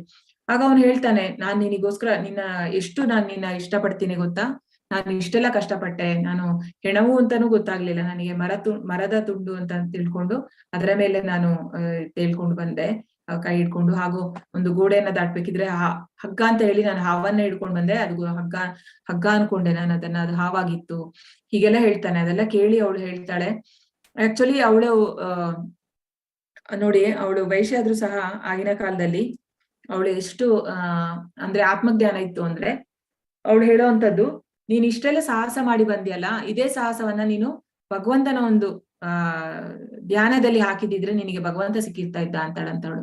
ಅಂದ್ರೆ ಅವನಿಗೆ ಅಷ್ಟು ಬೇಜಾರಾಗತ್ತೆ ಅವಳಿಗೆ, ಅವನ ಮಾಡಿರೋದನ್ನ ನೋಡಿ. ಅವನು ಹೇಳಿದ ತಕ್ಷಣ ಅವನಿಗೆ ತುಂಬಾ ಬೇಜಾರಾಗತ್ತೆ. ಅವನಿಗೆ ಕೂಡ್ಲೇ ರಿಯಲೈಸ್ ಆಗತ್ತಂತೆ. ಅಂದ್ರೆ ಇದು ಹೇಗೆ ಅಂದ್ರೆ, ಈಗ ದೀಕ್ಷೆ ತಗೊಳ್ತಾರಲ್ಲ, ದೀಕ್ಷೆ ತಗೊಂಡ್ಮೇಲೆ ಅವರು ಗುರುಗಳು ಈಗ ನಮ್ಮ ಗುರುಗಳು ಯಾರಿರ್ತಾರೆ, ಆಚಾರ್ಯರು, ಅವರು ಆ ಭಕ್ತನನ್ನ ಜನ್ಮಕ್ಕೂ ಬಂದು ಕಾಪಾಡ್ತಾರಂತೆ. ಅಂದ್ರೆ ಅವನು ಇಲ್ಲಿಂದ ಭೌತಿಕ ಜಗತ್ತಿಂದ ಭಗವಂತನ ಒಂದು ಧಾಮಕ್ಕೆ ಕರ್ಕೊಂಡು ಹೋಗೋವರೆಗೂ ಅವ್ರು ಕೈ ಬಿಡಲ್ಲ, ಹೇಗೋ ಒಂದು ಬೇರೆ ರೂಪದಲ್ಲಿ. ಸೊ ಒಂದು ವೈಶ್ಯ ರೂಪದಲ್ಲಿ ಬಂದು ಅವರು ಮಾತಾಡಿದ್ರು ಅಂತ ಹೇಳಲಾಗತ್ತೆ. ಅಂದ್ರೆ ಅವ್ರು ಆ ರೀತಿ ಮಾತಾಡ್ಸಿದ್ರು ಅಂತ ಅವಳ ಕೈಯಲ್ಲಿ. ಸೊ ಅವನಿಗೆ ರಿಯಲೈಸ್ ಆಗುತ್ತೆ, ನಾನು ಎಂತ ತಪ್ಪು ಮಾಡ್ತಾ ಇದ್ದೀನಿ ಅಂತ. ಅವನು ಸೀದಾ ಬೃಂದಾವನಕ್ಕೆ ಬರ್ತಾನಂತೆ. ಬೃಂದಾವನಕ್ಕೆ ಬಂದು ಇದನ್ನೆಲ್ಲ ಬಿಟ್ಟು ನಾನು ಬೃಂದಾವನಕ್ಕೆ ಬಂದೆ, ಸೊ ಬೃಂದಾವನದಲ್ಲಿ ನಾನು ದೇವರ ಧ್ಯಾನ ಮಾತ್ರ ಮಾಡ್ತೀನಿ ಅಂತ ಮಾಡ್ತಾ ಇರುವಾಗ ಅವನಿಗೆ ಏನಾಗುತ್ತೆ, ಗಂಡ ಹೆಂಡತಿ ಒಬ್ರು ನಡ್ಕೊಂಡು ಹೋಗ್ತಾ ಇರ್ತಾರಂತೆ. ಅದನ್ನ ನೋಡಿದ ತಕ್ಷಣ ಅವನಿಗೆ ಮತ್ತೆ ನೆನಪಾಗುತ್ತೆ. ಅವನಿಗೆ ನೆನಪಾಗಿದ ತಕ್ಷಣ ಅವನ್ ಏನ್ ಮಾಡ್ತಾನೆ, ಓಕೆ ಅವರ ಹೆಂಡತಿ ಹತ್ರ ಹೋಗ್ತಾನೆ, ಅಂದ್ರೆ ಗಂಡನ ಹತ್ರ ಹೋಗಿ ಹೇಳ್ತಾನಂತೆ, ನಾನು ನಿನ್ನ ಹೆಂಡತಿ ಹತ್ರ ಸ್ವಲ್ಪ ಮಾತಾಡ್ಬೇಕು ಅಂತ ಹೇಳಿ. ಸೊ ಅದಾದ್ಮೇಲೆ ಏನಾಗುತ್ತೆ, ಅವರು ಆಯ್ತು ಅಂತ ಗೆಸ್ಟ್ ಅಂತ ಹೇಳಿ ಅವರು ಇಲ್ಲ ಅಂತ ಹೇಳಿಕ್ ಆಗಲ್ಲ ಅಂತ ಮಾತಾಡಕ್ ಬಿಡ್ತಾರಂತೆ. ಸೊ ಹೆಂಡತಿ ಮಾತ್ರ ಇರುವಾಗ ಅವನು ಹೇಳ್ತಾನಂತೆ, ತಾಯಿ ನೀನ ಒಂದು ಅಂದ್ರೆ ಈಗ ತಲೆಗೆ ನಾವು ಹೂವೆಲ್ಲ ಮುಡಿತೀವಲ್ಲ, ಹೇರ್ ಪಿನ್ ಅಂತೀವಲ್ಲ, ಆ ಒಂದು ಹೇರ್ ಪಿನ್ನ ಕೇಳ್ತಾನಂತೆ, ಕೊಡು ಅಂತೇಳಿ. ಸೊ ಯಾಕೆ ಕೊಡ್ತಾಳೆ, ಕೊಟ್ಟಿದ ತಕ್ಷಣ ಅವನೇನ್ ಮಾಡ್ತಾನೆ, ಅವನ ಕಣ್ಣುಗಳನ್ನ ಎರಡನ್ನು ತೆಗೆದು ಬಿಡ್ತಾನಂತೆ. ಸೊ ಇದು ಆಕ್ಚುಲಿ ಅನುಸರಣೆ ಅನುಕರಣೆ ಅಂತ ಹೇಳಿ, ನಾವೇನಿದ್ರು ಅನುಸರಣೆ ಮಾಡ್ಬೇಕು, ಅನುಕರಣೆ ಮಾಡ್ಬಾರ್ದು. ಅವ್ರು ಮಾಡಿದನ್ನ ನಾವು ರಿಪೀಟ್ ಮಾಡ್ಬಾರ್ದು. ಆದ್ರೆ ನಾವೊಂದು ಲೆಸನ್ ತಗೋಬಹುದಷ್ಟೇ, ಯಾವ ರೀತಿ ಒಂದು ಭಕ್ತಿ ಸೇವೆಯಲ್ಲಿ ಅವರು ತೊಡಗಿದ್ರು ಅಂತ ಹೇಳಿ. ಅಂದ್ರೆ ಸೊ ಅವ್ರು 2 ಕಣ್ಣುಗಳನ್ನ ತೆಗಿತಾರೆ. ಆಮೇಲೆ ಇದು ಚೈತನ್ಯ ಚರಿತಾಮೃತದಲ್ಲಿ ಬರುವಂತದ್ದು, ಕೃಷ್ಣನೇ ಬಂದು ಅವರನ್ನ ಅಂದ್ರೆ ಅವರಿಗೆ ಆಮೇಲೆ ಅವರು ತುಂಬಾ ಪ್ಯೂರ್ ಡಿವೋಟಿ ಆಗ್ತಾರೆ. ಹಾಗೂ ಅವರು ದೇವಸ್ಥಾನದಲ್ಲಿ ಅಲ್ಲಿ ಡೀಟೇಲ್ಸ್ ನ ಅವರು ನೋಡ್ತಾ ಇದ್ರಂತೆ. ದಿನ ಅಲಂಕಾರ ಯಾವ ರೀತಿ ಆಗಿತ್ತು, ಅವರ ಯಾವ ಬಣ್ಣದ ಬಟ್ಟೆ ಹಾಕಿದೆ ಅದೆಲ್ಲ ಅವರಿಗೆ ಕಾಣ್ತಾ ಇತ್ತು, ಅವರಿಗೆ ಕಣ್ಣು ಇಲ್ದೇ ಇದ್ರು ಸಹ. ಅವನಿಗಾಗ ಒಬ್ಬ ಅರ್ಚಕ ಅವರನ್ನ ಕೇಳುವಂತದ್ದು, ಇವನು ಹೇಳುವಾಗ ಅವನು ಟೆಸ್ಟ್ ಮಾಡ್ಬೇಕು ಅನ್ಸುತ್ತೆ ಅವನಿಗೆ, ಇವನು ಹೇಗೆ ಹೇಳ್ತಾ ಇದ್ದಾನೆ, ಇವನೇನೋ ಯಾರು ಹೇಳ್ತಾ ಅಂದ್ರೆ ಸುಮ್ನೆ ಹೇಳ್ತಾ ಇರ್ಬೇಕು, ನೋಡೋಣ ಒಂದಿನ ಅಂತ ಹೇಳಿ ಅವ್ನು ಕೃಷ್ಣನಿಗೆ ಏನು ಹಾಕದೆ ಬರೀ ಎಲೆಯಲ್ಲಿ ಅಲಂಕಾರ ಮಾಡ್ತಾನಂತೆ, ಬಟ್ಟೆಯನ್ನೇ ಹಾಕದೆ.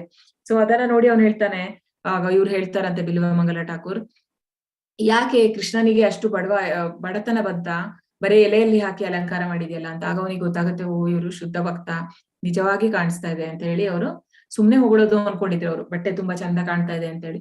ಸೊ ಆಮೇಲೆ ಕಾಲಿಗಡ್ಡ ಬಿದ್ದು ಗೊತ್ತಾಗತ್ತಂತೆ. ಹಾಗೂ ಇವರ ಒಂದು ಭಗವಂತನೇ ಬಂದು ಅವರ ಕೀರ್ತನೆಯನ್ನ ಕೇಳ್ತಿದ್ದ ಅಂತ ಹೇಳಿ ಎಲ್ಲ ಹೇಳ್ತಾರೆ. ಸೊ ಇಂತಹ ಭಕ್ತ ಯಾರು ಭಕ್ತಿಯನ್ನೇ ಪರಮ ಗುರಿಯನ್ನಾಗಿ ಮಾಡ್ತಾರೋ ಅಂತ ಅವರು ನನಗೆ ಶ್ರೇಷ್ಠ. ಸೊ ಇಲ್ಲಿಗೆ ಅಧ್ಯಾಯ ಮುಕ್ತಾಯ. ಹರೇ ಕೃಷ್ಣ. ಮಾತಾಜಿ ಒಂದು ಡೌಟ್ ಇದೆ ನನಗೆ. ಇವಾಗ ಕೃಷ್ಣ ಕಾನ್ಶಿಯಸ್ ನಲ್ಲಿ ನಾವು ಸೇರ್ಬೇಕಂದ್ರೆ ನಾವು ಸ್ವಲ್ಪ ರೂಲ್ಸ್ ಅಂಡ್ ರೆಗ್ಯುಲೇಷನ್ ಫಾಲೋ ಮಾಡ್ಬೇಕಿಲ್ಲ ಮಾತಾಜಿ? ಇವಾಗ ಅವ್ರು ಹೇಳ್ತಾರೆ ಕಾಫಿ, ಟೀ ಮತ್ತೆ ಆನಿಯನ್, ಗಾರ್ಲಿಕ್ ಎಲ್ಲ ಬಿಡ್ಬೇಕು ಅಂತ ಹೇಳ್ಬಿಟ್ಟು, ಅದು ನಾನು ಒಬ್ಳೇನೆ ಎಂಟ್ರಿ ಮಾಡ್ಬೇಕಂದ್ರೆ ಕೃಷ್ಣ ಕಾನ್ಶಿಯಸ್ ಸ್ವಲ್ಪ ಕಷ್ಟ ಆಗ್ಬೋದಿಲ್ಲ ಮಾತಾಜಿ ನನ್ನ ಫ್ಯಾಮಿಲಿನಲ್ಲಿ? ಹೇಗ್ ಮಾಡ್ಲಿ ಮಾತಾಜಿ? ಅಲ್ಲ, ಮೇನ್ ಆಗಿ ಕೊಟ್ಟಿರೋಂಥದ್ದು ಪ್ರಭುಪಾದು 4. ಅದೆಲ್ಲ ಯಾವ್ದಂದ್ರೆ ಮಾಂಸಾಹಾರ ಸೇವನೆ ಮಾಡುವಾಗಿಲ್ಲ, ಓಕೆ, ನೋ ಮೀಟ್ ಈಟಿಂಗ್, ಹಾಗೂ ಇದು ಇದೆಲ್ಲ ಮಾಡ್ತಾರೆ, ಇಂಟಾಕ್ಸಿಕೇಶನ್ ಅಂದ್ರೆ ಈ ಡ್ರಗ್ಸ್ ತಗೊಳ್ಳುವಂಥದ್ದು ಅಥವಾ ಕುಡಿಯುವಂಥದ್ದು, ಸ್ಮೋಕಿಂಗ್ ಇದೆಲ್ಲ ಇದೆಯಲ್ಲ, ಆ ಹ್ಯಾಬಿಟ್ ಮಾಡುವಾಗಿಲ್ಲ. So no smoking, no meat eating, no intoxication, ಇನ್ನೊಂದು ನೋ ಇಲಿಸಿಟ್ ಸೆಕ್ಸ್, ಅಂದ್ರೆ ಪರಸ್ತ್ರೀ ಅಥವಾ ಪರಪುರುಷ ಸಂಬಂಧ, ಇದು ನಿಷಿದ್ಧ. ಸೊ ಈ 4 ಕೊಟ್ಟಿದ್ದಾರೆ ಪ್ರಭುಪಾದ್. ಸೊ ಅಂದ್ರೆ ಗ್ಯಾಮ್ಲಿಂಗ್ ಅಂತೇವಲ್ಲ, ಸೊ ಇದೆಲ್ಲ 4 ಸ್ಟ್ರಿಕ್ಟ್. ಸೊ ಇದು 4 ಅಂದ್ರೆ, ಹಾಗೂ ಇದೇನಂದ್ರೆ ಇದು ಧರ್ಮದ 4 ಕಾಲುಗಳು ಅಂತಿದೆ ಶಾಸ್ತ್ರದಲ್ಲಿ. ಇದು ಆಕ್ಚುಲಿ ಧರ್ಮದ ಪ್ರಕಾರ ಇದೆಲ್ಲ ಇಲ್ಲ. ಸೊ ಇದು 4 ಮಾಡ್ಬೇಕು. ಮತ್ತೆ ಬೇರೆ ಬೆಳ್ಳುಳ್ಳಿ, ಆನಿಯನ್ ಅದೆಲ್ಲ ಯಾಕೆ ಹೇಳುವಂತದ್ದು ಅಂದ್ರೆ, ಅದರಿಂದ ನಮಗೆ ಈ ಆಧ್ಯಾತ್ಮಿಕ ವಿಷಯಗಳಲ್ಲಿ ನಾವು ಅರ್ಥ ಆಗೋದು ಕಷ್ಟ ಅಂತೆ ನಮಗೆ. ಅಂದ್ರೆ ಎಷ್ಟು ಓದಿದ್ರು ನಮಗೆ ಪ್ರೋಗ್ರೆಸ್ ಆಗೋದ್ ಕಷ್ಟ. ನಮ್ಮ ಓನ್ ಪ್ರೋಗ್ರೆಸ್ಗೋಸ್ಕರ ನಾವು ಬಿಡುವಂತದ್ದು, ಅಂದ್ರೆ ಅದು ತಾಮಸಿಕ ಅಂತ ಹೇಳ್ತಾರೆ ಆ ಫುಡ್ ಅನ್ನ, ಅದಕ್ಕೋಸ್ಕರ ಬಿಡ್ಬೇಕು ಹೇಳಕ್ಕದ ಅಷ್ಟೇ, ಬೇರೆ ಏನಿಲ್ಲ. ಅದು ತಾಮಸಿಕ ಅಂತ ಹೇಳ್ಬಿಟ್ಟು, ಅಂದ್ರೆ ಆನಿಯನ್, ಗಾರ್ಲಿಕ್ ಮತ್ತೆ ಕಾಫಿ, ಟೀ ಅದನ್ನ ಹೇಳ್ತಾರೆ ಆತರ. ಬಟ್ ತೊಂದ್ರೆ ಇಲ್ಲ ಆತರ. ಅಂದ್ರೆ ತುಂಬಾ ಜನ ಕಾಫಿ, ಟೀ ಬಿಡಕ್ ಆಗದೆ ಇರೋರು ಇದ್ದಾರೆ, ಏನು ಮಾಡಕ್ ಆಗಲ್ಲ. ಬಟ್ ನೀವು ಚಾಂಟಿಂಗ್ ಮಾಡ್ತಾ ಬನ್ನಿ ಮಾತಾಜಿ, ಚಾಂಟಿಂಗ್ ಮಾಡುವಂತದ್ದು ಇದನ್ನೆಲ್ಲ ನೀವು ಮಾಡಿ. 16 ರೌಂಡ್ ಏನಿದೆ ಪ್ರಭುಪಾದ್ ಕೊಟ್ಟಿರುವಂತದ್ದು, ಚಾಂಟಿಂಗ್ ಮಾಡ್ತಾ ಬನ್ನಿ. ಗಾರ್ಲಿಕ್, ಆನಿಯನ್ ತಿಂದು ಕೂಡ ಚಾಂಟಿಂಗ್ 16 ರೌಂಡ್ಸ್ ಮಾಡ್ಬೋದಿಲ್ಲ ಮತ್ತೆ? ಓ ಎಸ್. ಅದೊಂದು ಡೌಟ್ ಇತ್ತು ನಾನು, ಯಾಕಂದ್ರೆ ನಾನು ಒಬ್ಳೇನೆ ಎಂಟ್ರಿ ಆಗ್ತಾ ಇದ್ದೀನಿ, ಆಗ್ಬೇಕಂತ ಇದ್ದೀನಿ, ಅದಕ್ಕೆ ಮನೇಲಿ ಪ್ರಾಬ್ಲಮ್ ಆಗುತ್ತಿಲ್ಲ ಮಾತಾಜಿ. ಹೌದೌದು, ತೊಂದರೆ ಇಲ್ಲ ಮಾತಾಜಿ. ಆದ್ರೆ ನೀವು ದೇವ್ರಿಗೆ ಇಡುವಾಗ ಬೆಳ್ಳುಳ್ಳಿ, ಆನಿಯನ್ ಆನಿಯನ್ ಗಾರ್ಲಿಕ್ ಹಾಕಿದ್ದನ್ನ ಇಡಬೇಡಿ. ಹಣ್ಣು ಇಡ್ಬೋದು, ಬೇರೆ ಏನಾದ್ರು ಇಡ್ಬೋದು, ಅಥವಾ ನೀವು ಮಾಡಿರೋದ್ರಲ್ಲೇ ಭಾಗವತ್ ಬುಕ್ ಎಲ್ಲ ಓದ್ಬೋದಲ್ಲ ಮಾತಾಜಿ? ಭಗವದ್ಗೀತೆ ಖಂಡಿತ ಅದೆಲ್ಲ ಮಾಡ್ಬೋದು, ಏನ್ ತೊಂದ್ರೆ ಇಲ್ಲ. ಇದು ಆಕ್ಚುಲಿ ನಾವು ಈ ಫಸ್ಟ್ ಲೆವೆಲ್ ಅಲ್ಲಿ ಹೇಳೋದೇ ಇಲ್ಲ ಮಾತಾಜಿ, ಆನಿಯನ್ ಗಾರ್ಲಿಕ್ ಎಲ್ಲ ಬಿಡಿ ಅಂತೆಲ್ಲ. ಇದನ್ನ ಅಡ್ವಾನ್ಸ್ ಲೆವೆಲ್ ಅಲ್ಲಿ ಹೋದಾಗ ನೀವು ತೊಂದ್ರೆ ಇಲ್ಲ, ಈಗ ತಗೊಳ್ಬೋದು, ಆತರ ಏನಿಲ್ಲ. ಅಂದ್ರೆ ಆತರ ಎಲ್ಲ ರೂಲ್ಸ್ ಇಲ್ಲ. ಜಸ್ಟ್ ಈಗ ನಾವು ಹೇಳೋವಂಥದ್ದು ಚಾಂಟಿಂಗ್ ಮಾಡಿ ಅಂತ. ಚಾಂಟಿಂಗ್ ಮಾಡಿದ್ರೆ ಭಗವಂತನೇ ಆ ಒಂದು ನಮ್ಗೆ ಕೊಡ್ತಾನೆ ಶಕ್ತಿಯನ್ನ, ಬೇರೆ ಎಲ್ಲ ಬಿಡೋ ತರ. ಓಕೆ. ಹರೇ ಕೃಷ್ಣ. ಹರೇ ಕೃಷ್ಣ. ಹರೇ ಕೃಷ್ಣ. ಧನ್ಯವಾದ ಎಲ್ಲರಿಗೂ. ಏನಾದ್ರು ಪ್ರಶ್ನೆ ಇದ್ದಲ್ಲಿ ಕೇಳ್ಬೋದು. ಹರೇ ಕೃಷ್ಣ. ಇವತ್ತಿನ ಅಧ್ಯಾಯದ ಬಗ್ಗೆ ಅಥವಾ ಡೊನೇಷನ್ ಬಗ್ಗೆ ಇವತ್ತು ಶೇರ್ ಮಾಡಿದ್ರೆ ಅದ್ರ ಬಗ್ಗೆ ಏನಾದ್ರು ಇದ್ರೆ ಕೇಳ್ಬೋದು ನಿಮ್ಮ ಪ್ರಶ್ನೆಯನ್ನು.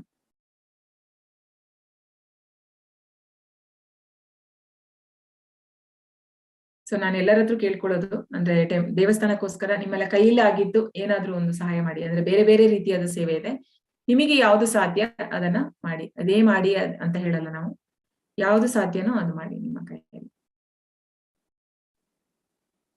ಏನೇನ್ ಸೇವೆ ಇದೆ ಮಾತಾಜಿ?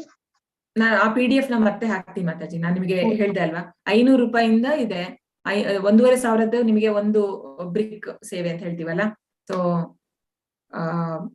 ನಾನು ಗ್ರೂಪ್ ಅಲ್ಲಿ ಹಾಕ್ತೀನಿ ಮತ್ತೆ ನಿಮಗೆ, ನೀವು ಅದನ್ನ ಡೀಟೇಲ್ ಆಗಿ ನೋಡ್ಬೋದು ಯಾವ್ದೆಲ್ಲ ಸೇವೆ ಇದೆ ಅಂತ. ಸರಿ ಮಾತಾ.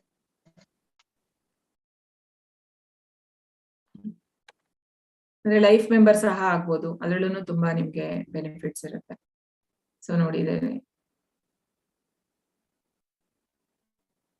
ಇಲ್ಲಿದೆ ನೋಡಿ, ಒಂದು ಇಟ್ಟಿಗೆ ಸೇವೆ 1,500. ಸೊ 2 ಇಟ್ಟಿಗೆ ಆದ್ರೆ 3,000. ಈ ತರ ಬೇರೆ ಬೇರೆ ಸೇವೆಗಳಿದೆ. ಸೊ ಹಾಗೂ ಲೈಫ್ ಮೆಂಬರ್ ಸಹ ಬರುತ್ತೆ ಈ ತರ. ಇದೆಲ್ಲ ದೇವಸ್ಥಾನ, ಎಲ್ಲವೂ ದೇವಸ್ಥಾನಕ್ಕೆ ಮಾಡಿದಾಗೆ ಆಗುತ್ತೆ. ನೀವು ಲೈಫ್ ಮೆಂಬರ್ ತಗೊಂಡ್ರು ಸಹ ದೇವಸ್ಥಾನಕ್ಕೆ ಕೊಟ್ಟಾಗೆ ಆಗುತ್ತೆ. ಯಾಕಂದ್ರೆ ಈಗ ಯಾವುದೇ ಅಮೌಂಟ್ ಬಂದ್ರು ಸಹ ಅದು ಟೆಂಪಲ್ಗೆ ಯೂಸ್ ಮಾಡುವಂಥದ್ದು. ಸೊ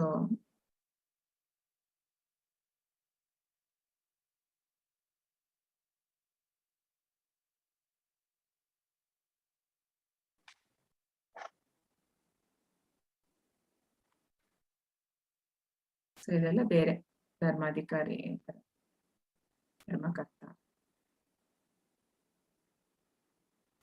ಸೊ ಇದೆಲ್ಲ ಬೇರೆ ಸೇವೆಗಳು. ಇಲ್ಲಿ ನೋಡ್ಬೋದು ನೀವು ಸೇವೆಗಳಲ್ಲಿ ಎಷ್ಟಿದೆ ಅಂತ.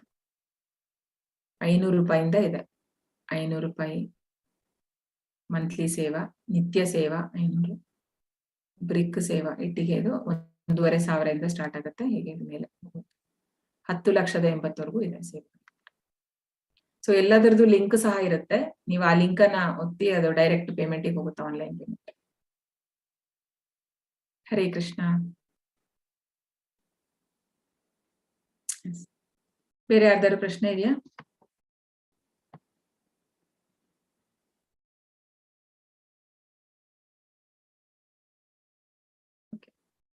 ಯಾರ್ದಿಲ್ವಾ? ಓಕೆ, ಇವತ್ತಿನ ಅಧ್ಯಾಯ ಇಷ್ಟ ಆಯ್ತಾ ಎಲ್ಲರಿಗೂ? ಪ್ಯೂರ್ ಡಿವೋಟಿ, ಶುದ್ಧ ಭಕ್ತಿ. ಇಷ್ಟ ಆಯ್ತು ಮಾತಾಜಿ. ಹರೇ ಕೃಷ್ಣ. ಇಷ್ಟ ಆಯ್ತಾ? ಹರೇ ಕೃಷ್ಣ. ಓಕೆ ಓಕೆ, ಹಾಗಿದ್ರೆ ಮುಕ್ತಾಯ ಮಾಡೋಣ. ವಾಂಛಾಕಲ್ಪತರುಭ್ಯಶ್ಚ ಕೃಪಾ ಸಿಂಧುಭ್ಯ ಏವ ಚ ಪತಿತನಾಂ ಪಾವನೇಭ್ಯೋ ವೈಷ್ಣವೇಭ್ಯೋ ನಮೋ ನಮಃ. ಅನಂತ ಕೋಟಿ ವೈಷ್ಣವ ವೃಂದ ಕಿ ಜೈ. ನಾಮಾಚಾರ್ಯ ಹರಿದಾಸ್ ಠಾಕೂರ್ ಕಿ ಜೈ. ಶ್ರೀಲಾ ಪ್ರಭುಪಾದ ಕಿ ಜೈ. ಹರೇ ಕೃಷ್ಣ. ಸೊ ನಾಳೆಯಿಂದ ಧ್ಯಾನದ ಅಧ್ಯಾಯಗಳು. ಸೊ 13ರಿಂದ 18ರವರೆಗೆ. 18ನೇದೇ ಆಲ್ಮೋಸ್ಟ್ ಸಮ್ಮರಿ ತರ. ಸೊ ಚೆನ್ನಾಗಿದೆ, ಇಂಟ್ರೆಸ್ಟಿಂಗ್. ಹರೇ ಕೃಷ್ಣ ಹೇಳೋಣ 3 ಸತಿ ಎಲ್ಲರೂ ಒಟ್ಟಿಗೆ. ಹರೇ ಕೃಷ್ಣ ಹರೇ ಕೃಷ್ಣ ಕೃಷ್ಣ ಹರೇ ಹರೇ, ಹರೇ ರಾಮ ರಾಮ ರಾಮ ಹರೇ ಹರೇ. ಹರೇ ಕೃಷ್ಣ ಕೃಷ್ಣ ಕೃಷ್ಣ ಹರೇ ಹರೇ, ಹರೇ ರಾಮ ರಾಮ ರಾಮ ಹರೇ ಹರೇ. ಹರೇ ಕೃಷ್ಣ ಕೃಷ್ಣ ಕೃಷ್ಣ ಹರೇ ಹರೇ, ಹರೇ ರಾಮ ರಾಮ ರಾಮ ಹರೇ ಹರೇ. ಧನ್ಯವಾದ ಎಲ್ಲರಿಗೂ. ಹರೇ ಕೃಷ್ಣ ಹರೇ ಕೃಷ್ಣ ಹರೇ ಕೃಷ್ಣ ಹರೇ ಕೃಷ್ಣ. ಕೃಷ್ಣ ಮಾತಾಜಿ. ಹರೇ ಕೃಷ್ಣ. ಹರೇ ಧನ್ಯವಾದಗಳು. ಕೃಷ್ಣ. ಧನ್ಯವಾದಗಳು. ಹರೇ ಕೃಷ್ಣ ಹರೇ ಕೃಷ್ಣ.